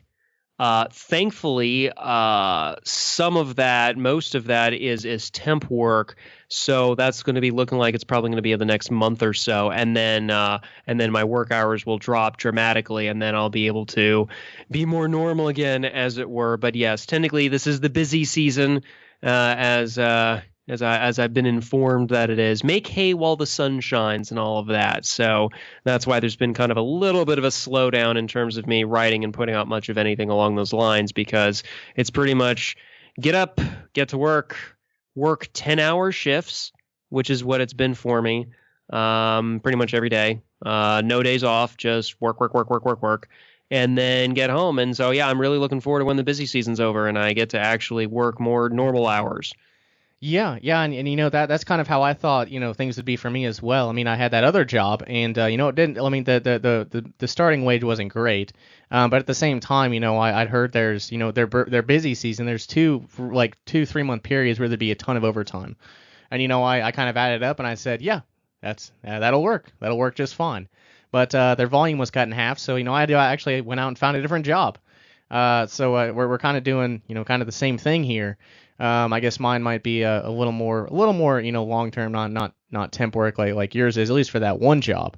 But anyways, yeah. So it seems like we're kind of doing the same thing here. So I guess let me ask you this, Kyle. From doing your exporting of labor, did anything relevant to kind of report here as far as things that you've experienced that might be relevant to the listeners of the Vonu Podcast? I would say this.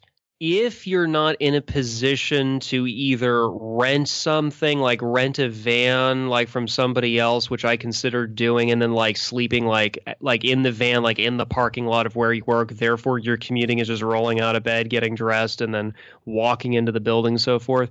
If that's not an option and you do have to daily commute, I would say this: don't commute during rush hour. Really make it an issue with your employer, so to speak, that it's you'd rather work longer hours or maybe a night shift or even a morning shift, so that you don't have to be stuck in rush hour, because you don't need the risk of somebody hitting you. Plus, that too is kind of part of the servile society, isn't it?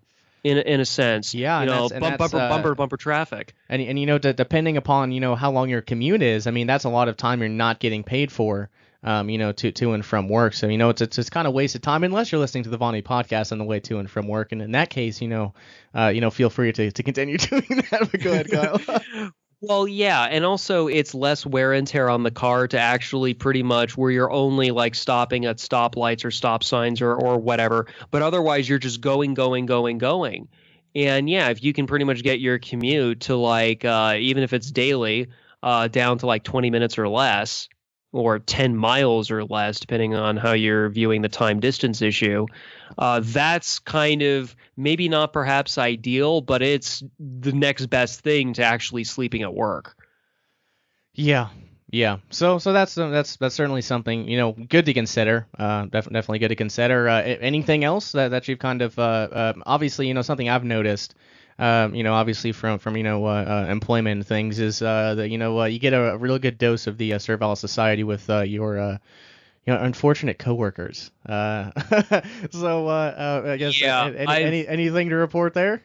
I'd say this, really kind of minimize as much as you can. I mean, if there's some people that you can get along with, that's good. If you can find somebody who's of like mind, that's great. That's even better. One thing I've noticed doing is that unless I actually need the microwaves in the break room, I'm otherwise doing picnics outside on my lunch time, which of course is unpaid as per the labor laws and such, because breaks are paid, but like lunches are unpaid. It doesn't really matter. The point is when I'm eating my lunch, I go outside. Same here. At every job I've had, pretty much I go and eat in my car. I try to avoid as much contact with most of those folks. Like there's obviously there's like the one or two that's kind of intriguing. I might have a little interaction with them just to kind of feel them out. But beyond that, something I've really noticed, and this is definitely contrary to Vonu and security culture in general, but obviously most people in the servile society don't practice security culture, but it's really fascinating, especially starting this new job. Just the amount of details, like just the first week of training, they've only known these people, they don't even really know these people yet. But a couple of days and they were feeling their entire life stories and like just so many details. And I'm just kind of sitting there by myself just thinking, yeah, I'm not going to do that. Yeah, I mean, they're not even trying to be a little bit of the gray man. Also think about it just from kind of another point of view too. Imagine like a private investigator trying to work a case as an undercover, or even worse, a bludgy. It would be so easy because people talk and talk and talk really about things they really shouldn't be talking about, all things considered, just saying. Yeah.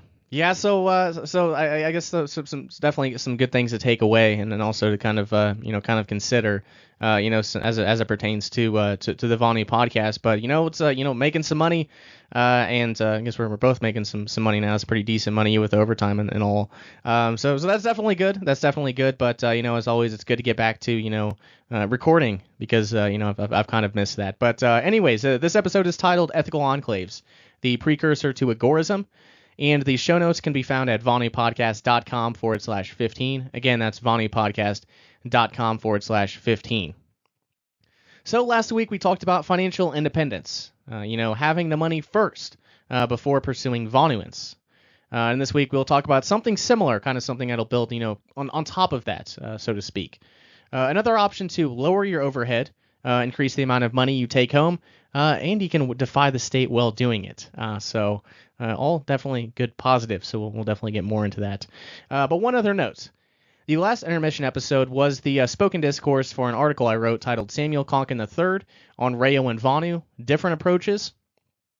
We will stick to the action here, but there's certainly some interesting history.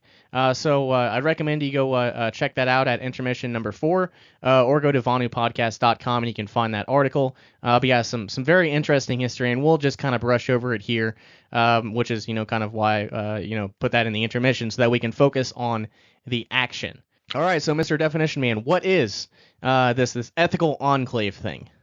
An ethical enclave is defined as a voluntary transaction between individuals who are living under a collectivist government when such transactions are conducted independent of that government.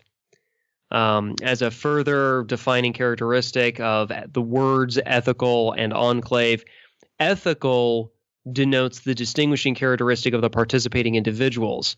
For instance, a adherence to the ethical principle of voluntarism, the principle that no one should initiate violence or the threat of violence against another.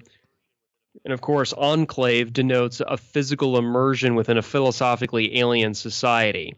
To put it maybe a different way, an ethical enclave is not necessarily a separate geographical entity. And that's more or less how our good buddy Rayo defined an ethical enclave. Very good, very good. It sounds a lot like sounds an awful lot like agorism. Transactions separate, independent of that collectivist government. But yeah, let's go ahead and define agorism here as well. What is agorism?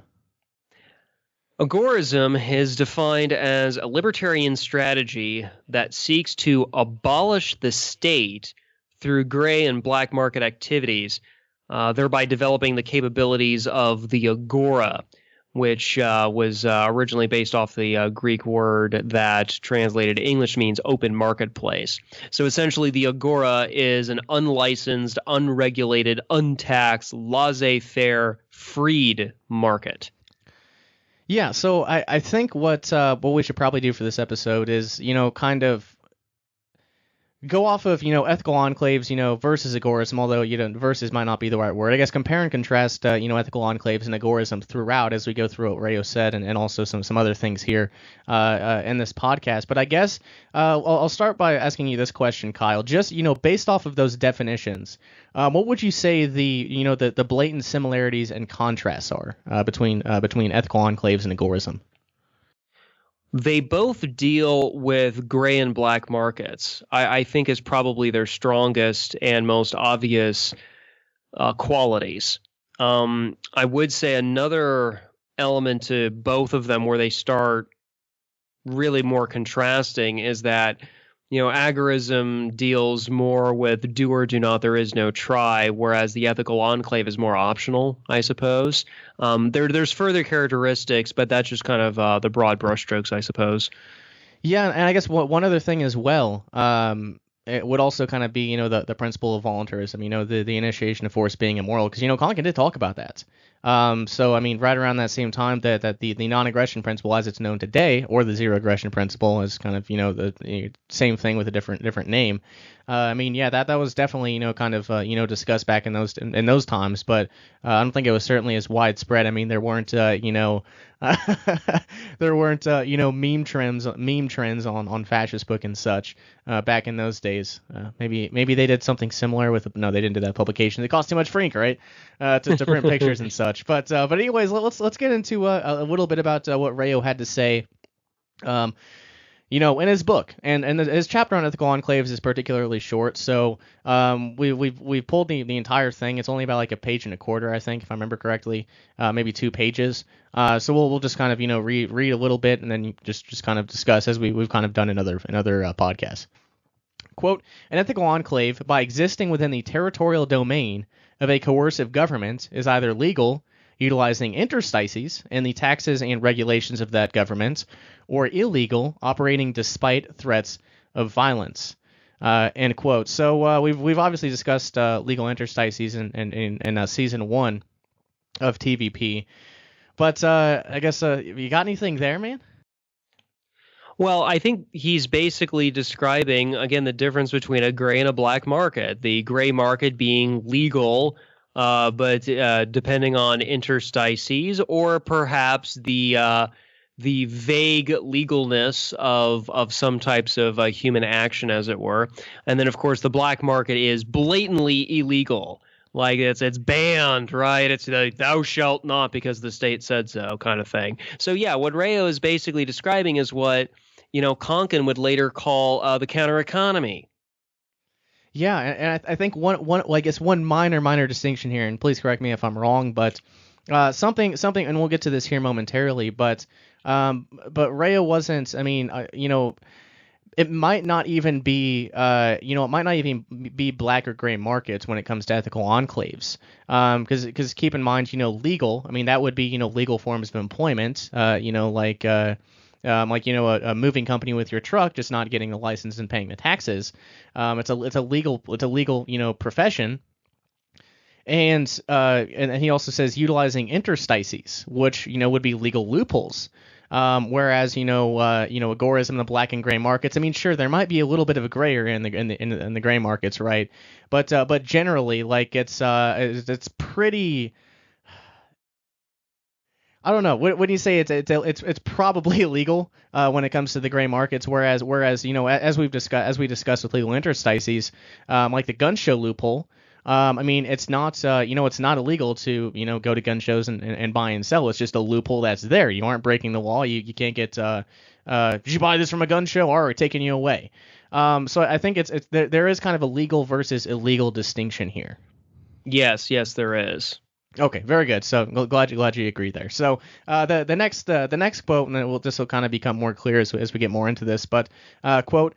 An ethical enclave potentially embraces many more products than black markets, which deal only in illegal goods and services.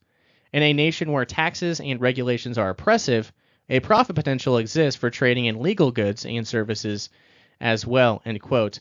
And I want to mention this here in passing. And for the other podcasts I do, we'll talk about this book at some point. But it's a book by Adam Cash called Guerrilla Capitalism: How to Practice Free Enterprise in an Unfree Economy.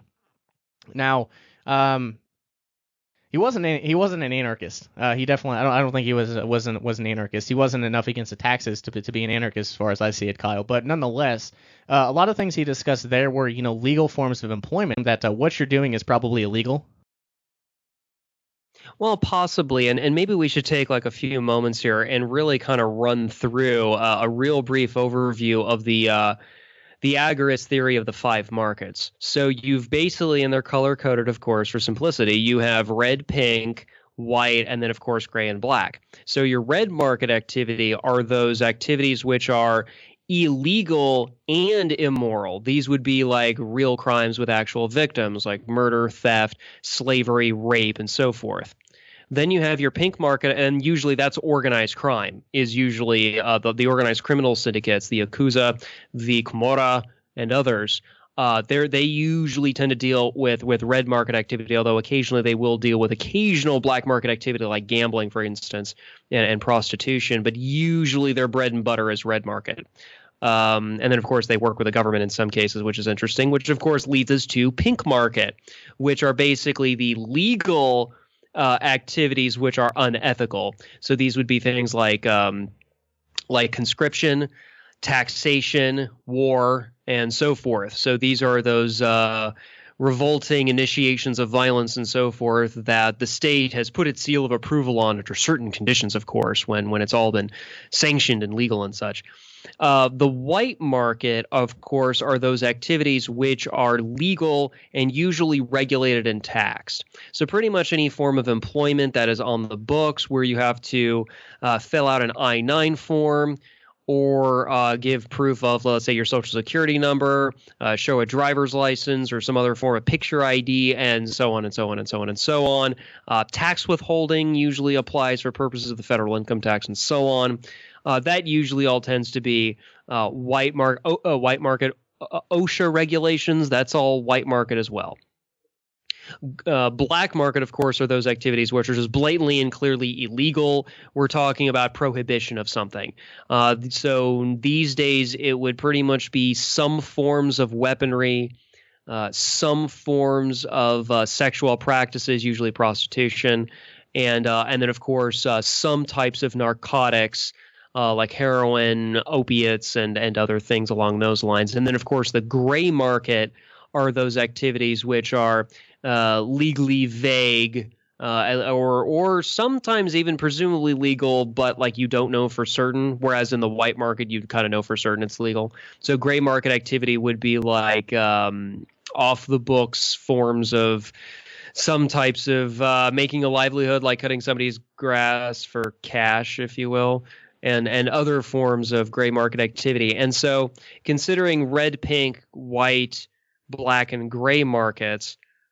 I think, Shane, what we're kind of dealing with here is obviously we're not talking about red and pink markets tonight. We're mainly kind of dealing with gray and black markets, and to some extent white market activity as well. And so perhaps the ethical enclaves would be open to some forms of white market activity as well, I assume. Possibly, and hearing you kind of say all of that, Adam Cash's book, yeah, it would be gray market. It certainly would be. It is illegal. Even though you may have an above ground business where you can where like you have that business so that you can live at a certain living standard, and then you have something on the side or something along those lines where you aren't reporting taxes or you aren't getting your licenses or applying or complying with regulations and such.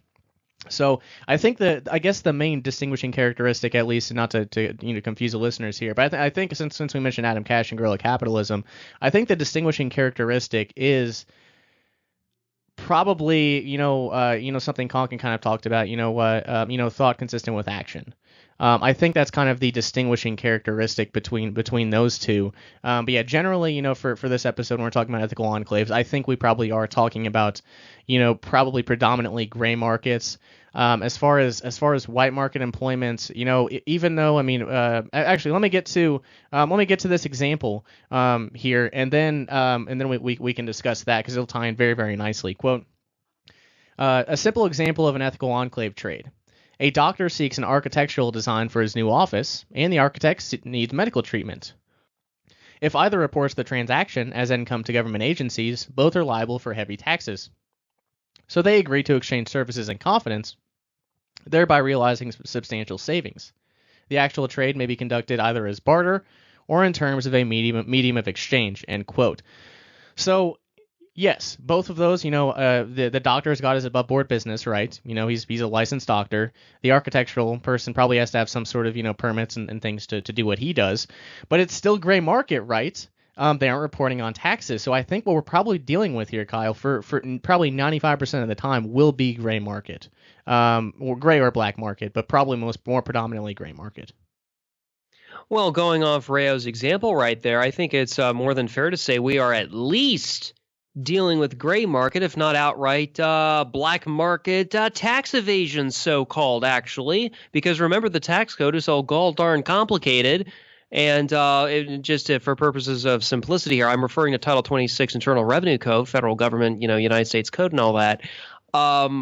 That it is quite possible this is straight up black market once we're getting into tax evasion type territory. But then, of course, speaking of gray and black markets, the line between tax avoidance, which is presumably legal, maybe gray, maybe white. That's splitting hairs at that point. But the line between tax avoidance and tax evasion is so thin that you could easily cross it without even trying, even if you were a goody two-shoes, good American within the servile society. A lot of them cross over without even intending to. Of course, there's others that do cross the line and definitely intend to, right? Well, yeah, 3 felonies a day, right? Yeah, so yeah, exactly. But, yeah, especially in regards to, I think you're, yeah. So we might be dealing with black market there. Just kind of depends, right? Just kind of depends. But anything else there? No, it just depends how the bludgies are going to enforce the laws that particular day with those particular people. So, whatever's tax avoidance today, it's tax evasion tomorrow, then before it becomes tax avoidance again, because, of course, it's all this controlled schizophrenic crap.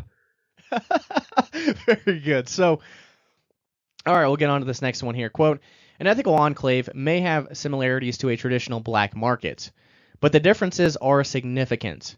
The mixed premise black market operator, while violating socialist laws, still holds, at least subconsciously, some of the premises embodied in laws. He may experience a depressing sense of guilt. He may act with the handicap of psychological conflicts. The enclave entrepreneur, however, disavows not only the particular instance of initiated violence, but the collectivist morality as well. He experiences an exhilarating sense of righteousness. He acts with the confidence and certitude of psychological consistency, end quote. That's pretty profound. Right? Yeah, I think so too. And There is something I did want to read very briefly that actually kind of shows another connection between the ethical enclaves and agorism. Sam Konkin mentioned this very issue in an Agorist primer. Quote, "What may be needed in addition to spreading the word and living it is some form of agorist psychology. Perhaps we would use the examples of therapy for childhood mistreatment or consciousness-raising groups for feminist, gays, and other obviously oppressed groups. We can all get together in small affinity groups of trusted friends and allies to dig our contradictions out of our unconscious. We can flush out the state from our heads by ourselves or together or both ways," close quote. And he also went on to say, quote, "The state has guns and men to use them. As we have seen, however, it not only can fail to coerce a rebellious majority, but it cannot even stop an enterprising minority of black marketers and other counter-economists. The state must be defeated in each person's mind. Once you personally reject its hold over you, you are as free as your intelligence, your will to take risks, and the aid of your allies can keep you," close quote. Something to just kind of keep in mind here. For those people who are familiar with objectivism, there was one key idea, among other key ideas, of course, that Ayn Rand kind of gave a label to and codified in a sense, the sanction of the victim. Remember, there was the issue about black marketers feeling guilty about their black market trades, and so they're still kind of like controlled schizophrenics. Again, see previous episode in season 1. That kind of controlled schizophrenia really kind of hampers their capabilities as well as their very sanity in being successful black marketers, doesn't it? Yeah, it definitely does. It definitely does, and I really like that. I'm glad you read those quotes and you read those couple of quotes from Konkin, and also connected that with Rand, because I don't know, man. They Yeah, that's definitely a good point. And also let's toss Adam Cash into this too, right? So yeah, this is again from Guerrilla Capitalism, and again, I mean he or actually I don't think I mentioned this yet, but Adam Cash, in recommended reading mentioned New Libertarian Manifesto by Konkin, and it was published by Lone Panics Unlimited, the same publishing company for Vonu, the Search for Personal Freedom by Raya, which you can pick up for free at vonupodcast.com in PDF or audiobook format. But anyways, this is what Adam Cash said in that book, quote, "As a start, you need a firm conviction that what you're doing is right and moral, even though it may conflict with the law. You will also need the emotional stamina to sustain you for the effort, and the technical know-how to enable you to do it smoothly, elegantly, and without risking discovery. Finally, you must accept that there is a risk, however slight, of getting caught and having to face reprisals by the government." End quote. So, Cash not being an agorist, well, I guess maybe not, a counter-economist, possibly. I don't know. Anyways, that fits very nicely in with, both Konkin and Rayo here. I mean, they're talking about the conflict between, feeling that exhilarating sense of righteousness, and just violating these bullshit laws. Right. So whether it be Rand's objectivism, Konkin's agorism, Rayo's Vonuism, or Cash's guerrilla capitalism, these four individuals are kind of in their own separate ways really kind of touching upon something very similar, right? Where basically the state is in a very, dare shall I say, religiously superstitious way, making people feel guilty for acting in a truly ethical manner. And that's just straight up what it is. So kind of like how certain religious dogmas make people feel guilty about their sexuality, in a very similar way, the state likes to make people feel guilty for disobeying its, laws that that encourage, legal plunder, as Frederick Bastiat put it. And so for those of us who want to have an absence of plunder, there's the lawyers, right? The lawyers, the legal profession will wag their fingers and say, you are a bad person for having a lemonade stand. You are a bad person for cutting hair without a license. You are a bad person for smoking cannabis. You are a bad person for having a machine gun. And that's just straight up what it is. They are the priest class. They imagine themselves to basically be holy men with their little books, and through words, they essentially control an entire continent full of people, at least at this place in time. Yeah, cheaters, tax cheaters. if you don't pay your fair share, someone else has to. And what the hell is this fair share? Oh my gosh, man. Yeah, no, it's definitely definitely an issue. It's definitely an issue. And it's very, I think it's important for the listeners to take away, these four folks talking about pretty much the exact same thing. Legality does not equal morality. A lot of the things the state has outlawed, there's nothing immoral about it. But it's this belief in this entity known as the state. It is religious in the sense where if I do this, then I'm disobeying God. It's pretty much the exact same thing, and it's definitely unfortunate, and even for some black marketeers, it's something that they got to get over. They got to get out of that controlled schizophrenia, right? Yeah, exactly. And so while people believe that the government is God, they will continue to figuratively throw their children and other people's children and just other people just in general to the volcano because you have to satisfy the volcano god. That's taxation and central banking, by the way, because of the national debt and such. The indebtedness and so forth actually impinges on the productivity of future generations and all that. So that's throwing people into the volcano, and it certainly is not the only way of doing it. And until people stop feeling guilty for breaking unjust law. I mean, that's agorism too, is good people breaking unjust laws. I mean, just because some lawyer decided to make something illegal does not therefore change morality of any kind. It just doesn't. Does it violate the non-aggression principle? Yes or no? Which way is it? Hell, some activities are arguably debatable, but the last people who should be putting their foot down about arguable forms of human action, which may or may not be coercive, are friggin' lawyers.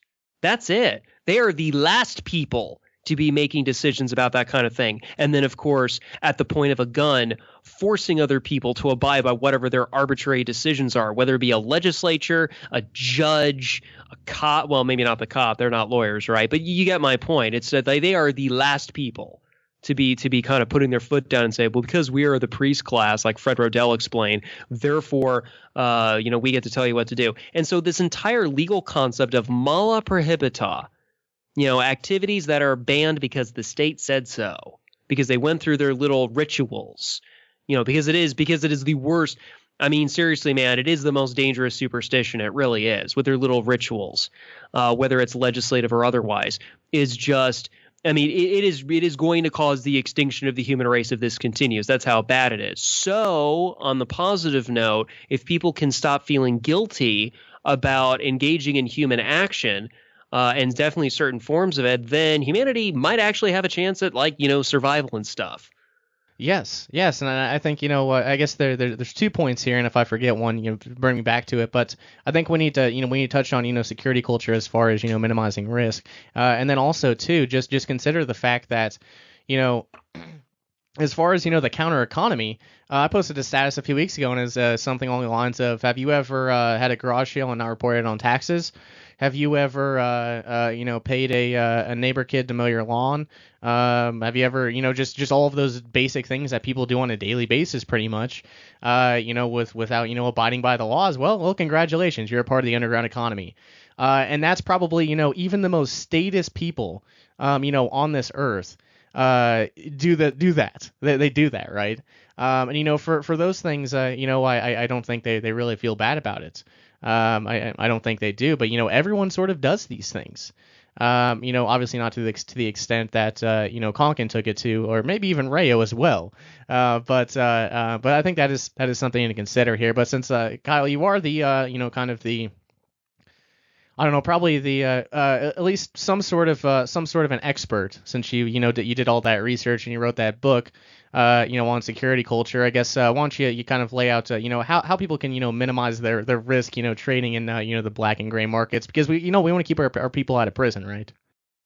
Yeah, and obviously that people can download the book and read it and listen to the audiobook for free, courtesy of LUA Publications. This just the very short point about security culture and how it relates to ethical enclaves, agorism, et cetera, would simply be this: if you want to lower your risks of apprehension, as Konkin would put it, you really need to care about exercising your right to privacy consistently in such a manner so that you don't end up on the inside, prison. And that's just what it is. So even people who aren't doing illegal things profitably, I think can still benefit from using security culture just as, a matter of principle, right? There's the notion of privacy on principle, right? But for people who actually are putting themselves at risk, that would be going along more the lines of, privacy as survival, because, being in prison does affect your survival. I'm sorry, it just does, right? So that's kind of it. So, yeah, and of course they have to practice better security culture than just the people who are doing just based on principle, right? Because if the people doing it based on principle, if they screw up, okay, so maybe a few details get leaked out, but they're probably not going to go to jail over it. If the black marketers screw up on security culture, generally speaking, they go to prison. I mean that's just the hard truth of the matter. Yeah, one deal with an undercover agent, yeah, done. Yeah, basically. And look at all the political prisoners too, although a separate topic for another time. Look at all the political prisoners that became as such, in large part because they didn't even try to practice security culture. And if they had just done a few things differently, maybe some of them would still be on the inside, but it would be giving the government a run for its money, right? I personally think a lot of them would not be political prisoners personally, because they were making such rookie mistakes that even the privacy on principle people are like, yeah, that's pretty dumb. You shouldn't have done that. But and that's just straight up what it is, man. So look, I think if there was to be some form of collective movementism, see previous episode in season 1 about that topic. If there was to be a form of collective movementism, I wish there was one promoting security culture, because that benefits people like that immediately, and also serves as a basis for encouraging other types of human action like ethical enclaves, and make it safer for people too, and also more effective as well. Yes, and also the network effect too. And this is something I've heard Brian Sovereign talk about quite a bit. But if you use Signal, you're benefiting the people around you. If you're on a phone call in a coffee shop, that's not going to get picked up by well, it might get picked up by the NSA. Well, I don't know. But anyways, you're talking through ZRTP. You're benefiting the people around you. So that's kind of the network effect of that as well. If people just start practicing security culture, it will better. It's something that if you do it selfishly and do it yourself, you're helping others as well. But I don't want to get bogged down in that. I know we could talk about that for a long time. But there's some other stuff that we need to get to. But anything else there before I jump forward? I would just say this: if people want, just for more information on security culture, read my last book, Just Below the Surface: A Guide to Security Culture, and that will go into considerable detail about how to exercise your right to privacy in very practical ways, because the book does assume that you care about the right to privacy. So there's very little philosophical, whatever the heck, although that is important. This is mainly about making it work. In a day-to-day sense, so that people can resist the government in that way, and then for people doing riskier stuff, it benefits them as well. It benefits everybody, whether you're doing white market activity, gray market activity, or even black market activity. Everybody benefits by exercising their right to privacy. Yes, indeed. So this next one, quote, the Enclave entrepreneur, furthermore, is dealing not only with immoral, by their definition, criminals, but with producers, with moral individuals who are committed on principle to hold confidence and honor contracts. His cost of doing business, therefore, tend to be less, end quote. Now, I think this is an interesting point too, and I think he's right. As far as, there's when you consider, the cost of, licensing regulation and sales tax licenses and things like that, and even just taxes in general, that, raises the cost to the consumer, right? That's kind of built into the cost, so that, it's built into the cost. So whenever you aren't getting those licenses and you aren't, abiding by those regulations, and when you aren't paying those taxes, there's a very low overhead. And therefore, you can compete with one example, I guess, that Adam Cash kind of mentioned is if you have like a kind of a trade skill like electrician or something like that, and you kind of do it yourself and you don't pay tax, you can undercut the big guys by like 50% and say, hey, just pay me in cash, I'll cut you a deal. So the cost of business tends to be less, as Rayo said, and then also too when you're dealing with like let's just say like kind of the counter economy in say Houston, because I guess they've got a bustling one as far as I've been able to kind of ascertain. I mean you're dealing with people that and if you don't know them, it's like one or two people down, and you trust that you supply the service or the product and they're going to pay you. You aren't dealing with people that aren't going to abide by the contractual agreement. Then you have to take them into government court and all of those sorts of things. You're dealing with moral people who are just breaking the law because it benefits them. And if it's with Agorism, maybe there's something else in mind. But the overhead costs are less, and cheaper cost to the consumer. So that's what I've got there, Kyle. Yeah, actually, let me make a side note here about entrepreneurship, because I don't think it would be do the concept of ethical enclaves just without mentioning at least a little bit about entrepreneurship itself, because a lot of people are just economically illiterate. That's just a sign of the times. Hence why people support socialism, fascism, and so forth, protectionism, mercantilism, and such. Mises in Human Action, Ludwig von Mises said something very interesting. He said, quote, education, whatever benefits it may confer, is transmission of traditional doctrines and valuations. It is by necessity conservative. It produces imitation and routine, not improvement and progress. Innovators and creative geniuses cannot be reared in schools. They are precisely the men who defy what the school has taught them. He also went on to say, an entrepreneur cannot be trained. A man becomes an entrepreneur in seizing an opportunity and filling the gap. No special education is required for such a display of keen judgment, foresight, and energy. The most successful businessmen were often uneducated when measured by the scholastic standards of the teaching profession, but they were equal to their social function of adjusting production to the most urgent demand, close quote. Now, obviously, you take those very Austrian observations of human action, of entrepreneurship, and you just apply it to gray and black market activity. So those enclave entrepreneurs, as Rayo here is mentioning, if we're going to kind of draw a connection here, which is what I'm trying to do, is that those enclave entrepreneurs are seizing opportunities and filling the gap, and they don't need to be trained by the servile society schools in how to do so. That would be like the parasites basically teaching the producers how to be productive. It doesn't make any sense. The producers know how to produce. Yes, and obviously Ray would be against that sort of thing. I mean, he was probably, and obviously if I'm wrong, send me an email, Shane at vonupodcast.com, and let me know. But back in the 60s when Ray was talking about the communist indoctrination camps known as public schools, I don't think he'd be in favor of that sort of thing. So yeah, I think he'd be very much in line with Mises on that one. I definitely do. Well, yeah, I mean, and again, this would be a little bit more of a discussion for a different time. I'll mention in transitory passing here the question about whether entrepreneurs are created or by, it's nature versus nurture, right? Whether they're born or made. And, well, Mises said an entrepreneur cannot be trained. I guess men can learn how to become entrepreneurs through experience, and that would still coincide with what Mises was saying. But it's kind of like the dichotomy between talent and skill. And, a lot of entrepreneurship is talent, although I guess there's also a lot of skill too, right? You have to learn a particular profession, at least to some degree. Although a lot of people, actually, if you think about it, Shane, a lot of the best entrepreneurs were like cross industry, right? They would go from industry to industry. They would learn that. Then they would apply those very unique skill sets in appealing to customers and so forth, and some degree of marketing, of course. And then they would, create wealth and really provide value to people, subjectively, of course, subjective value and all that. And that just kind of seems to be how it rolls.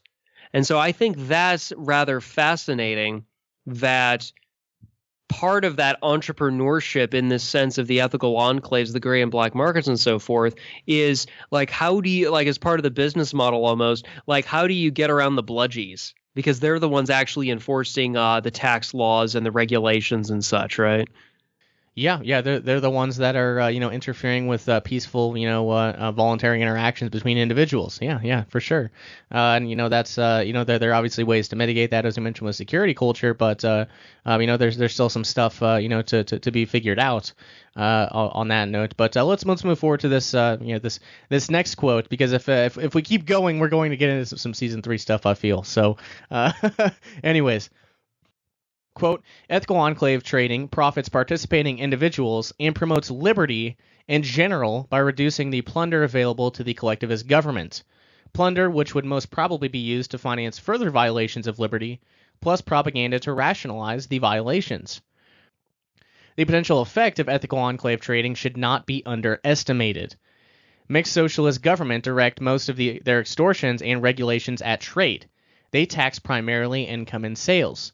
But a transaction can easily be taxed only with cooperation of at least one party to the transaction. Large-scale non-cooperation would render income and sales taxes ineffective and greatly reduce government revenues, an ultimate check on a state's capability for violence against its subjects, end quote. I feel like he's summoning Konkin here, man. He's talking about starving the state, right? He really is. Yeah, but again, just to keep the listeners in mind, Konkin came later. See, Rayo actually did beat him to the punch when you actually look at like when this material was being published and such, and so that's very important to kind of keep in mind. Konkin was 18 years old when this article was written. So yeah, go ahead. Yeah, and not only that, but remember another similarity between Rayo and Konkin too was that they were both firmly anti-political, right? The political crusading. That's Rayo's term, actually. And Konkin's, disgust with the partyarchy of the LP, for example, is, well, that's a particular form of political crusading. Not the only one, to be sure. So there's a similarity between a lot of what both of them were kind of getting at, right? Except Konkin was much more narrowly focused on the kind of counter-economic, or shall we say the ethical enclave type activity, and of course Rayo was a lot broader than that. But yes, I mean this is a kind of in a lot of ways the ethical enclave is more similar than not to the counter-economy, isn't it? It seems pretty much like the exact same thing. It really does. It really does. And the similarities between Konkin and Rayo, we could talk about that for quite a long time. But yeah, I mean he is talking about starving the state here, and that is another similarity.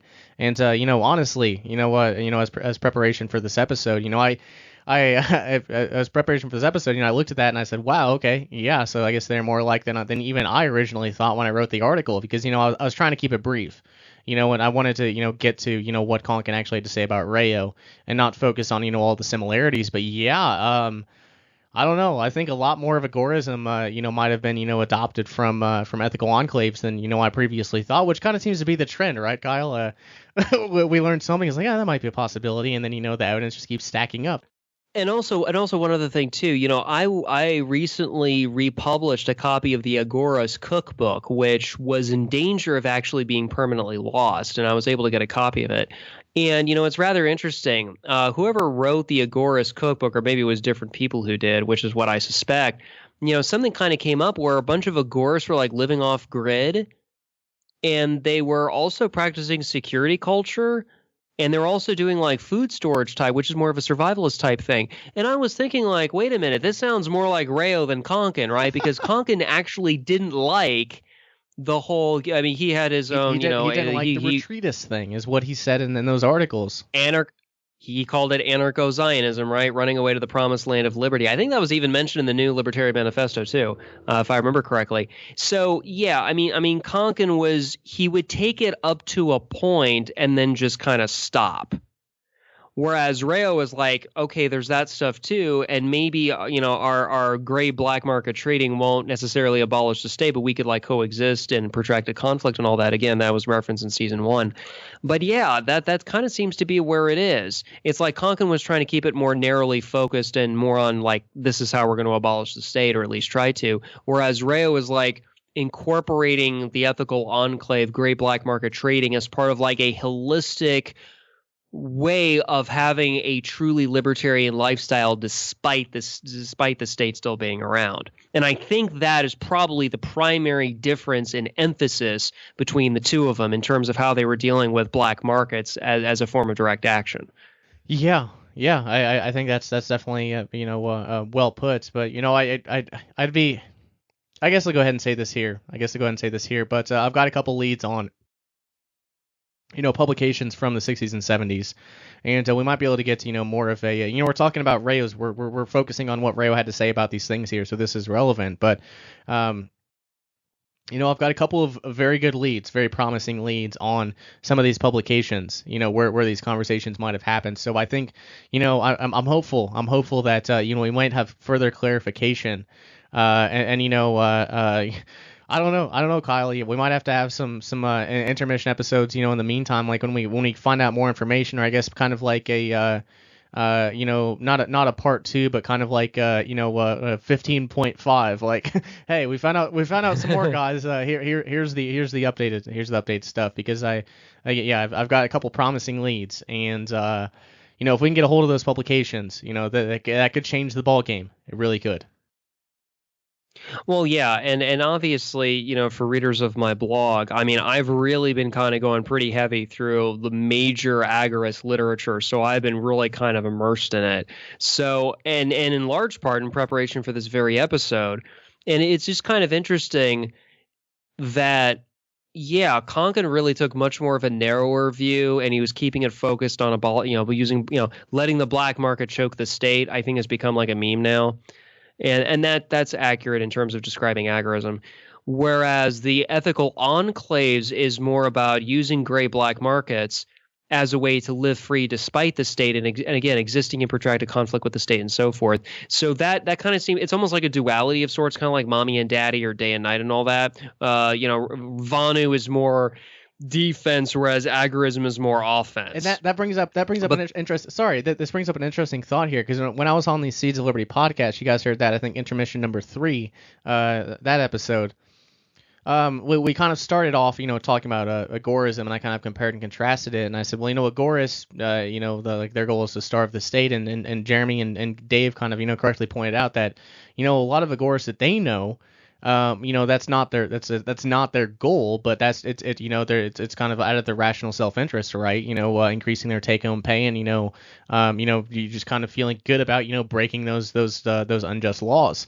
So maybe those folks who the goal is not to starve the state, maybe they're actually ethical enclave entrepreneurs rather than agorists.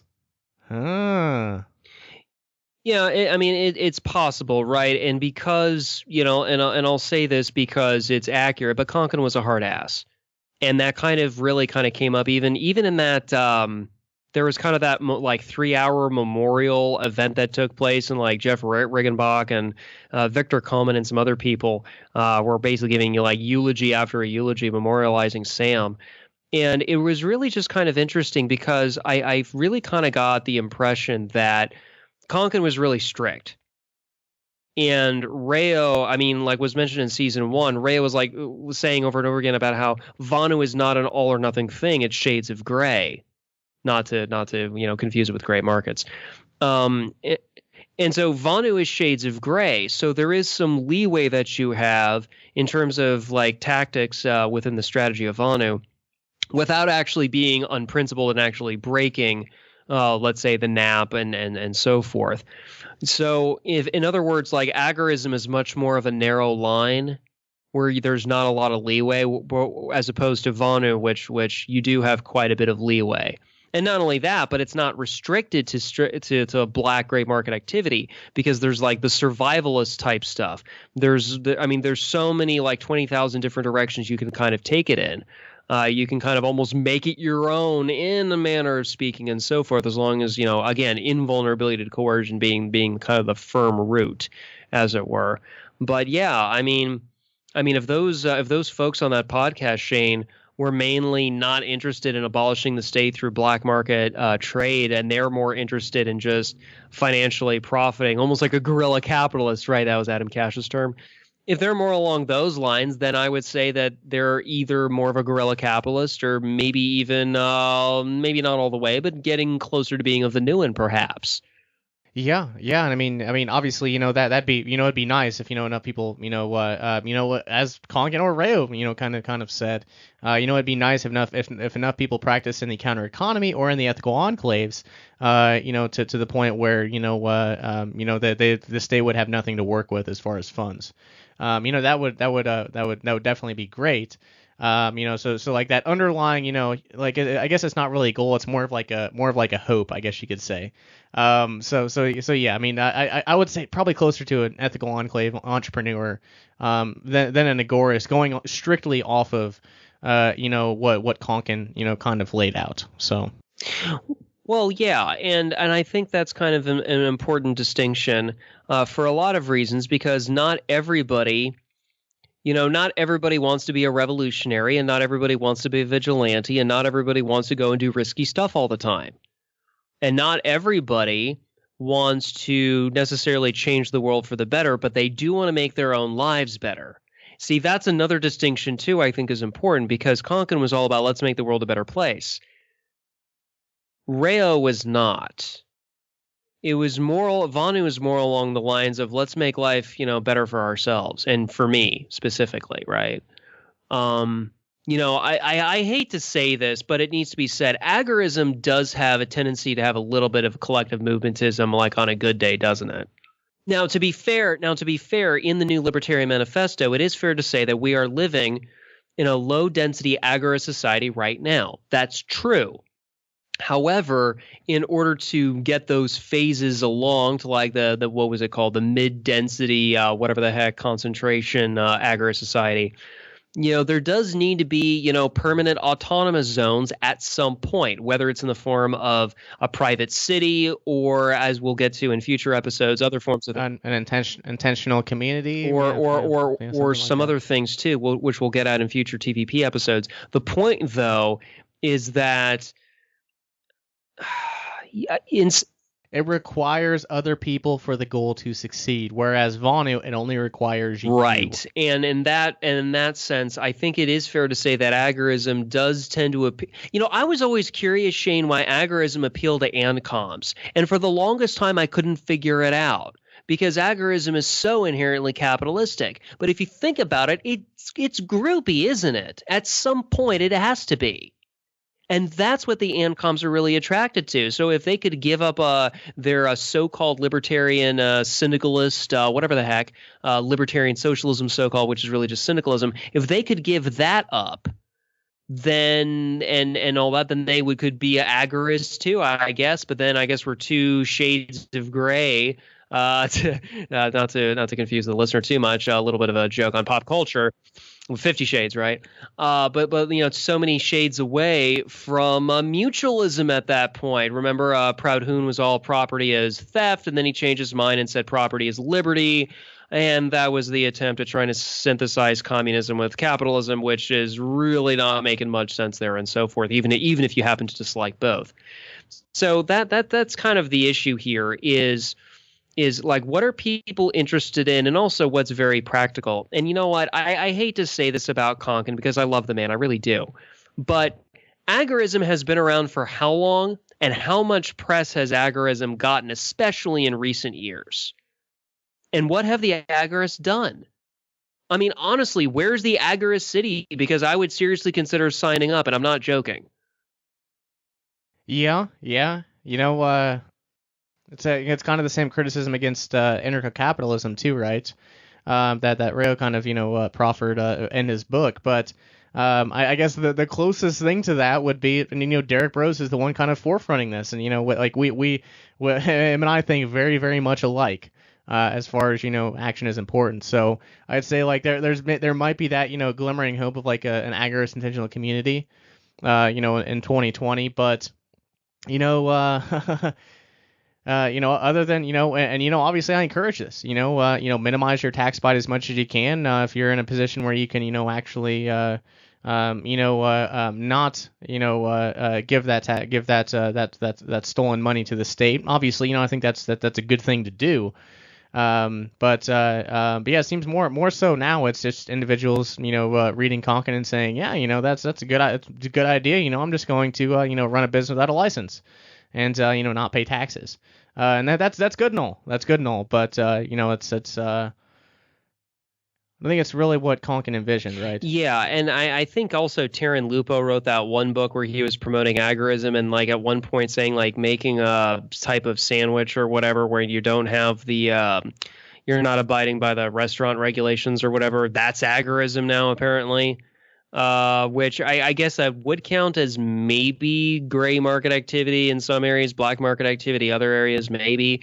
But like seriously, how is making sandwiches without asking for government permission going to abolish government anytime soon? I mean, I guess. I hate to be so stark about it, but that's kind of the idea, right? You disobey the bad laws and assume if enough of us disobey enough laws through this kind of economic civil disobedience, the state will be abolished. I think that's agorism in a nutshell, isn't it, folks? So unless I'm misunderstanding something, that was kind of Konkin's promise. And, kudos to him for proposing it. But just because somebody proposes an idea doesn't mean it's going to work. And so at this point, it's kind of like, should people still continue the agorist experiment and try to see if they can make it work? Hell yeah. I still think agorism, look, I personally consider agorists to be my friggin' heroes. I honestly do. I admire agorists, generally speaking, I do. But at the same time, I think it's also kind of fair to kind of say like, okay, guys, you're supposed to be all practical, but being principled at the same time. Where's the results? Where's the direct action? And not only that, but to be perfectly fair, a lot of what they do, they can't talk about publicly. So there is a kind of a catch-22, right?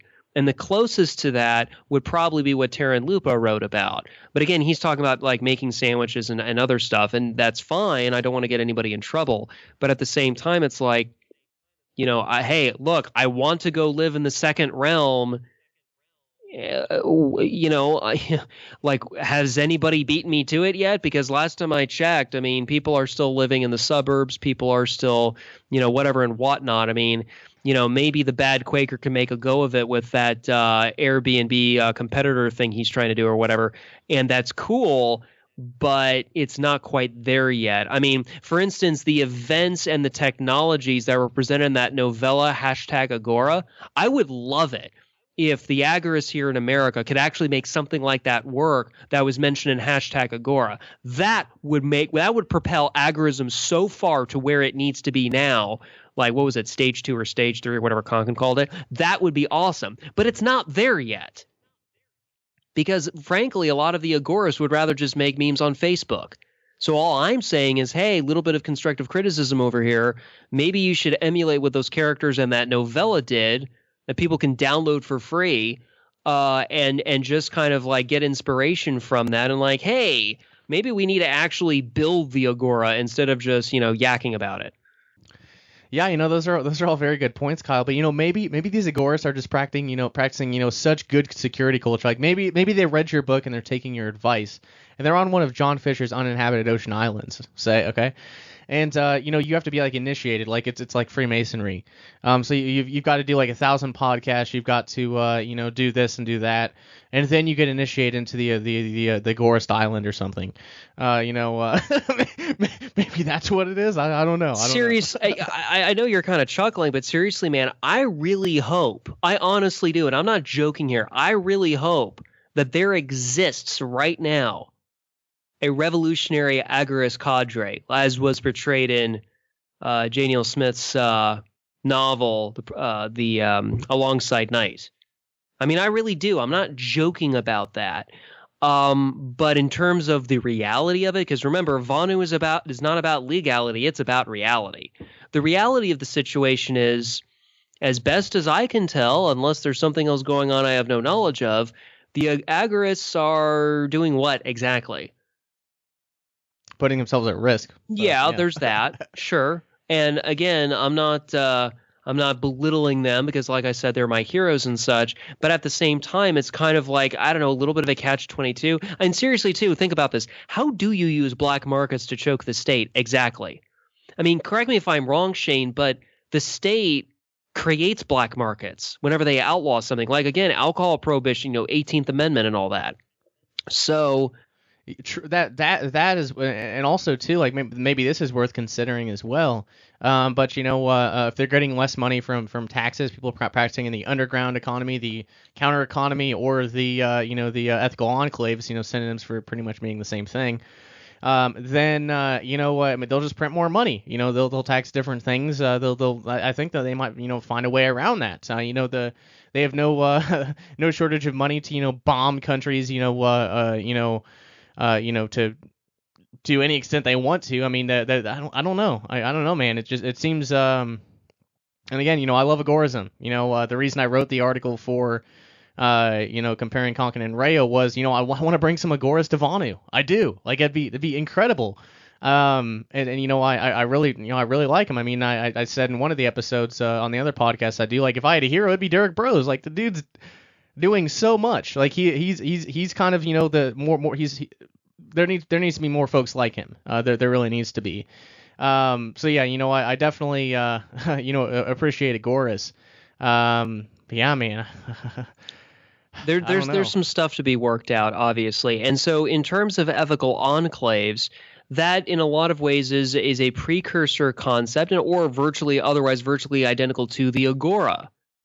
So I mean what I'm trying to say is that Vonuans and Agoras are on the same team here, for all intents and purposes.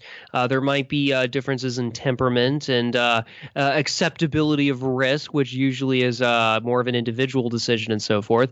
But, generally speaking, I mean, that's kind of the bottom line here. Yes.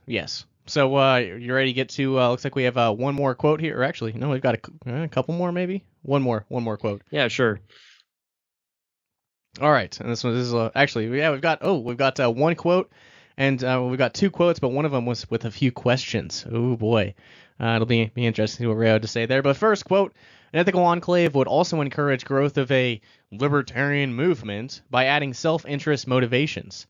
Today, many an individual who is implicitly pro-freedom is discouraged from gaining the knowledge necessary to become explicitly libertarian because personally profitable applications of such knowledge are so few. So long as the principal profits to be realized from promoting liberty are exceedingly long-range and indirect, few of even the most enthusiastic individuals remain active for any length of time. Persons with a little less initial self-esteem simply reject an ethical view which they sense as impractical, adopting instead the maxim, "you can't fight City Hall," which often becomes rationalized in time to, maybe the system is not really so bad. By offering opportunities for immediate personal profit, by rewarding libertarians for their intellectual honesty and perseverance, a thriving ethical enclave could be an unheralded, but nevertheless substantial attraction for individuals of ability, end quote. So yeah, I mean, that's kind of, that's, not to, get into season 3 here, but that's still kind of an issue today, right? These ventures kind of being profitable. So I think he's exactly right. And we mentioned the self-motivation interests, as far as Agorism. I mean, that's what a lot of folks are, a lot of, practicing Agoras today. That's kind of their draw to it, to speak generally. So, ethical enclaves, pretty much, synonyms. Yeah, I think it, get people out of the state and get people to understand that, legality does not equal morality, right? Yeah. And so I think Rayo is correct here for kind of pointing out, like, again, kind of like what was mentioned in season 1, how do you, make a profit on, liberty? How do you turn liberty into a profit or something to that effect, right? And so the ethical enclaves would be one way of doing that. And then, of course, there's always financial independence, retire early, also known as early retirement. See previous episode on that and so forth. So, there's more than one way to skin a cat here in terms of, dare shall I say, self-financing in one sense or another.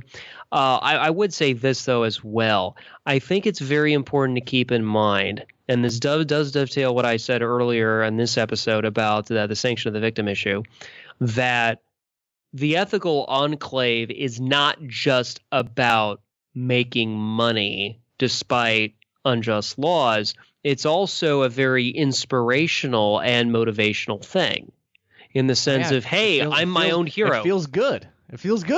Yeah, yeah, you could make kind of like more of a vigilante angle if you really wanted to, but it's more of like it's a, dare shall I say, it's a feel good thing. I did something good today. I'm a hero in my own life. I'm a good person. Here's something I practically did today to kind of, back up my principles and so forth. And so, yes, it's not just a win-win, it's a win-win-win. Yeah. Oh, yeah. It definitely is. It definitely is. And I guess to kind of change gears a little bit here, but just going off that same quote, I think Ray was also correct and quotes, persons with a little less initial self-esteem simply reject an ethical view which they sense as impractical, adopting instead the maxim you can't fight City Hall, which often becomes rationalized in time to maybe the system is not really so bad. And I think that's still kind of pervasive today. Practicing Agorism, and I know actually two off the top of my head. I'm not going to say their names here. That wouldn't be wise. But two practicing Agorists who also run for political office and things.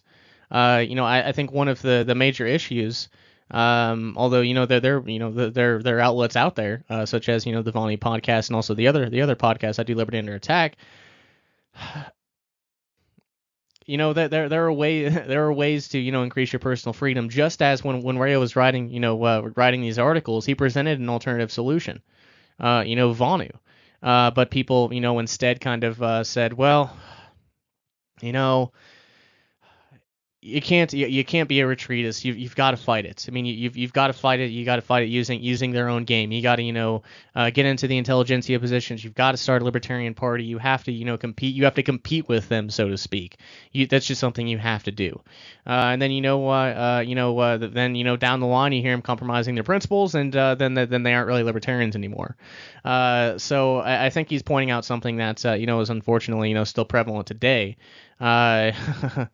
Unfortunately. So I do think, a profit motive or a profit incentive, to remaining principled. Because I don't know about you, Kyle, but for me personally, like if I were to participate in some sort of an ethical enclave, if people were, violating their principles all the time, I don't know if I'd feel safe trading with them, right? Right, so they'd be punished for their they'd be punished by free market principles for their inconsistency. So I think he's exactly right here. Yeah, the creative destruction of the market would weed them out and all that, right? Because, of course, they would gain a reputation as being snitches, and then they go out of business, right? That's kind of how that would work. In an actual ethical enclave that was like truly functional in that way.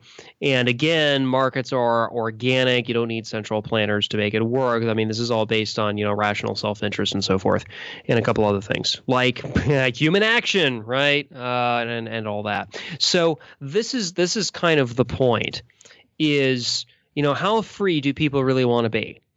And how are you going to finance said freedom? Now, yes, there is kind of the more overall goal or pursuit of financial independence, and that's all worthy, well, and good. What's important about the ethical enclaves, though, is that it's more directly dealing with with market dynamics and really kind of looking at the state as well, right? Because financial independence doesn't really deal with like the government's laws.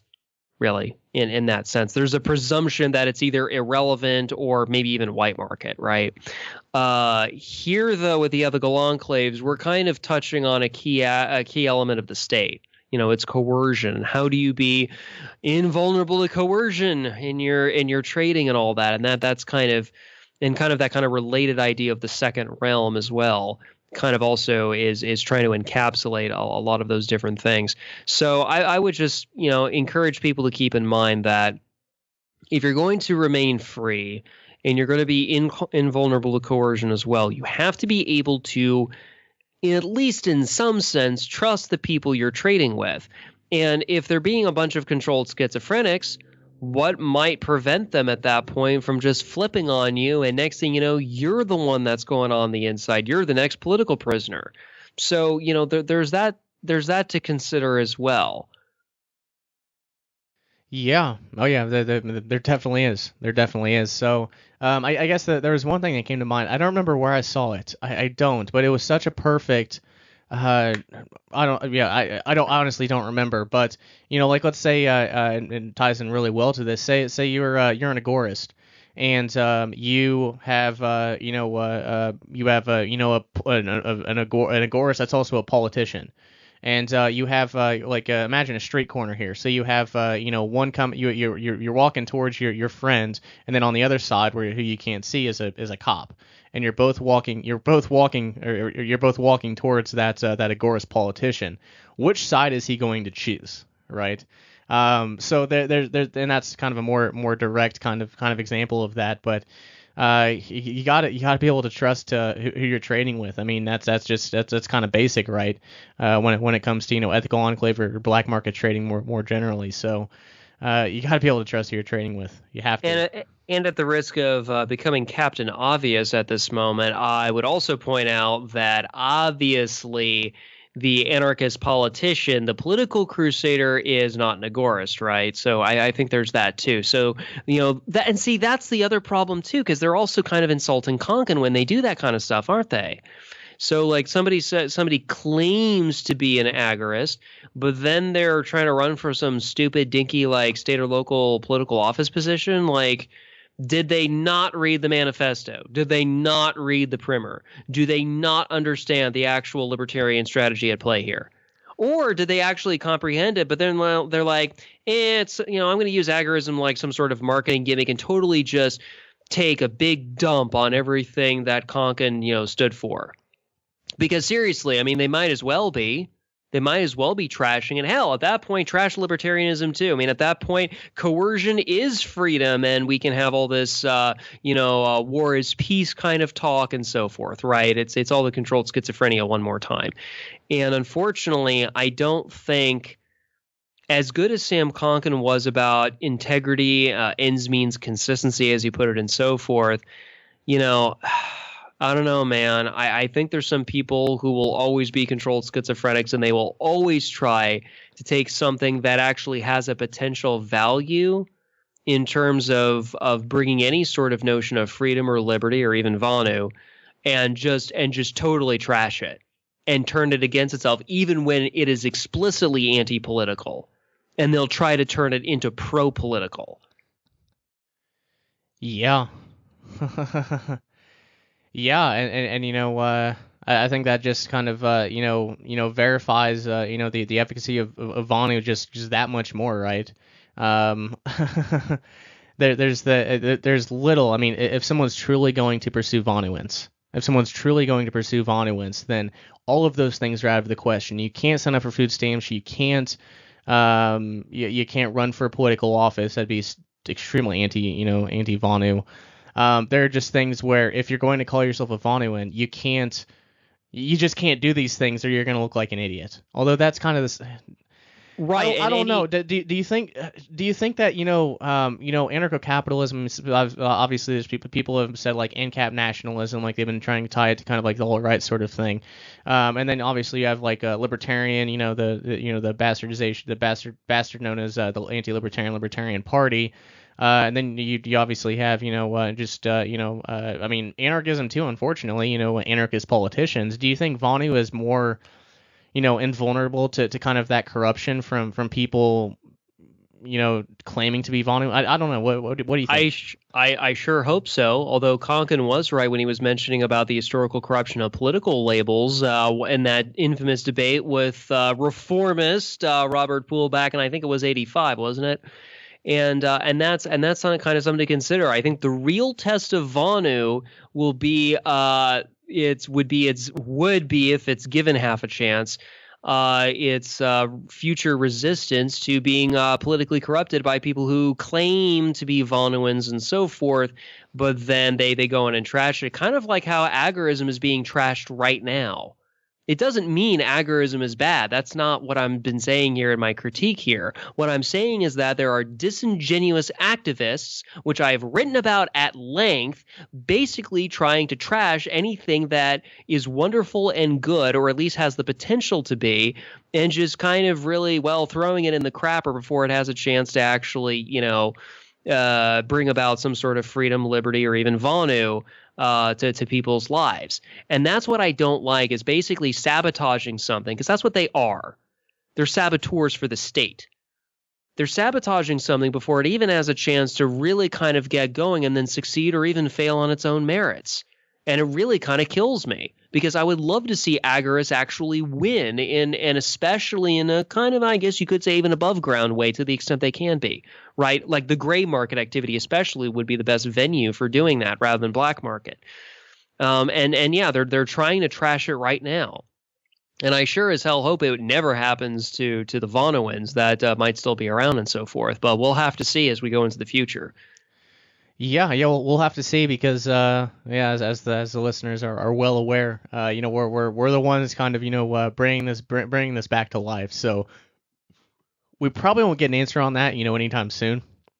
Although I'd love to find an answer really time soon, but I'm willing to wait. I'm willing to wait just to kind of see what kind of impact Vonu has, and if there's a market demand for it. And I really do think there's a market demand for it. Some of these actionable things that we'll get into in season 2, because I mean people have been digging it. I've gotten a lot of great feedback on it, and the downloads are just fantastic. So people are interested. So just kind of take what we've said to heart so far, and just take it to heart. So this is the last quote, which is more so just Rayo kind of asking questions, probably trying to get some people to write letters back to him and such, when he was in his polyethylene A tent, like give him some feedback on their thoughts on what he's proposing here. Quote: "How might an ethical enclave operate? What is its potential in the present context? What are its problems and their possible solutions? To what extent do informal ethical enclaves already exist? What is the relative merit of an ethical enclave compared to other approaches to freedom in our time?" End quote. So, I don't know, Kyle, do you want to kind of walk through each one of these questions and, just kind of, run through them, or what do you want to do here? Yeah, sure, let's do that. So how might an ethical enclave operate? Well, that's going to be kind of interesting. So probably having some sort of anti-surveillance resistance of some kind, whether that be technological or behavioral. I think a combination of both, personally. Again, grab a copy of my book on security culture just below the surface, download for free and all that. I think the ethical enclaves are going to have to practice some pretty excellent security culture just to stay in business. If people are really serious about it. I guess there could be some forms of ethical enclave trading where it's going to be more, cash under the table, off the books kind of stuff, where you don't need a lot of overhead. And the security culture is pretty much keep your damn mouth shut, which is more behavioral. But at the end of the day, if we're going to have a second realm, there's going to have to, we're going to have, in a sense, our own borders, in a manner of speaking, private property borders and such, and it be done in a practical way where even if we're in the process of being coerced, it really doesn't kind of matter in a lot of ways. And this is getting a little bit into the weeds as far as like how the second realm would work, or does work, I should say, because it actually does exist in Europe, interestingly enough.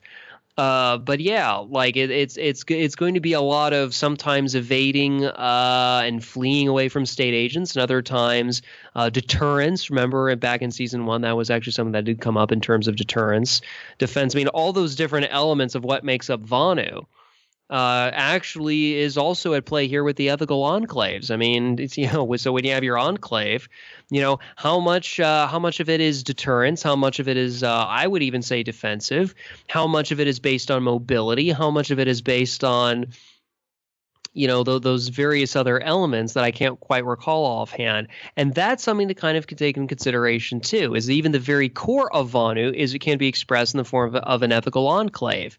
And to the extent at which it can be effective is the extent to which how Vonuist it really is. Yeah. I mean, yeah, I certainly agree. Or let me make this a little bit more concrete too. When we did the Meantime to Harassment episode back in season 1, those different types of Vonu shelters, and again measuring the efficacy of Vonu, the strength of Vonu, and so forth. Honestly, man, I think those ethical enclaves would probably be operating, and I think Rayo said something to this effect too, but basically, I don't remember the exact capability line, but it was essentially the shelter was like the small laboratory, the workshop, and that's kind of like the thing of your economy, your ethical enclave. Yeah, so people would have to essentially, if you want to have an ethical enclave, you would need to essentially develop your Vonu shelters to the point where your MTH is strong enough to where you can conduct trade without being coerced. So how might the ethical enclave operate? Once you get the small workshop or laboratory, and then at that point, it's just a matter of, well, even Rayo said elsewhere about, just doing off the top of my head, but the communications and freighting, right? We don't necessarily need to worry about moving people in and out between borders. We need to mainly figure out about, getting parcels and messages in and out, was how Rayo put it. So the ethical enclave would just work the same way. Yeah, I think maybe one distinction, and we're talking about Rayo, I guess, kind of. I guess we're kind of going off of what Rayo said here, but I guess what I'll kind of propose is this. I think maybe the difference between ethical enclaves as Rayo proposed versus Konkin and the Agoras that he proposed, and I mentioned this kind of briefly in the article discussing these things, but I think Rayo would be, more than happy with something, kind of, mobile. Whereas Konkin would prefer something, more stationary. Los Angeles, where Konkin was for a long time. Not retreating. As Konkin kind of criticized Rayo for. So I do think, with ethical enclaves specifically as Rayo proposed them, before Konkin even, when Konkin was 18 years old, just graduating high school if he did, I don't know, just to give you an idea. I think Rayo kind of envisioned something more long range. And then when you toss in the secure communicators too, and when he's talking about kind of the encrypted communication, and then also like the payment to an underground bank through the net or something along those lines, I think Rayo was really thinking more something like more, from distance. Like if you're transmitting information, you don't have to be in the same area as that person. Whereas I think, with what Konkin was kind of proposing, I think it was more so like, dealing marijuana, shaking hands and such. I don't know. What do you think? Yeah, I mean, that's kind of like high tech versus low tech, at least in some sense, right? And personally, I think it's wise to do both. If you were to do that kind of thing. I would also say this too. I think Rayo put a greater emphasis on what would now be considered telecommuting, right? I mean, think about what I said a moment ago, kind of paraphrasing Rayo, getting parcels and messages in and out. Well, communications, that's your internet and your cell phone and all that. And then, of course, you just encrypt that stuff, for people who bother with security culture. funny that. And then, of course, your underground bank and all that. Well, there's a little thing called the blockchain. And there's a couple websites like purse.io and some other things that facilitate the movement of parcels back and forth, don't they? And so now that stuff is more of a practical reality. Hell, actually, I'm not to get too personal in my own life. I'm actually waiting on an order right now. I'm waiting on some parcels to come in that I actually bought with Bitcoin the other day. So, in a sense, even though that particular stuff is not black market, I would say something like purse.io is probably gray market. It's not exactly white. So there's that, I suppose. I mean, really anything with cryptocurrencies is at least gray market, I would assume. I mean, it's a gray area for sure. Yeah. Because for right now, it's a gray area. I think as we get further into the future, I think it'll become far more clear as far as what the government exactly thinks about that, and especially with the assholes trying to de-anonymize the blockchain and such. Anyways, I think right now it's certainly I think it's debatably a gray area as far as the government just hasn't had a chance to react to it yet. So there is that. So let's get on to this next one. What is the potential in the present context? Well, I guess let's first approach this from Rayo's, he wrote this in 1965. Let's first kind of touch on it then, and then maybe just briefly today, because a lot of this will be saved for season 3. But yeah, what is the potential in their present context? In his time, I mean, obviously they were limited by technology. They were limited by technology, and I would say, most things, if not all, had to kind of be done, face to face or through a drop or something along those lines. So potential. I think there was definitely some potential then, and there was certainly there was certainly an underground economy at that time. So it's potential. I mean, I don't think it's as great as it is now, as far as taxes continually increasing and things. But yeah, I think there'd be a potential in that time. And then today, cryptocurrencies. I'm not a big fan of Bitcoin. I like Bitcoin insofar as it was a revolutionary tech. Like, it was revolutionary. It truly was revolutionary.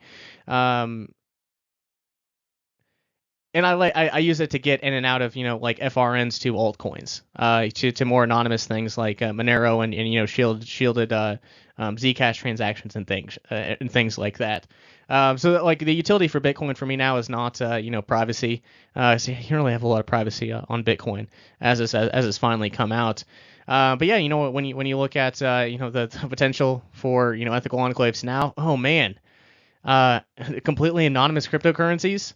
Things like the deep web, and then also things like what is it called? Open Bazaar. Oh man, I mean, wasn't that the sequel to there's Silk a Road? Huge potential. No, the sequel to Silk Road was Silk Road 2. Oh, that's right. Which I think they both got seized, but there are plenty. I mean, yeah, once the government tries to shut one of these things down, I mean, another 100 open up. Which, I mean, that's kind of an issue there too. You don't know which ones are opened up by the state to entrap people, but. Anyways, I think there's a huge potential, especially, even if it's in person or if it's, from a distance. I mean, you can use these cryptocurrencies, and there's no way in hell that they know who it's going to and who it's coming from. So I think there's a huge potential for ethical enclaves now, and I think it will be. I think Rayo had a better foresight on what technology would kind of turn into than, or develop into, rather than, or I guess contrary to Konkin. He kind of envisioned these things. It seems like he did. I mean, there were some details that were off, but he had an idea. Which is why I don't know. Maybe this had something to do with kind of his strive for mobility. Maybe he thought he kind of envisioned the technology adapting to that sort of lifestyle, and it kind of has, right? Yeah, I would say this regarding his question about the potential of ethical enclaves in the present context. I think there's three potentials. The first and most obvious is that it would be a way for people to get off the dole of the welfare state. First. Second, it would also provide a way for people who are not on the welfare state dole, but who are still very much part of the servile society, definitely in what the agorists would call the white market jobs and so forth. It would provide a way for them to get out too, wouldn't it?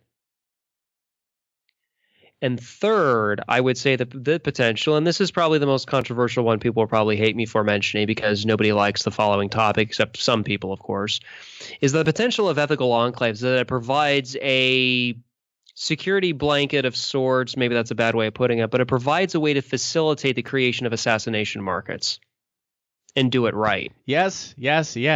Thank you. So that's something else that also I don't think a lot of people would think of when they think about black markets, is it again, Vonu creates other Vonu. I'm not saying Vonuans are going to be creating, assassination markets next week, but what I'm saying is that there will always be a market demand for certain types of human action, and all that, as opposed to others. And, for some people where that's kind of the way they're going, kind of facilitate that. Also, remind me, Shane, wasn't there some sort of, doing this off the top of my head, but that phrase or whatever by Rayo, when he was mentioning about he would help the fleeing libertarian revolutionists escape from the clutches of his agent of the state. Yeah. I mean, I put up I used it was Room for Freedom at that time. Now it's, what is it? It's not Room for Freedom. It's actually no, it's Room for Freedom now. It was a Freedom Bed and Breakfast. But I actually put up a meme because Ben Stone, when I had him on my other podcast, he kind of gave that example. Like, if someone's fleeing a state, then yeah, we could find a place for him and we can get him over the border. So, I use that quote by Rayo. He would be more than happy, or this is Rayo speaking, paraphrasing. I'd be more than happy to, harbor someone fleeing from the state, and I could probably, provide him with a better use of his time and skills. So, yeah, certainly. So yeah, the potential for ethical enclaves is at least in those three ways. Get people off the welfare state, get people out of the white market, slowly, yes, but get them out of it so that they're not, feeding the government, starve the state and all that. And the third is actually more smashing the state, which is more along the lines of the assassination markets, or at least making it even slightly possible to do that. So any which way that you kind of want to tailor, like, let's say your particular ethical enclave as opposed to Jim Bob down the street's ethical enclave and so forth, assume these would be decentralized pockets of libertarian activity and so forth. You can tailor it to, like, for example, if there was a bunch of pacifists and they only wanted to get people off the welfare state, that's perfectly fine too. You don't have to do much more than that if you're not comfortable with it. Nobody's forcing you to do anything you don't want to do anyway, as far as like these different types of activities go. But at the same time, that also means you can't like force other people from doing things that they voluntarily want to do too. Laissez-faire is not just an economic proposition. It's also, I would say it's also a social norm, or ought to be anyway. So yeah, ethical enclaves can be adapted to various purposes depending on local market demand is really what I'm getting at here. It also kind of depends upon, the only thing limiting the options is your creativity. You can always be creative. And, just as with cryptocurrencies, you can it's not hard to be more creative than the state, the primary coercer upon individuals. So, there are a lot of potentials. There certainly are. And I think, today there are even more than when Rayo kind of proposed this idea, which, man, every time we do one of these episodes and we go through kind of what Rayo had to say, it's just, he really foresaw, what was coming. He really did. Yeah, he really was a pioneer, the real kind. Oh yeah, he definitely was. So this next question, I'll turn this over to you first, and then I'll respond. I think we've already kind of answered this. What are its problems and their possible solutions? I think we've already covered that, right? Well, yeah, it's the reputation thing, it's the snitching thing, and it's the security culture thing. So, that's it. Pretty much once you can kind of get those under your hat and kind of, streamline it in some sense, and you have a really reliable second realm that defends its private property borders, bada bing, bada boom, there's your Agora, there's your ethical enclave, and it's actually functional and relatively safe for the traders to do some import-export. Oh yeah. Yeah, and I'll just defer to you. Yeah, that's exactly right. We've already covered a lot of that, anyways. But this next one, to what extent do informal ethical enclaves already exist? So starting with his time, this is pre-Konkin. Informal ethical enclaves, I would say, not with the goal that Rayo or Konkin had in mind. I'd say there was, probably, a little bit of that, but nothing substantial in the least bit. Like, like the stuff that cops wouldn't take you to jail for. They'd just say, oh, well, you need a license to, run a lemonade stand, or you need a, just paying your the person who mows your lawn under the table. I think that's probably pretty much what it's, other than, the drug dealing and such, but I don't know if that's, I don't know.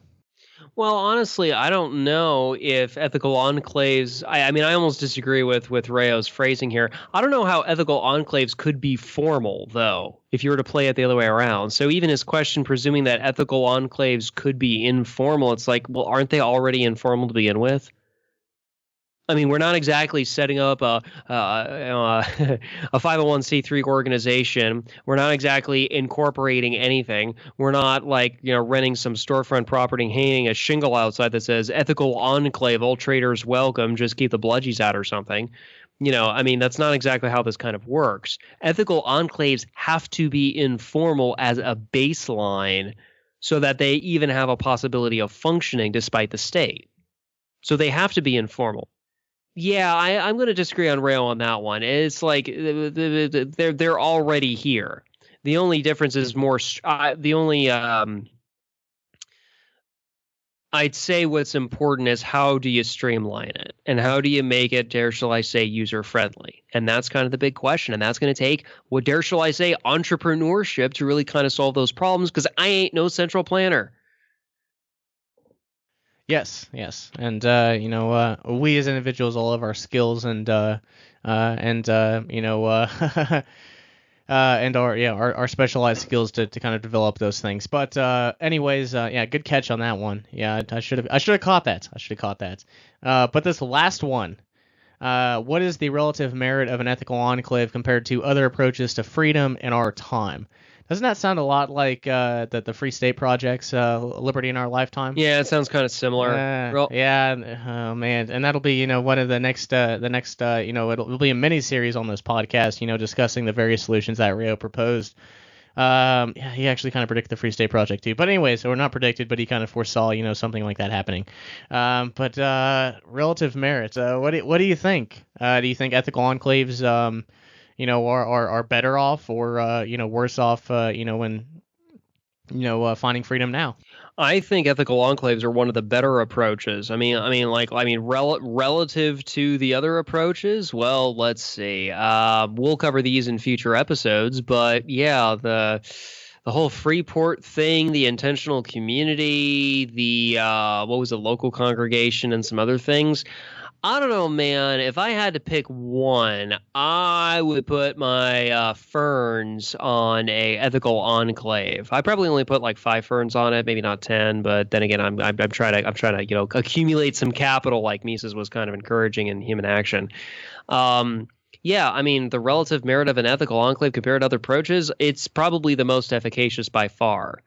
And so let me put it this way. When you've increased your mean time to harassment, your MTH enough to the point where you can have an ethical enclave, or at least you have the possibility of it, then it's actually practically doable at that point.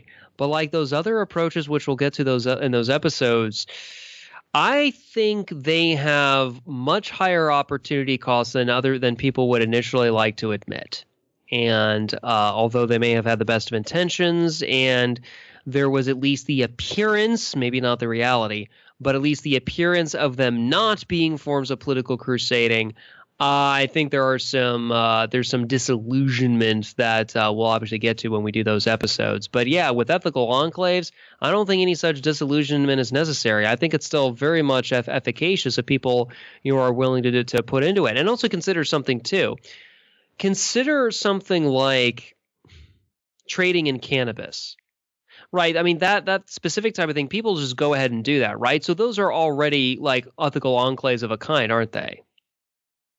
Yeah, I would say so. As long as there's, unfortunately, when it comes to black markets and, there's a profit incentive, unfortunately, some shady characters get involved there and, bad things happen, not abiding by the ethical principle of voluntarism or non-coercion, as ethical principle of non-coercion, as Ray would put it, or the NAP. So, and that is something that he mentioned has to be part of an ethical enclave. So yeah, there are definitely some pot dealers that abide by that, but it's not. I'd say it's probably more so not the exception, but probably it's like 50-50 as far as I kind of see it.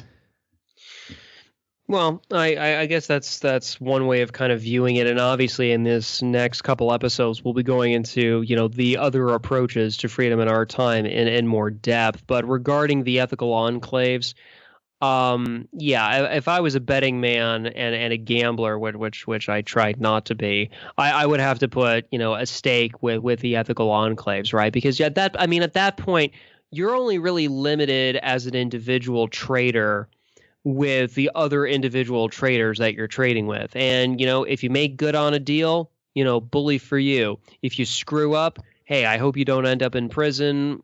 On a good day, when you screw up, you just lose money. And so it's I would say this. I think relative to the other approaches, it's probably the most individualistic by far, right? The Freeport. Oh yeah. There's the Freeport thing, the intentional community thing, and the local congregation thing. Those are just different forms of being groupie type stuff, at least to greater and lesser extents, and we'll get to those later. But regarding the ethical enclaves, I honestly think it's the most individualistic approach, to be quite frank. Oh yeah. Oh no. I certainly agree. I certainly agree. And you know, as Rayo kind of put out, I mean, this is just one option, you know, for the action that you take to you know, pursue Vonu. It's just an option. So if you come across, you know, a situation and you have a skill and someone else needs if you're going to exchange skills or something, I mean, yeah, Ethical Enclave, I mean, it's just an option. It's just an option, and I think that's what kind of separates it from Agorism. So it doesn't have to be, you don't have to have a lifestyle of, you know, practicing in the Ethical Enclaves. So I think as far as what Rayo laid out, yeah, I think that's I think it's certainly, you know, more feasible than some of these other things. Yeah, next week we'll get into some case studies in this as far as like the free isles. It takes a lot of stuff. I'll just kind of leave it at that. Just leave it vague for now. It takes a lot of stuff to get those things in motion. Whereas Ethical Enclaves, I mean, you go to get your tires rotated and your oil changed, and you may pay him in silver or gold or Bitcoin or something, and he may not pay taxes on it, and you guys will, you know, and he may not he might give you a 15-20% discount for paying in that. I mean, there's just. It seems a lot more realistic than those other things, right? So yeah, freedom in our time, you know, and he did put that, Ray did put that in you know, quotation marks, you know, but you know, I'm not so concerned about freedom in, you know, in our time. I'm more concerned about, you know, freedom in my time, because that's you know, a lot more feasible than you know, these all of these, you know, elaborate schemes. You know, to find freedom, you know, as a group of people. So yeah, I think that's fair enough. And again, we'll get to those in more detail in upcoming episodes. All right, and that's all for this episode of the Vonu podcast. So to kind of summarize real quick, in this part 1 we covered what Rayo had to say. We compared and contrasted Vonu with Agorism. We did a little bit of relevant philosophizing, touched briefly upon why security culture is important for both Agoris and Ethical Enclave traders, and just wrapped up our attempts at answering those questions posited by Rayo.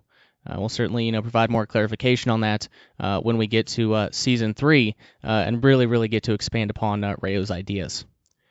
In next week's Part 2, we will cover a page on Kyle's website called Tax Ban or Regulate. Reason being, it illustrates just really nicely just how many opportunities there are in the black and gray markets. We'll close out with an overall conclusion, as well as some important things to take away as we get deeper into this current season, the practice of Vonu.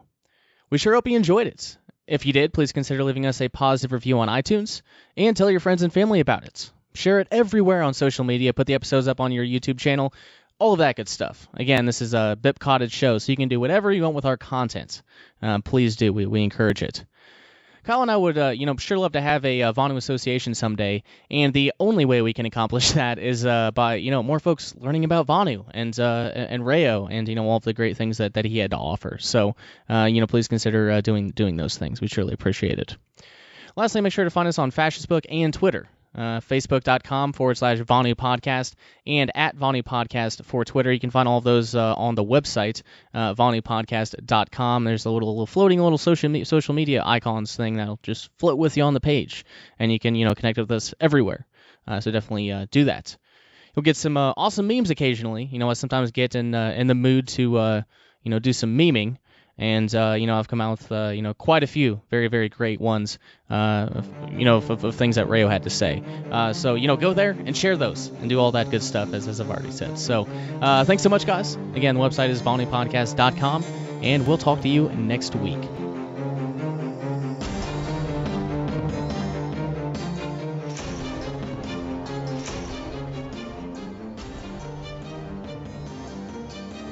You're listening to the PAZNIA Radio Network.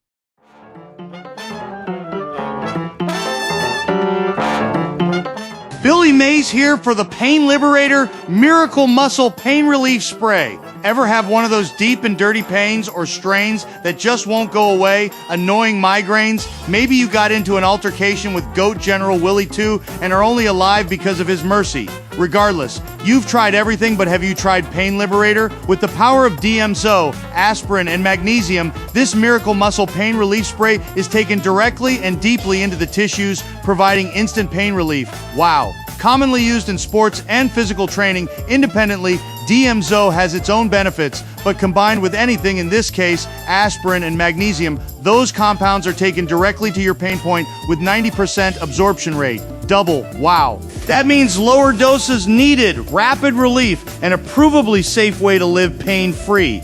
Just visit libertyunderattack.com/pain to place your order today. Again, libertyunderattack.com/pain.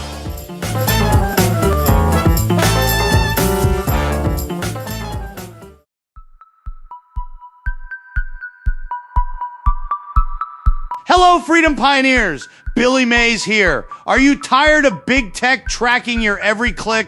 Are you sick of algorithms deciding what you see? Are you bored of Netflix subscriptions that cost a kidney and Spotify ads that last longer than the song? I know you are, because I'm fucking bored just thinking about it.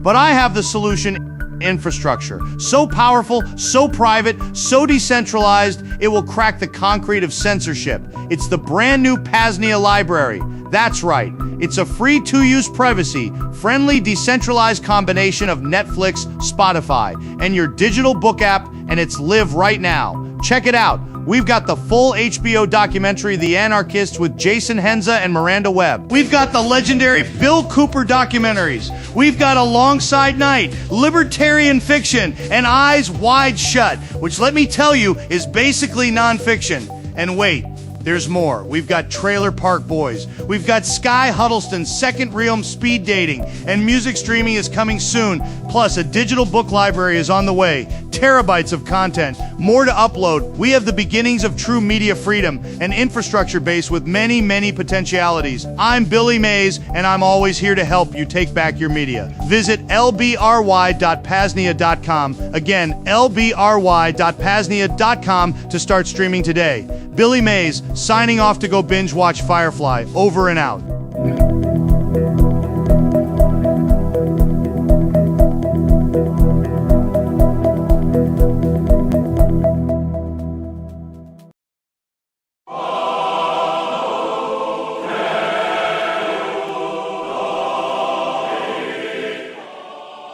Billy Mays here with the PAZNIA Department of Tourism announcement.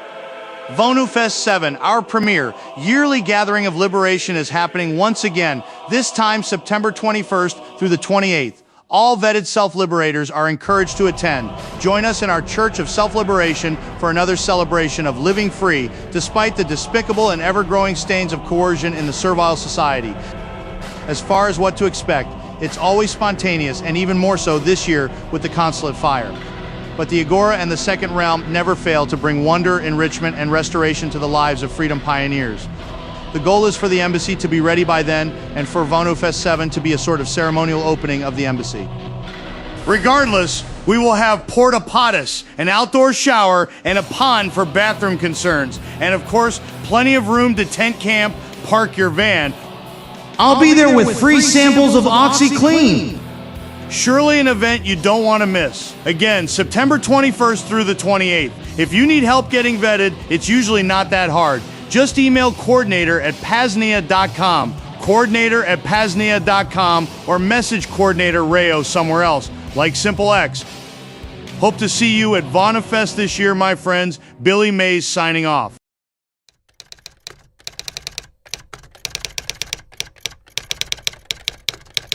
Subject: a message from the other side of the pasture. I'm gay for Billy Mays. From General Woolley II, Supreme Commander of the PAZNIA Militia.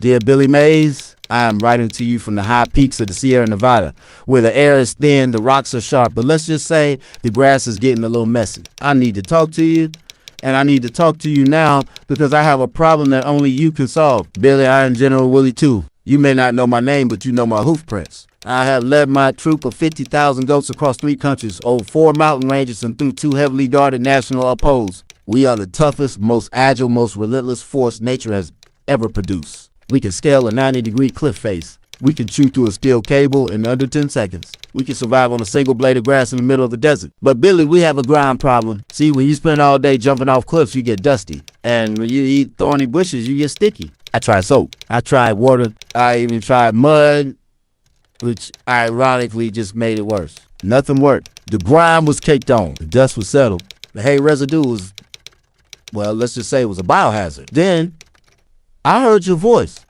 Hello, Billy Mays here for the best cleaning products on the market. Look no further.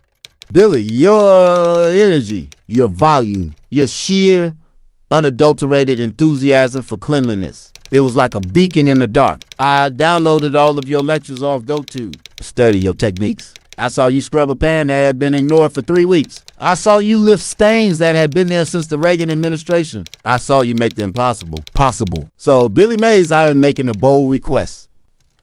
I need your help. I need your products. But more than that, I need your spirit. Need that. Hi, I'm Billy Mays, energy to pump through my veins. I need to feel that clean, crisp, powerful surge of confidence that comes from knowing that no stain is too tough, no dirt is too deep, and no goat is too stubborn. In a sentence, I need your love, comfort, and warmth. Please, Billy, send me your best. Send me OxyClean. Send me Fast Orange. Send me a piece of hair and a semen sample. Send me everything you have.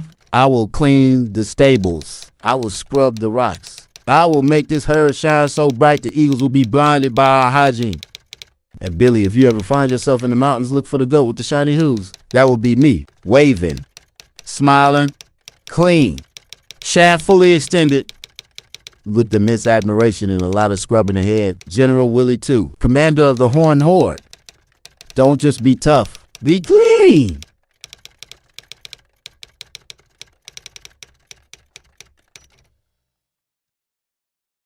Good day, fellow freedom pioneers.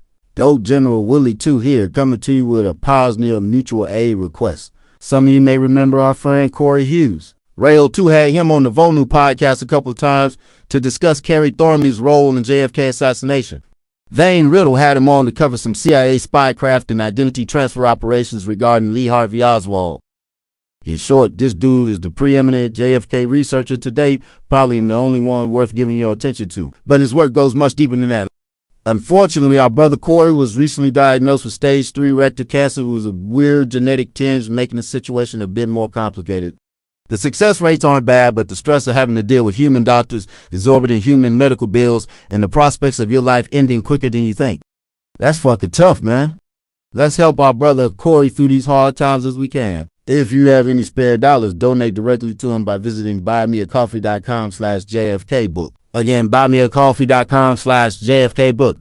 If you want to donate Monero or Bitcoin, visit PAZNIA.com/Corey to be taken to the crypto crowdfunding platform Rail 2 setup. The PAZNIA Radio Network has already made a small donation. Please consider doing the same.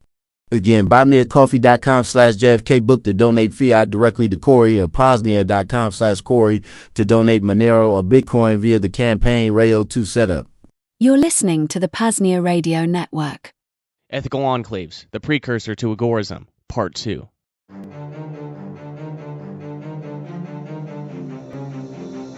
Financial independence, country shopping, van nomadism, security culture, ethical enclaves, crypto anarchy, legal interstices, survivalism.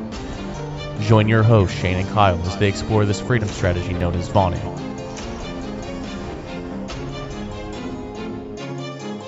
You're listening to the Vonu Podcast. All right, and welcome to the Vonu Podcast, the podcast making you invulnerable to coercion. I'm your host, Shane, here to deliver a brief introduction to this episode, and then I'll turn you over to Kyle and I's conversation. But first, since governments are the primary coercers upon individuals, the Vonu Podcast is covered by a BIPCOT no government license. Reuse and modification is permitted to anyone except for governments and the agents thereof. You can learn more at bipcot.org. So what this means is that if you want to, repost TVP episodes on your YouTube channel, you want to run them on, pirate radio or anything like that, feel free. Do anything you possibly want to with this content, unless you're an agent of the state, unless you're a bludgy. So there you have that. This episode is titled Ethical Enclaves, the Precursor to Agorism, Part 2, and the show notes can be found at vonupodcast.com/15-2. First off, if you haven't listened to Part 1, do that first. vonupodcast.com/15. That episode contains the crux of the discussion on ethical enclaves.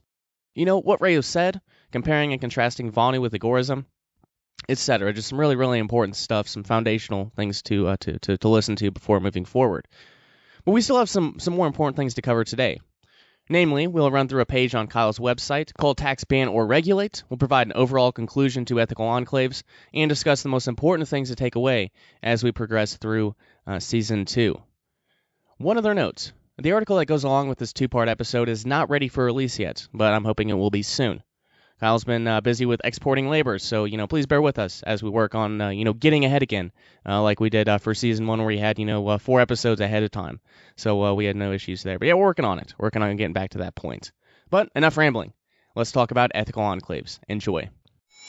All right, so I think we've, sufficiently, answered Rayo's questions as much as we can without, getting into Season 3 already. So, anyways, there was something else that we wanted to kind of discuss, and I think it's going to be particularly relevant to, discussion on, ethical enclaves and black and gray market trading and things of that nature. And you actually have a website, or you have a page on your website. It's right there on the main tab, thelastbastille.com. Bastille is spelled Bastille. It's Tax Ban or Regulate. So I guess first off, well, just tell us a bit about the page and the intention for it. Well, basically, I guess you could say in a sense, it's the libertarian game show that hasn't yet been put on TV, right? Tax ban or regulate. I can see it now, right? I have a little spinny wheel or whatever. Anywho, the idea behind this page, all joking aside, was to basically make a point about victimless crimes, and was to kind of show that as bad as the federal government is, the federal government ain't the only American government that does the whole victimless crime routine. And so the idea was to basically document and list basically different forms of victimless crimes that are basically prosecuted by these different American governments. So in accordance, and so as mentioned on the page, in accordance with the legal maxims of nulla poena sine lege, no penalty without a law, and ignorantia juris non excusat, ignorance of the law is no excuse, I present for your enlightenment the politically binding legal codes for where I happen to live, arranged in order by jurisdiction.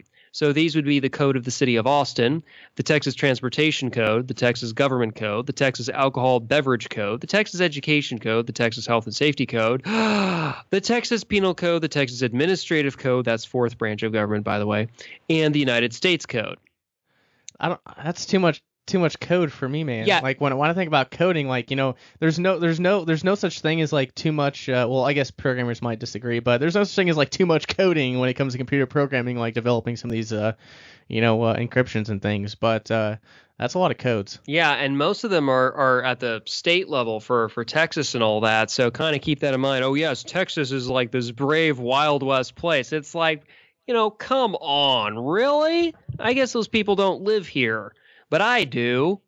So on that note, just as a little tangent. So if you're going to strategically relocate, if you could, would you get out of Texas?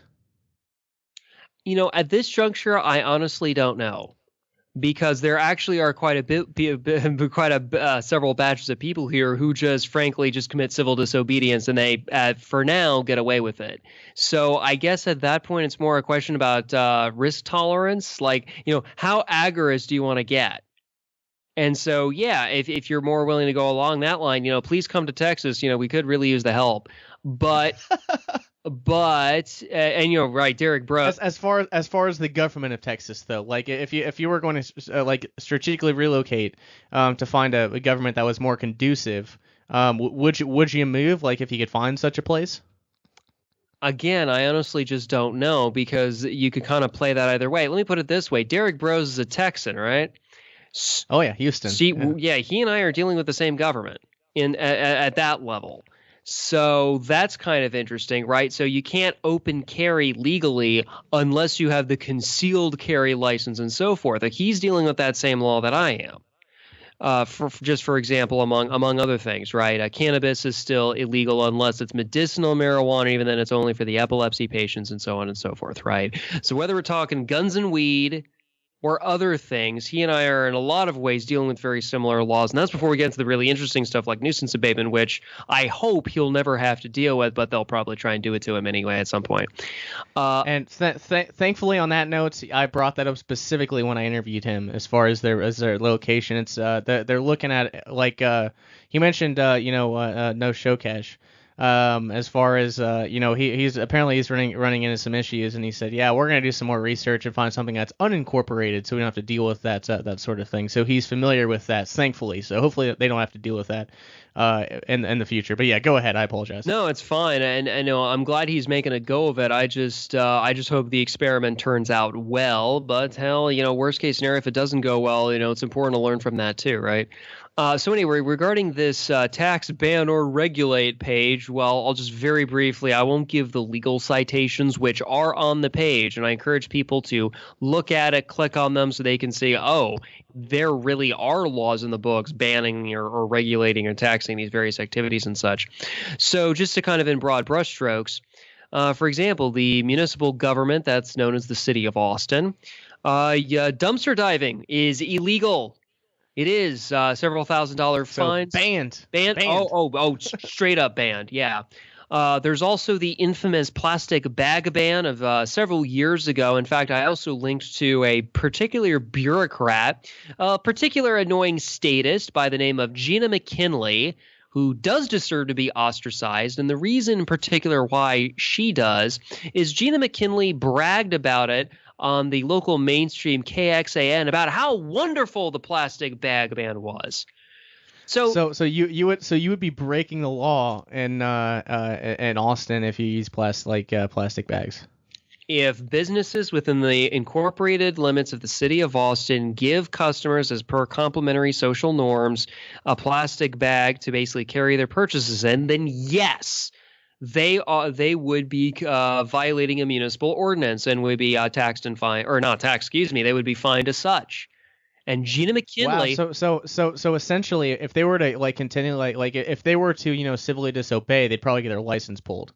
That's one approach. But wow. But yeah, Gina. Well, there's a reason why eco-fascism is a big deal here in Austin, and so yeah, Gina McKinley was the little statist bureaucrat who bragged about it on local KXAN about how wonderful the plastic bag ban was, and we're going to save the environment and all this kind of jazz. And yeah, so you can thank her and the others on the Austin City Council who pushed and made that plastic bag ban happen, because without government, how would we plastic be incorporated into the environmental scheme of whatever the heck? So that's kind of what it is. That's the eco-fascism at play here, and that's just one form of that. But that was a particularly heinous one that the local government here did. Continuing on, let's see, selling lemonade without a license. Nope, that wasn't just in random places in Pennsylvania. That's right here in Austin. You can't do it, kids. So there's that. That's interesting. So when kids open up lemonade stands, their parents, maybe ignorant to a juris non excusat, they may not know that it's illegal. Sending their kids out there to practice in the counter economy. I like it. Yeah, and worse for the more constitutionalist patriot types. That's Texas Administrative Code section 229.162. So yeah, dealing with the fourth branch as far as the lemonade stands go, because they actually technically license it. And such. And so, yeah, good luck selling lemonade in Texas, or at least in Austin, without a license. So that's can you imagine? Can you imagine hey, mommy, I want to open up a lemonade stand. Okay, Johnny, let's go on down to the city of Austin. We'll get your permit, and then you can open up your lemonade stand. See, this is how government works. It's just so great, isn't it? It's well, Mommy, why do we have to pay for this? I just want to sell lemonade. It just seems just so wrong in so many ways. Well, hey, that same kid's already being run through the grinding mill of hopefully not. Hopefully he's just a little entrepreneur, unschooled entrepreneur. But if he was an unschooled entrepreneur, they probably wouldn't do that. But anyways.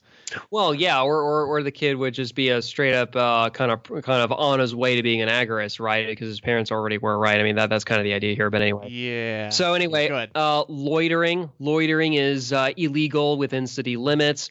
Oh, and then there was the infamous no camping ordinance, which was actually incredibly discriminatory to the homeless population here. So kind of like how Portland, Oregon has a notorious homeless problem, in the sense of just a lot of people just live on the streets quite literally. Austin's the same way, but in many ways almost worse than the Portland government did. What the Austin government did was that they just said straight up, you cannot be homeless. It is illegal to essentially be homeless within the limits of the city of Austin. You know, you can't sleep on a park bench. You can't sleep under an overpass. It's literally illegal. They said so. That's what the whole no camping ordinance is. Wow. It is a crime to be homeless in Austin. That's how bad it's gotten here. Continuing on. Smoking tobacco cigarettes in public. Well, technically what the law says is, you know, within, 25, 35 feet of a building or whatever. But then that's pretty standard. Yeah, that's same here in the communist state of Illinois. Yeah, but then the city of Austin was like, yeah, let's go stricter. Let's just say you can't smoke anyway. But of course, people smoke cigarettes within the limits of the city of Austin every day. I should know because at work there's like a separate area that's far away enough from the building where people can just go and smoke for their 15-minute breaks, which are paid, by the way. So yeah, I guess there's that. Panhandling. So remember those homeless people who can't sleep outside because it's illegal? Well, the act of panhandling is illegal too, and it happens all the damn time.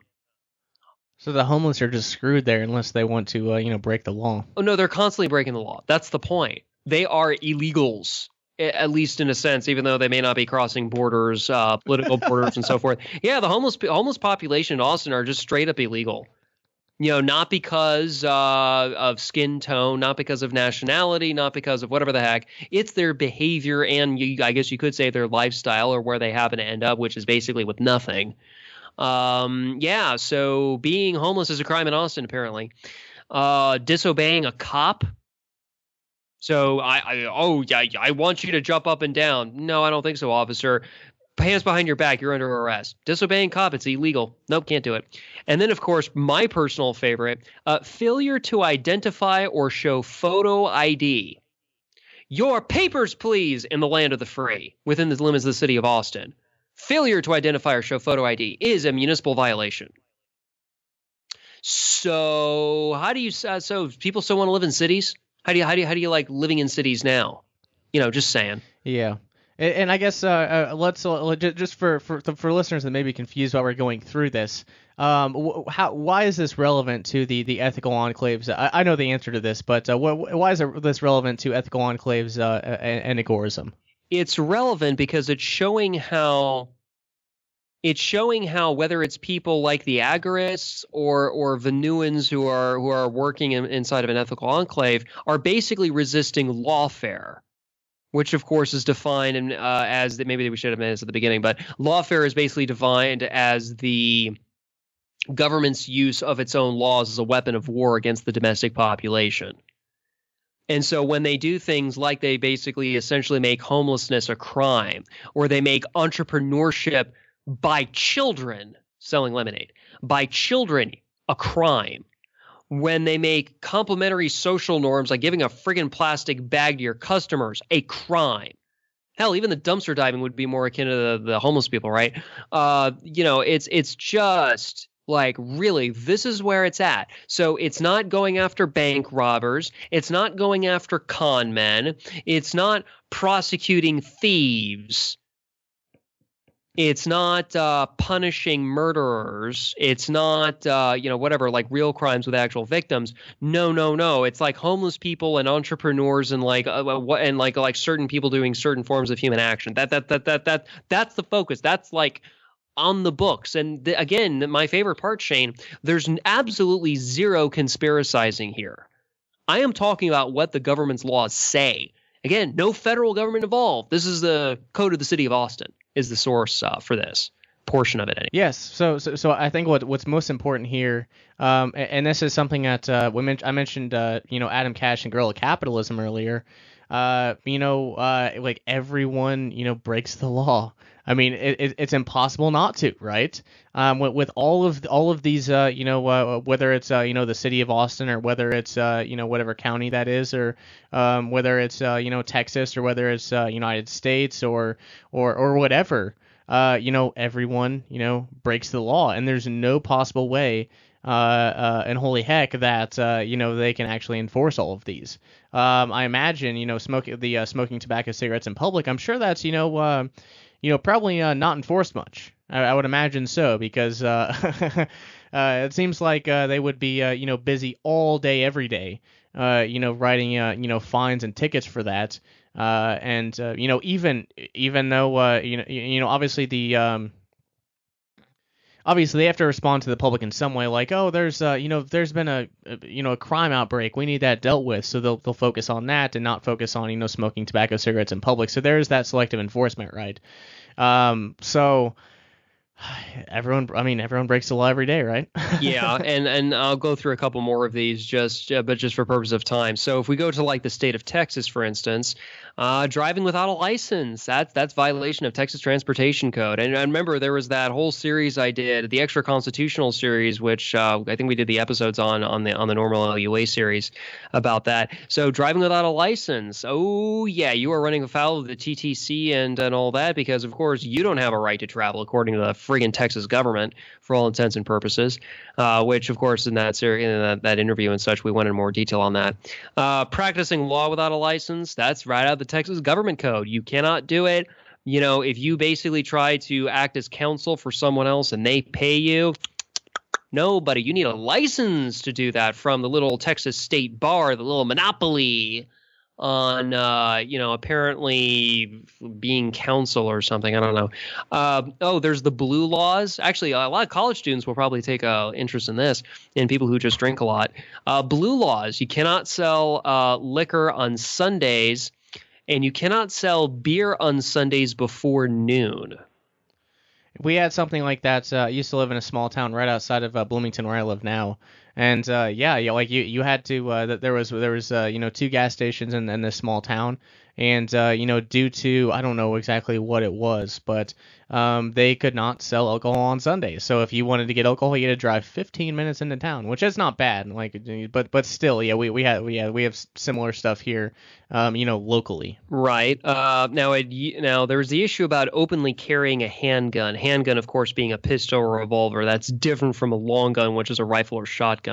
So openly carrying a handgun, it used to be banned. Now it's regulated in the sense that it's licensed. So the law did change due to lots of grassroots lobbying and everything involved with that form of political crusading, where essentially now that as long as you have a concealed carry license, you can now openly carry a handgun in Texas. That's what the current law is. So the law did change on that. So we're from banned to regulated and taxed. Hey, it sounds a lot like cannabis in Colorado, right? So if you think about it, again, guns and weed, one more time. The gun situation in Texas has gone from banned to regulated and taxed, like you just said, very much like how in Colorado, cannabis used to be banned, now it's gone to tax and regulated.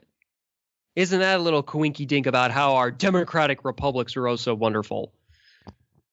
Okay. I'm looking at this list here. Skip forward to the obscenity one and sex toys. Please do. Oh, skip forward?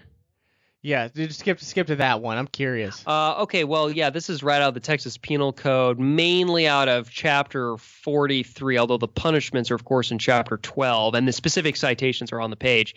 Okay, basically the issue here was a couple different things. I'll mention one just in passing for purposes of time.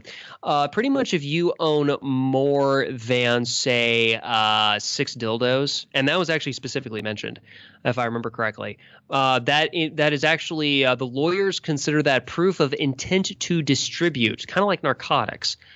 Proof of intent to distribute, therefore you're a bad person, therefore you need to be, I think it was a misdemeanor if I remember correctly, or something to that effect. Wow. Yeah, so let's say, like, I guess maybe comparing in some way, like if I have 6 microphones because I have all 6 versions of the Audio Technica.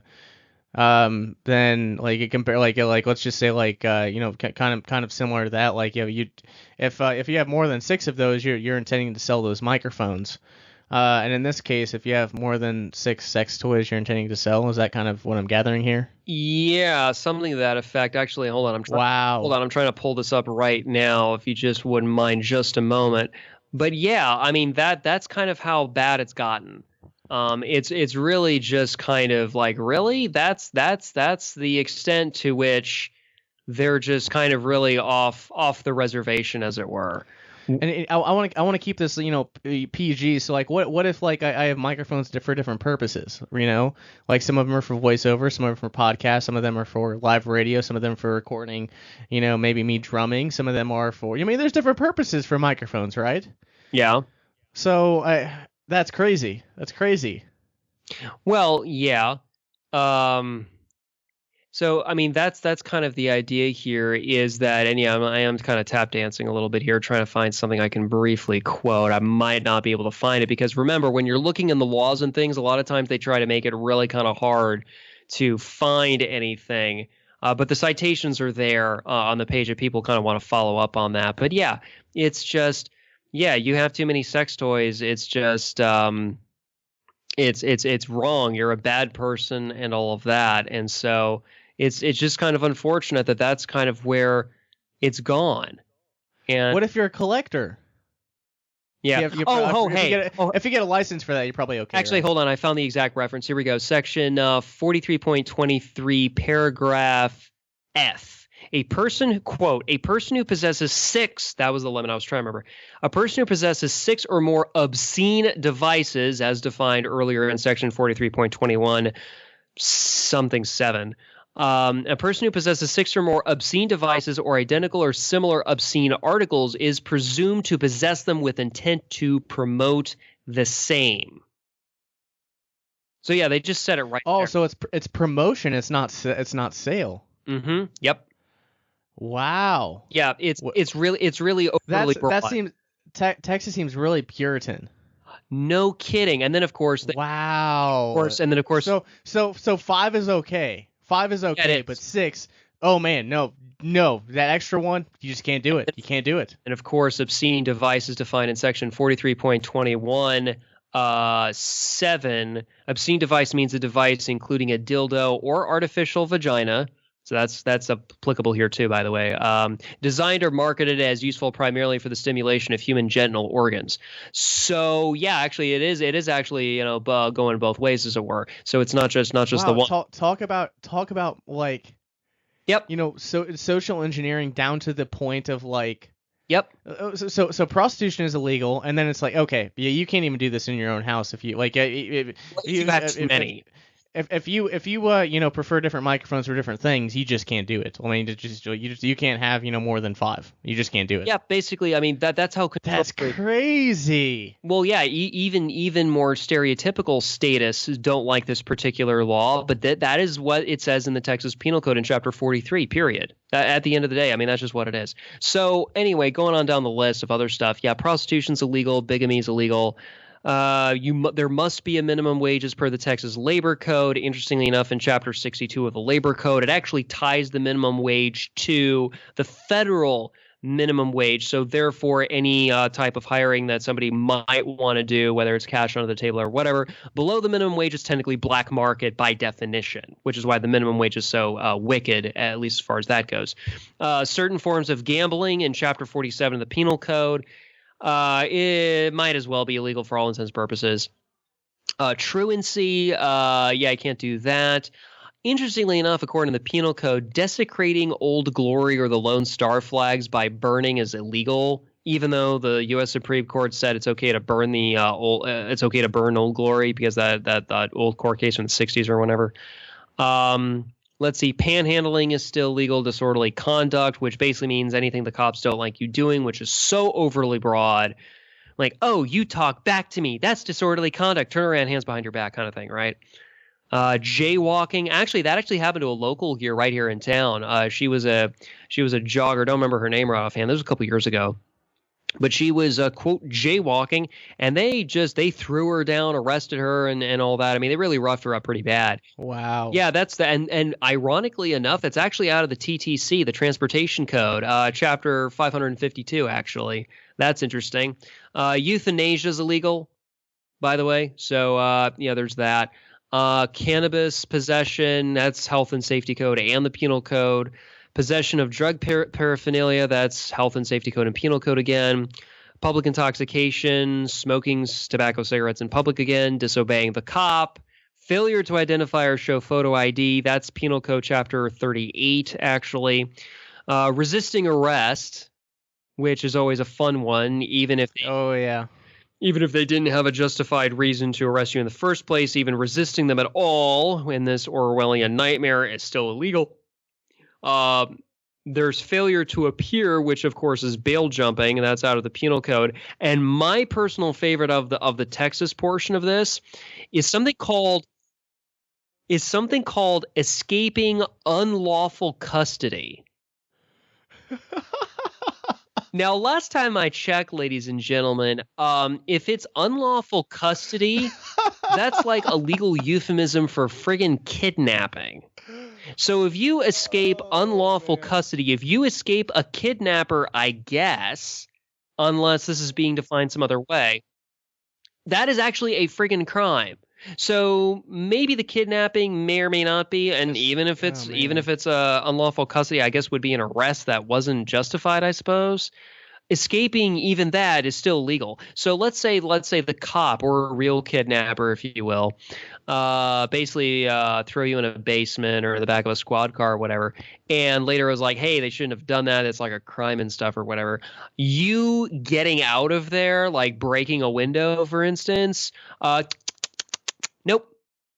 Chapter 38 says you can't do it, and the punishments are provided in Chapter 12 of the Penal Code. So that's Texas for you, the great wild Texas with the cowboys and the guns. Yeah, I just read you a list of stuff.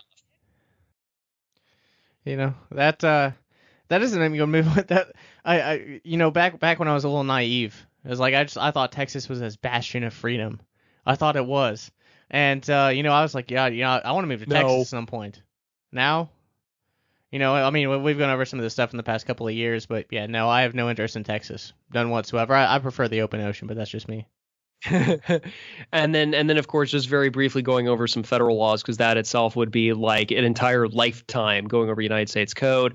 Obviously, tax evasion, willful failure to file, not paying the individual mandate tax, Obamacare, and all that. These would be the first two, tax evasion and willful failure to file, might correlate very nicely with ethical enclaves and Agorism. So, right. Those two are probably pretty crucial. Right, and not paying the individual mandate tax is tightly tied to the federal income tax. Obviously, the minimum wage, obviously, as was mentioned, Texas Labor Code ties it to the federal minimum wage and all that.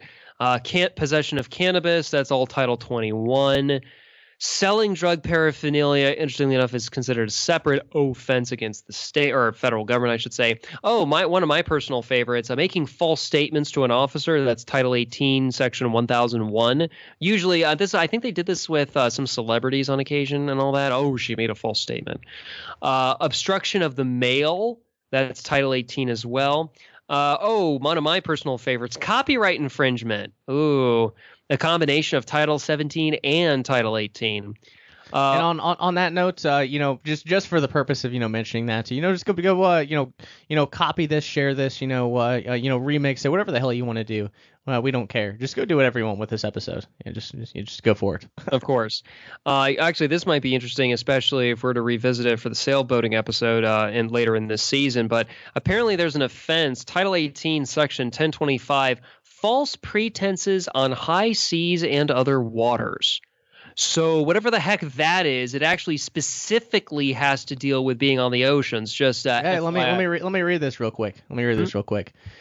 Quote, whoever upon any waters or vessel within the special maritime and territorial jurisdiction of the United States by any fraud or false pretense obtains from any person anything of value or procures the execution and delivery of any instrument of writing or conveyance of real or personal property personal property, or the signature of any person as maker, endorser, or guarantor to or upon any bond, bill, receipt, promissory note, draft, or check, or any other evidence of indebtedness, or fraudulently sells, barters. Okay, this looks more. More similar to. Yeah, that's not relevant to what we're gonna be talking about. Open ocean sort of stuff. Yeah. Well, So. again, notice the jurisdictional limitation right at the beginning there, the territorial waters of the United States and all that. 12 miles. 12 miles. Right. So if you're within those 12 miles, then that's kind of where things get interesting, right? But if you're outside of that, then yeah, the rules change, don't they? In the sense that there aren't any. Anywho. What rules? Yeah, exactly. Then of course there's civil asset forfeiture, and I got all the citations for that. And then finally, we have interstate transportation of firearms because nobody has personal property rights anymore, according to the federal government. And then, of course, probably the coup de grace is the conspiracy to commit any offense against the United States, which, of course, is cited at 18 U.S.C. Section 371. So, those were different governments. I would have included the laws on the county government, but I honestly can't. I've been actually trying intermittently to get access to the county ordinances, but they won't let me. So that's kind of interesting. That's a little bit of a side note. So the point of going over all these, just for people to kind of comprehend this, is kind of showing there is more than a market demand for an ethical enclave in any of these activities and more. If somebody could figure out how to basically profitably, make a profit at trying to basically circumvent any of this stuff. Oh yeah. I mean, you could sell non FCC regulated microphones. You can probably. Obviously I'm not. Keeping this PG. Going back to the microphones here. I mean, there's a lot of stuff you could do, as far as ethical enclaves go. There's just the absurdity of the laws, and just again reiterating the fact that legality does not equal morality. For example, jaywalking. Is there anything immoral about that? No, of course not. No, there's no victim. You can't claim the road as a victim. You can't claim the lines where you're supposed to cross at the crosswalk. You can claim that you can't claim that they're a victim. 100% of this stuff. I mean, there's no victim. There's no victim, and the state cannot, there has to be an actual, identifiable person. Obviously, for there to be a victim in a crime. So yeah, this is obviously just a bunch of nonsense. So if you didn't already, think before that, or if you didn't already feel before that, when you break laws, you feel great about it. Unjust laws. You just feel fantastic about it. If you didn't already feel that way, I mean, I don't know. Well, yeah, I mean, this should just show you the complete absurdity, and just the micro, like it's not even micro, it's even worse than micromanaging, right? It's just like every aspect of your life is regulated by some sort of law, and therefore, in order to find freedom, in order to be a Vonuan, I mean, there's going to be some of these things that you're gonna have to violate, and beyond that, I mean, you should feel good about it. You really should. Right, and also, for those folks, so this was referenced earlier. I'll mention it here again. The legal interstices episode from season 1, right? The legal interstices can help you in some circumstances, depending on what it is and all that. But again, like Rayo said. The problem with relying upon legal interstices is that laws and their interpretations of it often change.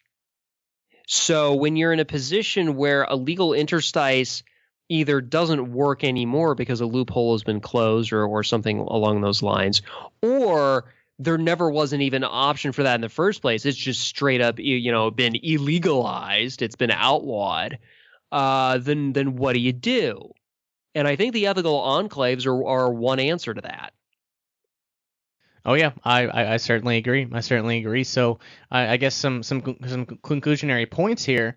Again, to reiterate this, I mean, ethical enclaves are simply an option that Vonuans can take up if a circumstance arises where you could trade them a barrel of storable food for I don't know a really nice tent or whatever it is. or if as we've kind of found out, Rayo liked smoking weed. If he decided trade some of his storable foods for some marijuana, that'd be operating in the ethical enclaves. I mean, it's just an option that anyone can take up. Whereas again with Agorism, as Conkin said, well, I guess it's Yoda, partially, but do or do not, there is no try. That's Agorism. You've got to do it. You've got to do it. You've got to trade in these in the black and gray markets to be an Agorist. Whereas ethical enclaves are just simply an option. And then also too, I mean, Vonuans are fine with coexisting with the state. It's not a revolutionary idea. It's finding freedom now, without asking for permission and without getting thousands upon thousands of colleagues in the counter economy. Just like the Agorists, who were with the Conkin's goal of being choking the state. So I guess that's mostly all I have, Kyle. But I'll turn it over to you, man. Yeah, I would just say, I think people really should consider not having such a nasty attitude towards black market entrepreneurs just more generally. I think that the mainstream media has really, as effectively, they might as well be state-run media, considering, they're investors and such, topic for another time, that essentially they have a direct financial interest and also, sensationalism and all that in demonizing anybody who makes their living off of the black market. Now, that being said, there's also the gray market, which is very interesting because it's a fact of life. People do survive off of the gray market and so forth, but it's not really demonized anywhere near the extent that black markets are. And I find that rather interesting that there would be people who would basically say that, gray markets can be kind of like whatever, right? But then, the black markets is like this incredibly different thing. And it's like, no, actually, gray and black markets are more similar than not, because they're not playing by the little 3x5 card of the white market little box where everything is taxed and regulated and such. So at the end of the day, I would say this, Shane. If people want their freedom and they're willing to take on a certain amount of risk and not force others to take on levels of risk that they are not comfortable with, then ethical enclaves really are one answer to the question of what do you do with these unjust laws, these forms of lawfare that are being waged against, individuals? How do you deal with it? Some people do the interstice route, and this is another route that I guess would be a parallel one to go by. Yes. So again, Vonu is yours for the making. It is yours for the making. So if you want to go the legal interstices route, just take Rayo's, warnings into consideration. Don't rely upon them, but utilize them if they'll assist you. If you're more inclined to risk, ethical enclaves may definitely be an option for you. And there are, with each new law arises a new possibility for profit, or each new regulation or whatever. So there's an endless possibility for folks, for ethical enclave entrepreneurs, or synonymously, Agorists. And Kyle, just one other point here. If this episode didn't just show the fact that ethical enclave entrepreneurs and Agorists aren't pretty much exactly the same thing. Yeah. Then I don't know what else we can really say. Right. And just to finish out here, there's two brief quotes I would like to read that I think kind of end this on a bang. So Claire Wolfe has written before that, quote, "You can be convicted of violating laws that don't exist, as plenty of tax criminals have been. Ask the IRS for copies of the laws you're allegedly breaking, and they'll respond with legalistic gobbledygook. I have a friend who once testified as an expert witness in a tax case. Her expertise? Grammar. On the stand, she diagrammed a mega monster sentence from the tax code and proved the alleged regulation couldn't be obeyed because it literally had no meaning in the English language. Still, people get arrested for disobeying it. Bottom line, you're no longer a law-abiding citizen. There are simply too many laws to abide. And it doesn't matter whether they call them laws, rules, regulations, or something else altogether. You break them altogether. So with laws like these, who even wants to be a law-abiding citizen? And then finally, even Rayo himself, in a different article, said the following, and I think this is relevant to ethical enclaves. Liberty depends on laws and their interpretations, and so is easily destroyed. Laws and their interpretations often change. Big Brother already has 60 million laws and regulations or so. If all laws were consistently enforced, almost every man, woman, and child would be in prison for one or more violations. But Big Brother can only extort so much taxes to hire bludge and build spy devices. And taxes are already to or beyond the point of diminishing returns. Each additional rule to be enforced means existing rules get enforced less.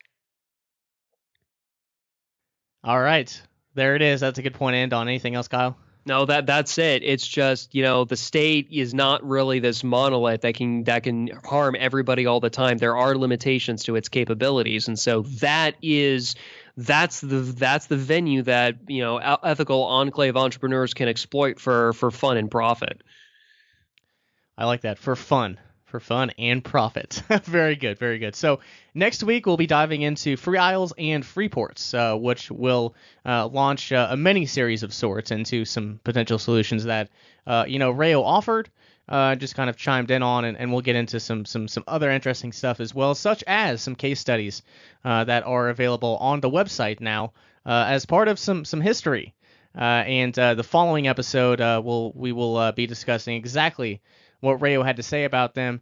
And believe it or not, the Free Isles Project, we mentioned this in TVP episode 1.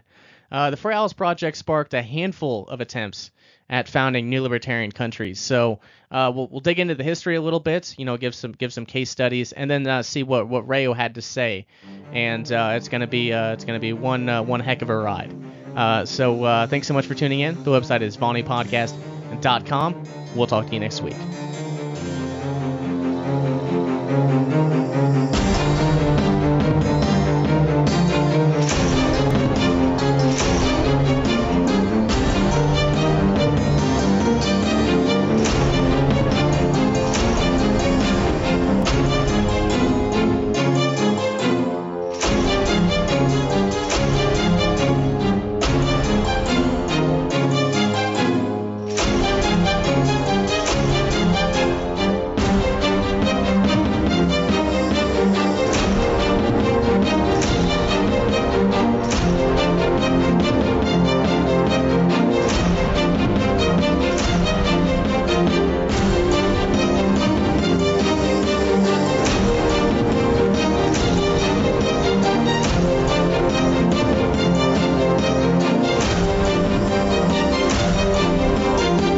You're listening to the PAZNIA Radio Network.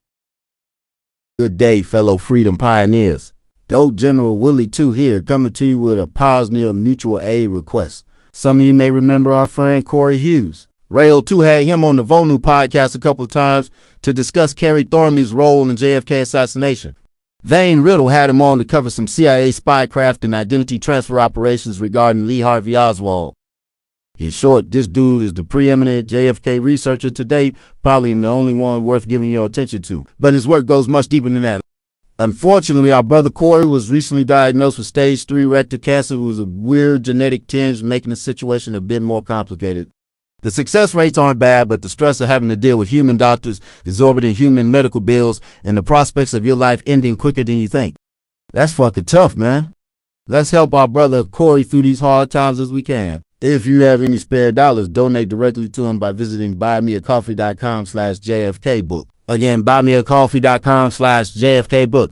If you want to donate Monero or Bitcoin, visit PAZNIA.com/Corey to be taken to the crypto crowdfunding platform Rayo 2 setup. The PAZNIA Radio Network has already made a small donation. Please consider doing the same. Again, buymeacoffee.com/JFKbook to donate fiat directly to Corey, or PAZNIA.com/Corey to donate Monero or Bitcoin via the campaign Rayo 2 setup.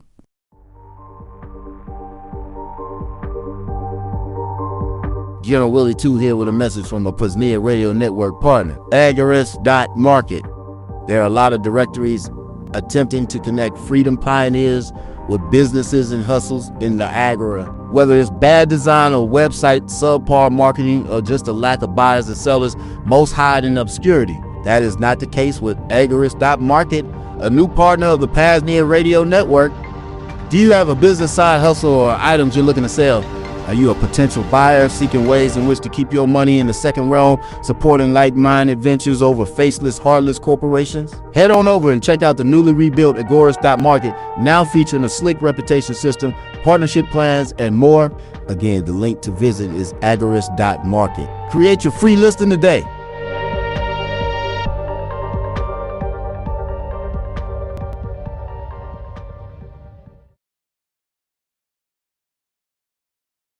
Blending in the Art of the Gray Man, originally published at the Last Bastille blog on January 13th of 2016, read to you by the author.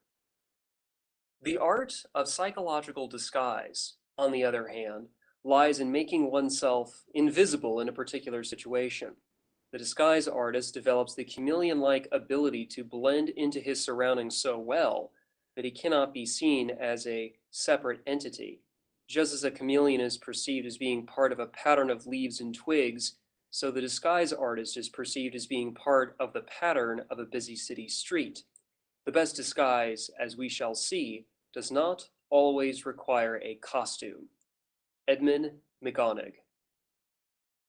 Given the fact that American dissidents are unjustly profiled by the government, it stands to reason that direct action must be taken to stymie the creation of political prisoners. Whether these injustices are due to malice or stupidity, the fact of the matter is that the answer to security theater is security culture, and the foundational basis for security culture is the practice of being a gray man. A gray man is defined as a man, quote, a man who can blend into any scene or situation without standing out, hiding his skills and qualities, end quote. Self-evidently, acting as a gray man naturally includes women, although to be sure, there are noticeable differences when it comes to physical appearances, especially fashion. The following description of the gray man was posted on the Western Rifle Shooters Association's blog. Quote, "The gray man is totally aware of his environs, his own capabilities or lack thereof, his weaponry, and his levels of competence with that weaponry. The gray man never draws attention to himself by word, dress, action, or mannerism. The gray man is a private man. The gray man goes far out of his way never to offend anyone, imitating the duck, which appears calm on the surface on his pond, whilst paddling like hell under the surface." End quote. This imagery of what could arguably be the gray duck is quite a useful analogy in teaching others about this unique practice. Pat Henry has written that he thought the gray man was originally developed as a conceptual tool for concealed carry practitioners, despite the fact that getting a license or permit for carrying concealed actually violates information security, InfoSec, because such government lists also operate as a de facto registry of these gun owners, but I digress. The result has been the development of a method for practicing an evasive skill set. The characteristics of the gray man are fundamental towards understanding how to pick it up and use it, just like any other tool. These four elements are, number one, appearance, number two, behavior, number three, situational awareness, and number four, everyday carry.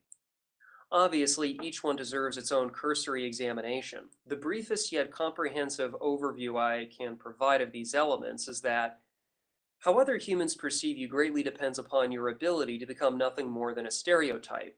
In this sense, the gray man runs counter to any notion of individuality. However, the goal of the gray man is not to make friends or seek personal authenticity, but rather to lower the existential risk of being targeted by the state and other assorted criminals. Adversaries who perceive you as a soft target, due chiefly to your appearance, suggest you committed a mistake somewhere. Wearing clothing with logos is, generally speaking, a no-no. For example, decorative t-shirts worn by sheepdogs and 3%ers, such as the infamous tap-out shirts, serve as little more than target identifiers. Tattoos are much like the bumper stickers on your car in that the temptation of vanity directly interferes with going gray. Suffice it to say, Neglecting the tips presented by John Sample with regards to making fashion choices is to invite failure to blend into the cultural environment. Distinguishing the line between appearance and behavior is not as sharp and defined as you would initially assume.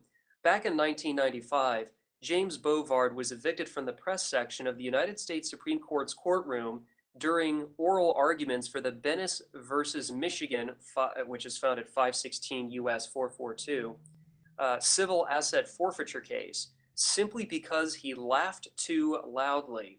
Although the official reason was that he was inadvertently violating the dress code. Whether it be due to appearance or behavior or both, Bovard's experience is invaluable for demonstrating that when you go visit the government, discretion really is the better part of valor. Undoubtedly, behavior is more significant to being a gray man than appearance. Quick movements naturally draws the attention of the eye, so even if you feel indescribable pressure to walk quicker, try hard not to. This may sound rather counterintuitive, but if you truly want to be the gray man, then slower is better.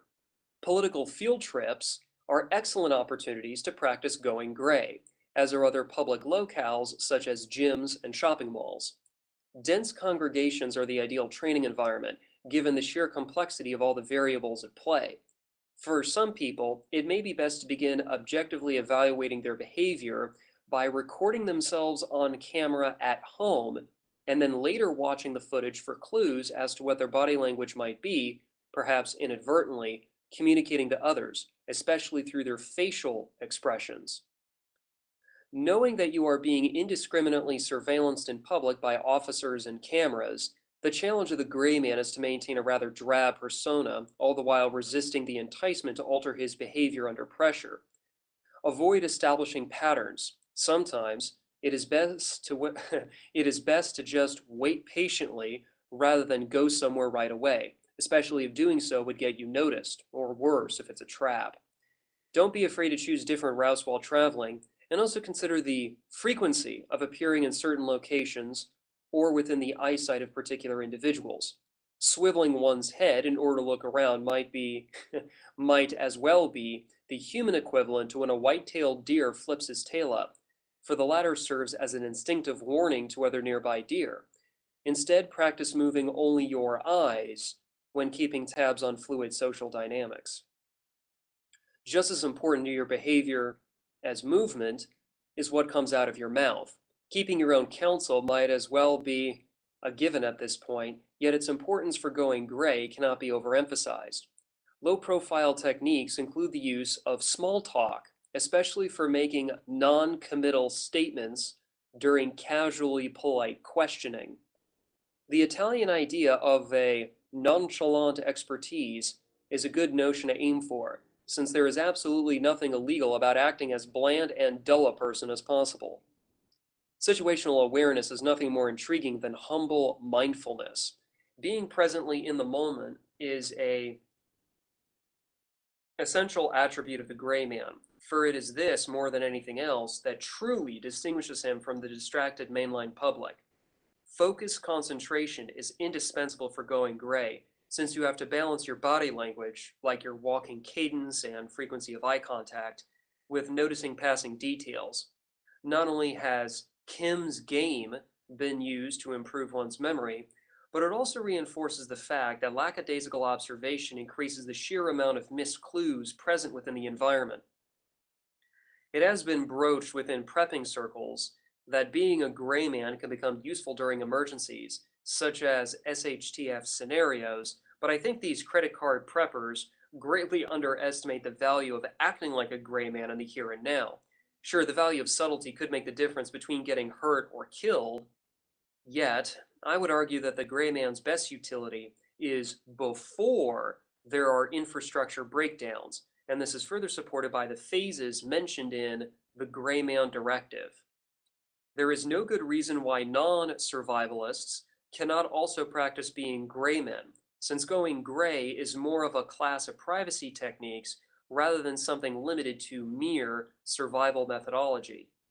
Having said that, everyday carry, EDC, is very much part of the gray man's repertoire, for it is comprised of his physical toolkit that he subtly keeps on his own person. Generally speaking, your EDC is going to be composed of what could be thought of as first-line gear in order to distinguish it from, say, your fighting load or bug-out bag, Bob. Much survivalist media over the years has explored the question of what should or ought to be carried, whether it be for EDC, a Bob, or anything else. I'd suggest that instead of focusing on specific pieces of equipment, as gearheads are all too eager and fond of doing, I think it is more educational to outline what type of gear is, arguably, best suited for the task at hand. Regarding EDC, I think the following types of gear are what you might want to consider carrying on your person through the course of a normal day in your life. Wallet, keys, telephone, watch, pen, notebook, fire starter, paracord, flashlight, piece of cloth, sun protection, multi-tool, knife, and firearm. As you can no doubt tell, virtually all of this equipment can be carried on your person without the need for a bag or purse, although to be fair, some EDC practitioners use fanny packs. To elucidate a bit further, sun protection would be something like a hat or sunglasses, fire starters would include matches or a lighter, and pieces of cloth would be either a bandana or a handkerchief. Of course, your choice of fashion might limit or expand your ability to carry, so keep that in mind, especially when choosing whether to wear pants and/or a jacket. Gray man as an idea has become confused with dissimilar approaches as of late. The Vonu strategy is an anti-political lifestyle of voluntary social exclusion, where it is believed that the best way to avoid being coerced is to remove yourself from all influences of coercion. To Vonu means to disappear, presumably by going off-grid. Ghosting is the act of suddenly ending a romance with absolutely no warning or a decent opportunity for closure, such as by breaking up. Paper tripping is the practice of constructing and using alternate identification. The phrase, "to go on a paper trip," refers specifically to building such a new ID from scratch. Needless to say, paper tripping, ghosting, and the Vonu strategy are not the same thing as going gray, since being a gray man, much like the rest of security culture, can be easily integrated into your current lifestyle. If most activists decided to go gray, they wouldn't be activists anymore, quite frankly. Being the gray man requires a dedication to truly valuing the right to privacy. All things being equal, content producers within the alternative media, like bloggers, podcasters, and videographers, usually have a sliding scale of growing public exposure the closer their medium approaches television. Yet, what determines whether or not they can actually practice being a gray man is their dedication to individual privacy. Although it is true that those in front of a camera are less likely to be successful gray men than those behind a keyboard, this should not serve as a source of discouragement, because with the right demeanor, just about anyone can disappear into a faceless crowd of stereotypes. You've just heard Blending In, the Art of the Gray Man, originally published at the Last Bastille blog on January 13th of 2016, and read to you by the author.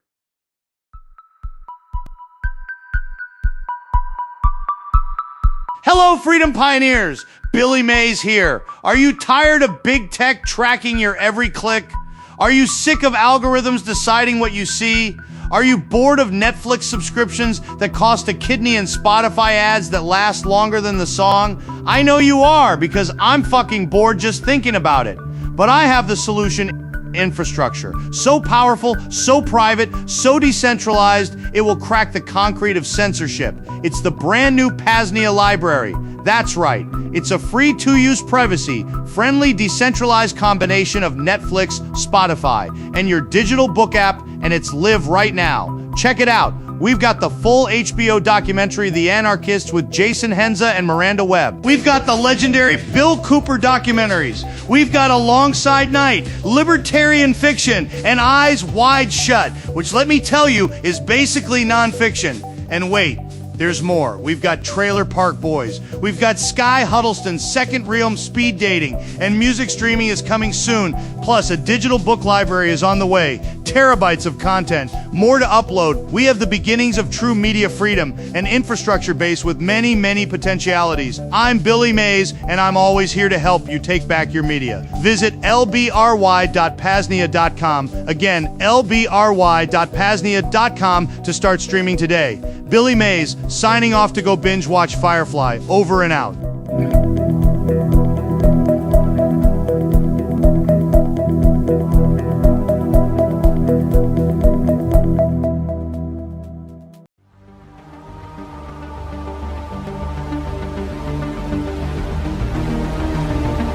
Hello friends, fellow self-liberators. If you're new to the PAZNIA radio network, the overarching vision is much bigger than just the best, most valuable, and most entertaining radio network in existence.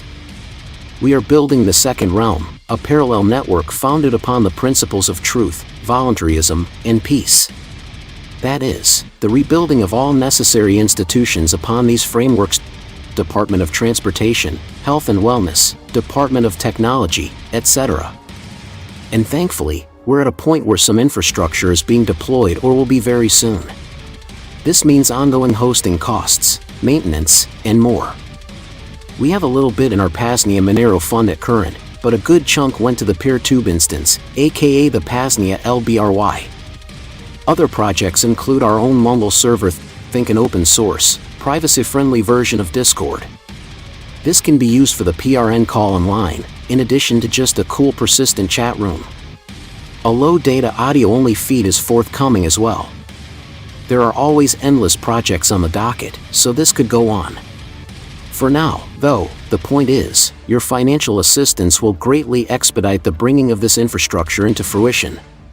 To make a donation to our PAZNIA General Monero Fund, just visit PAZNIA.com/Monero. To make a one-time Bitcoin, fiat, or Monero donation, visit PAZNIA.com/shop and use the custom one-time donation option.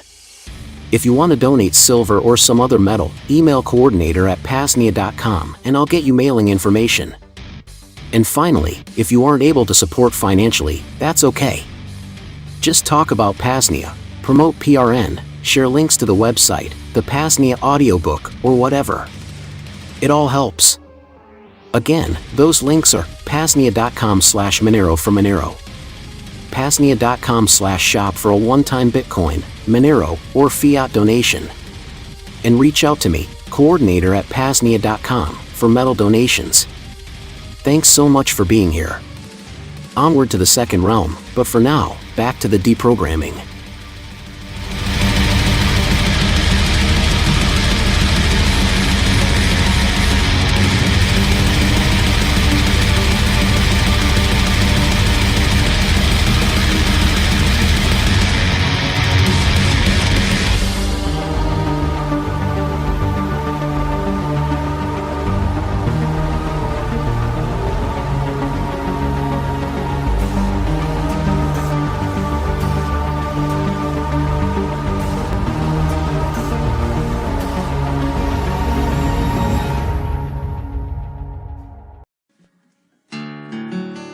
Life is a continuous confrontation with forks in the road.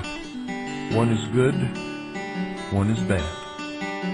And you could always wander completely off the road altogether and become lost. Totally and completely lost. If you take the wrong fork at one of these junctions, there is always the opportunity at the next fork to get back on track. But it is a constant battle within ourselves. You see, I have studied this concept for many, many years, and I have to tell you that if there is a real devil, like Flip Wilson used to say, the devil made me do it. Now, I'm not telling you that there's no such thing as Satan or Lucifer. I'm telling you this. If there really is a devil, that devil exists in the hearts and minds of men and nowhere else. Nowhere else. For if you take man out of the equation, evil ceases to exist, and there is left only the laws of the universe and the balance of nature. Put man in the equation, and before long, evil will rear its ugly head and present itself to the world. The evil is within man, and that is why it was called the fall. The devil never made anyone do it. If you do it, you did it yourself because you fell into temptation. For until man once again confronts the real nature of his own condition and of the world around him and accepts full responsibility for his actions without blaming anyone else or any devil, until then we will always be a puppet on the end of someone else's string.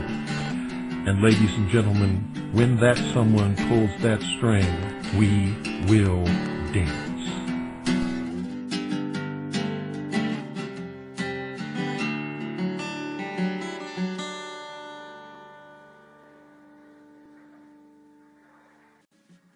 You've just heard a transmission of the PAZNIA Radio Network, the entertainment and propaganda arm of the Free Republic of PAZNIA, a public service of the PAZNIA Free Press. Long live the Second Realm.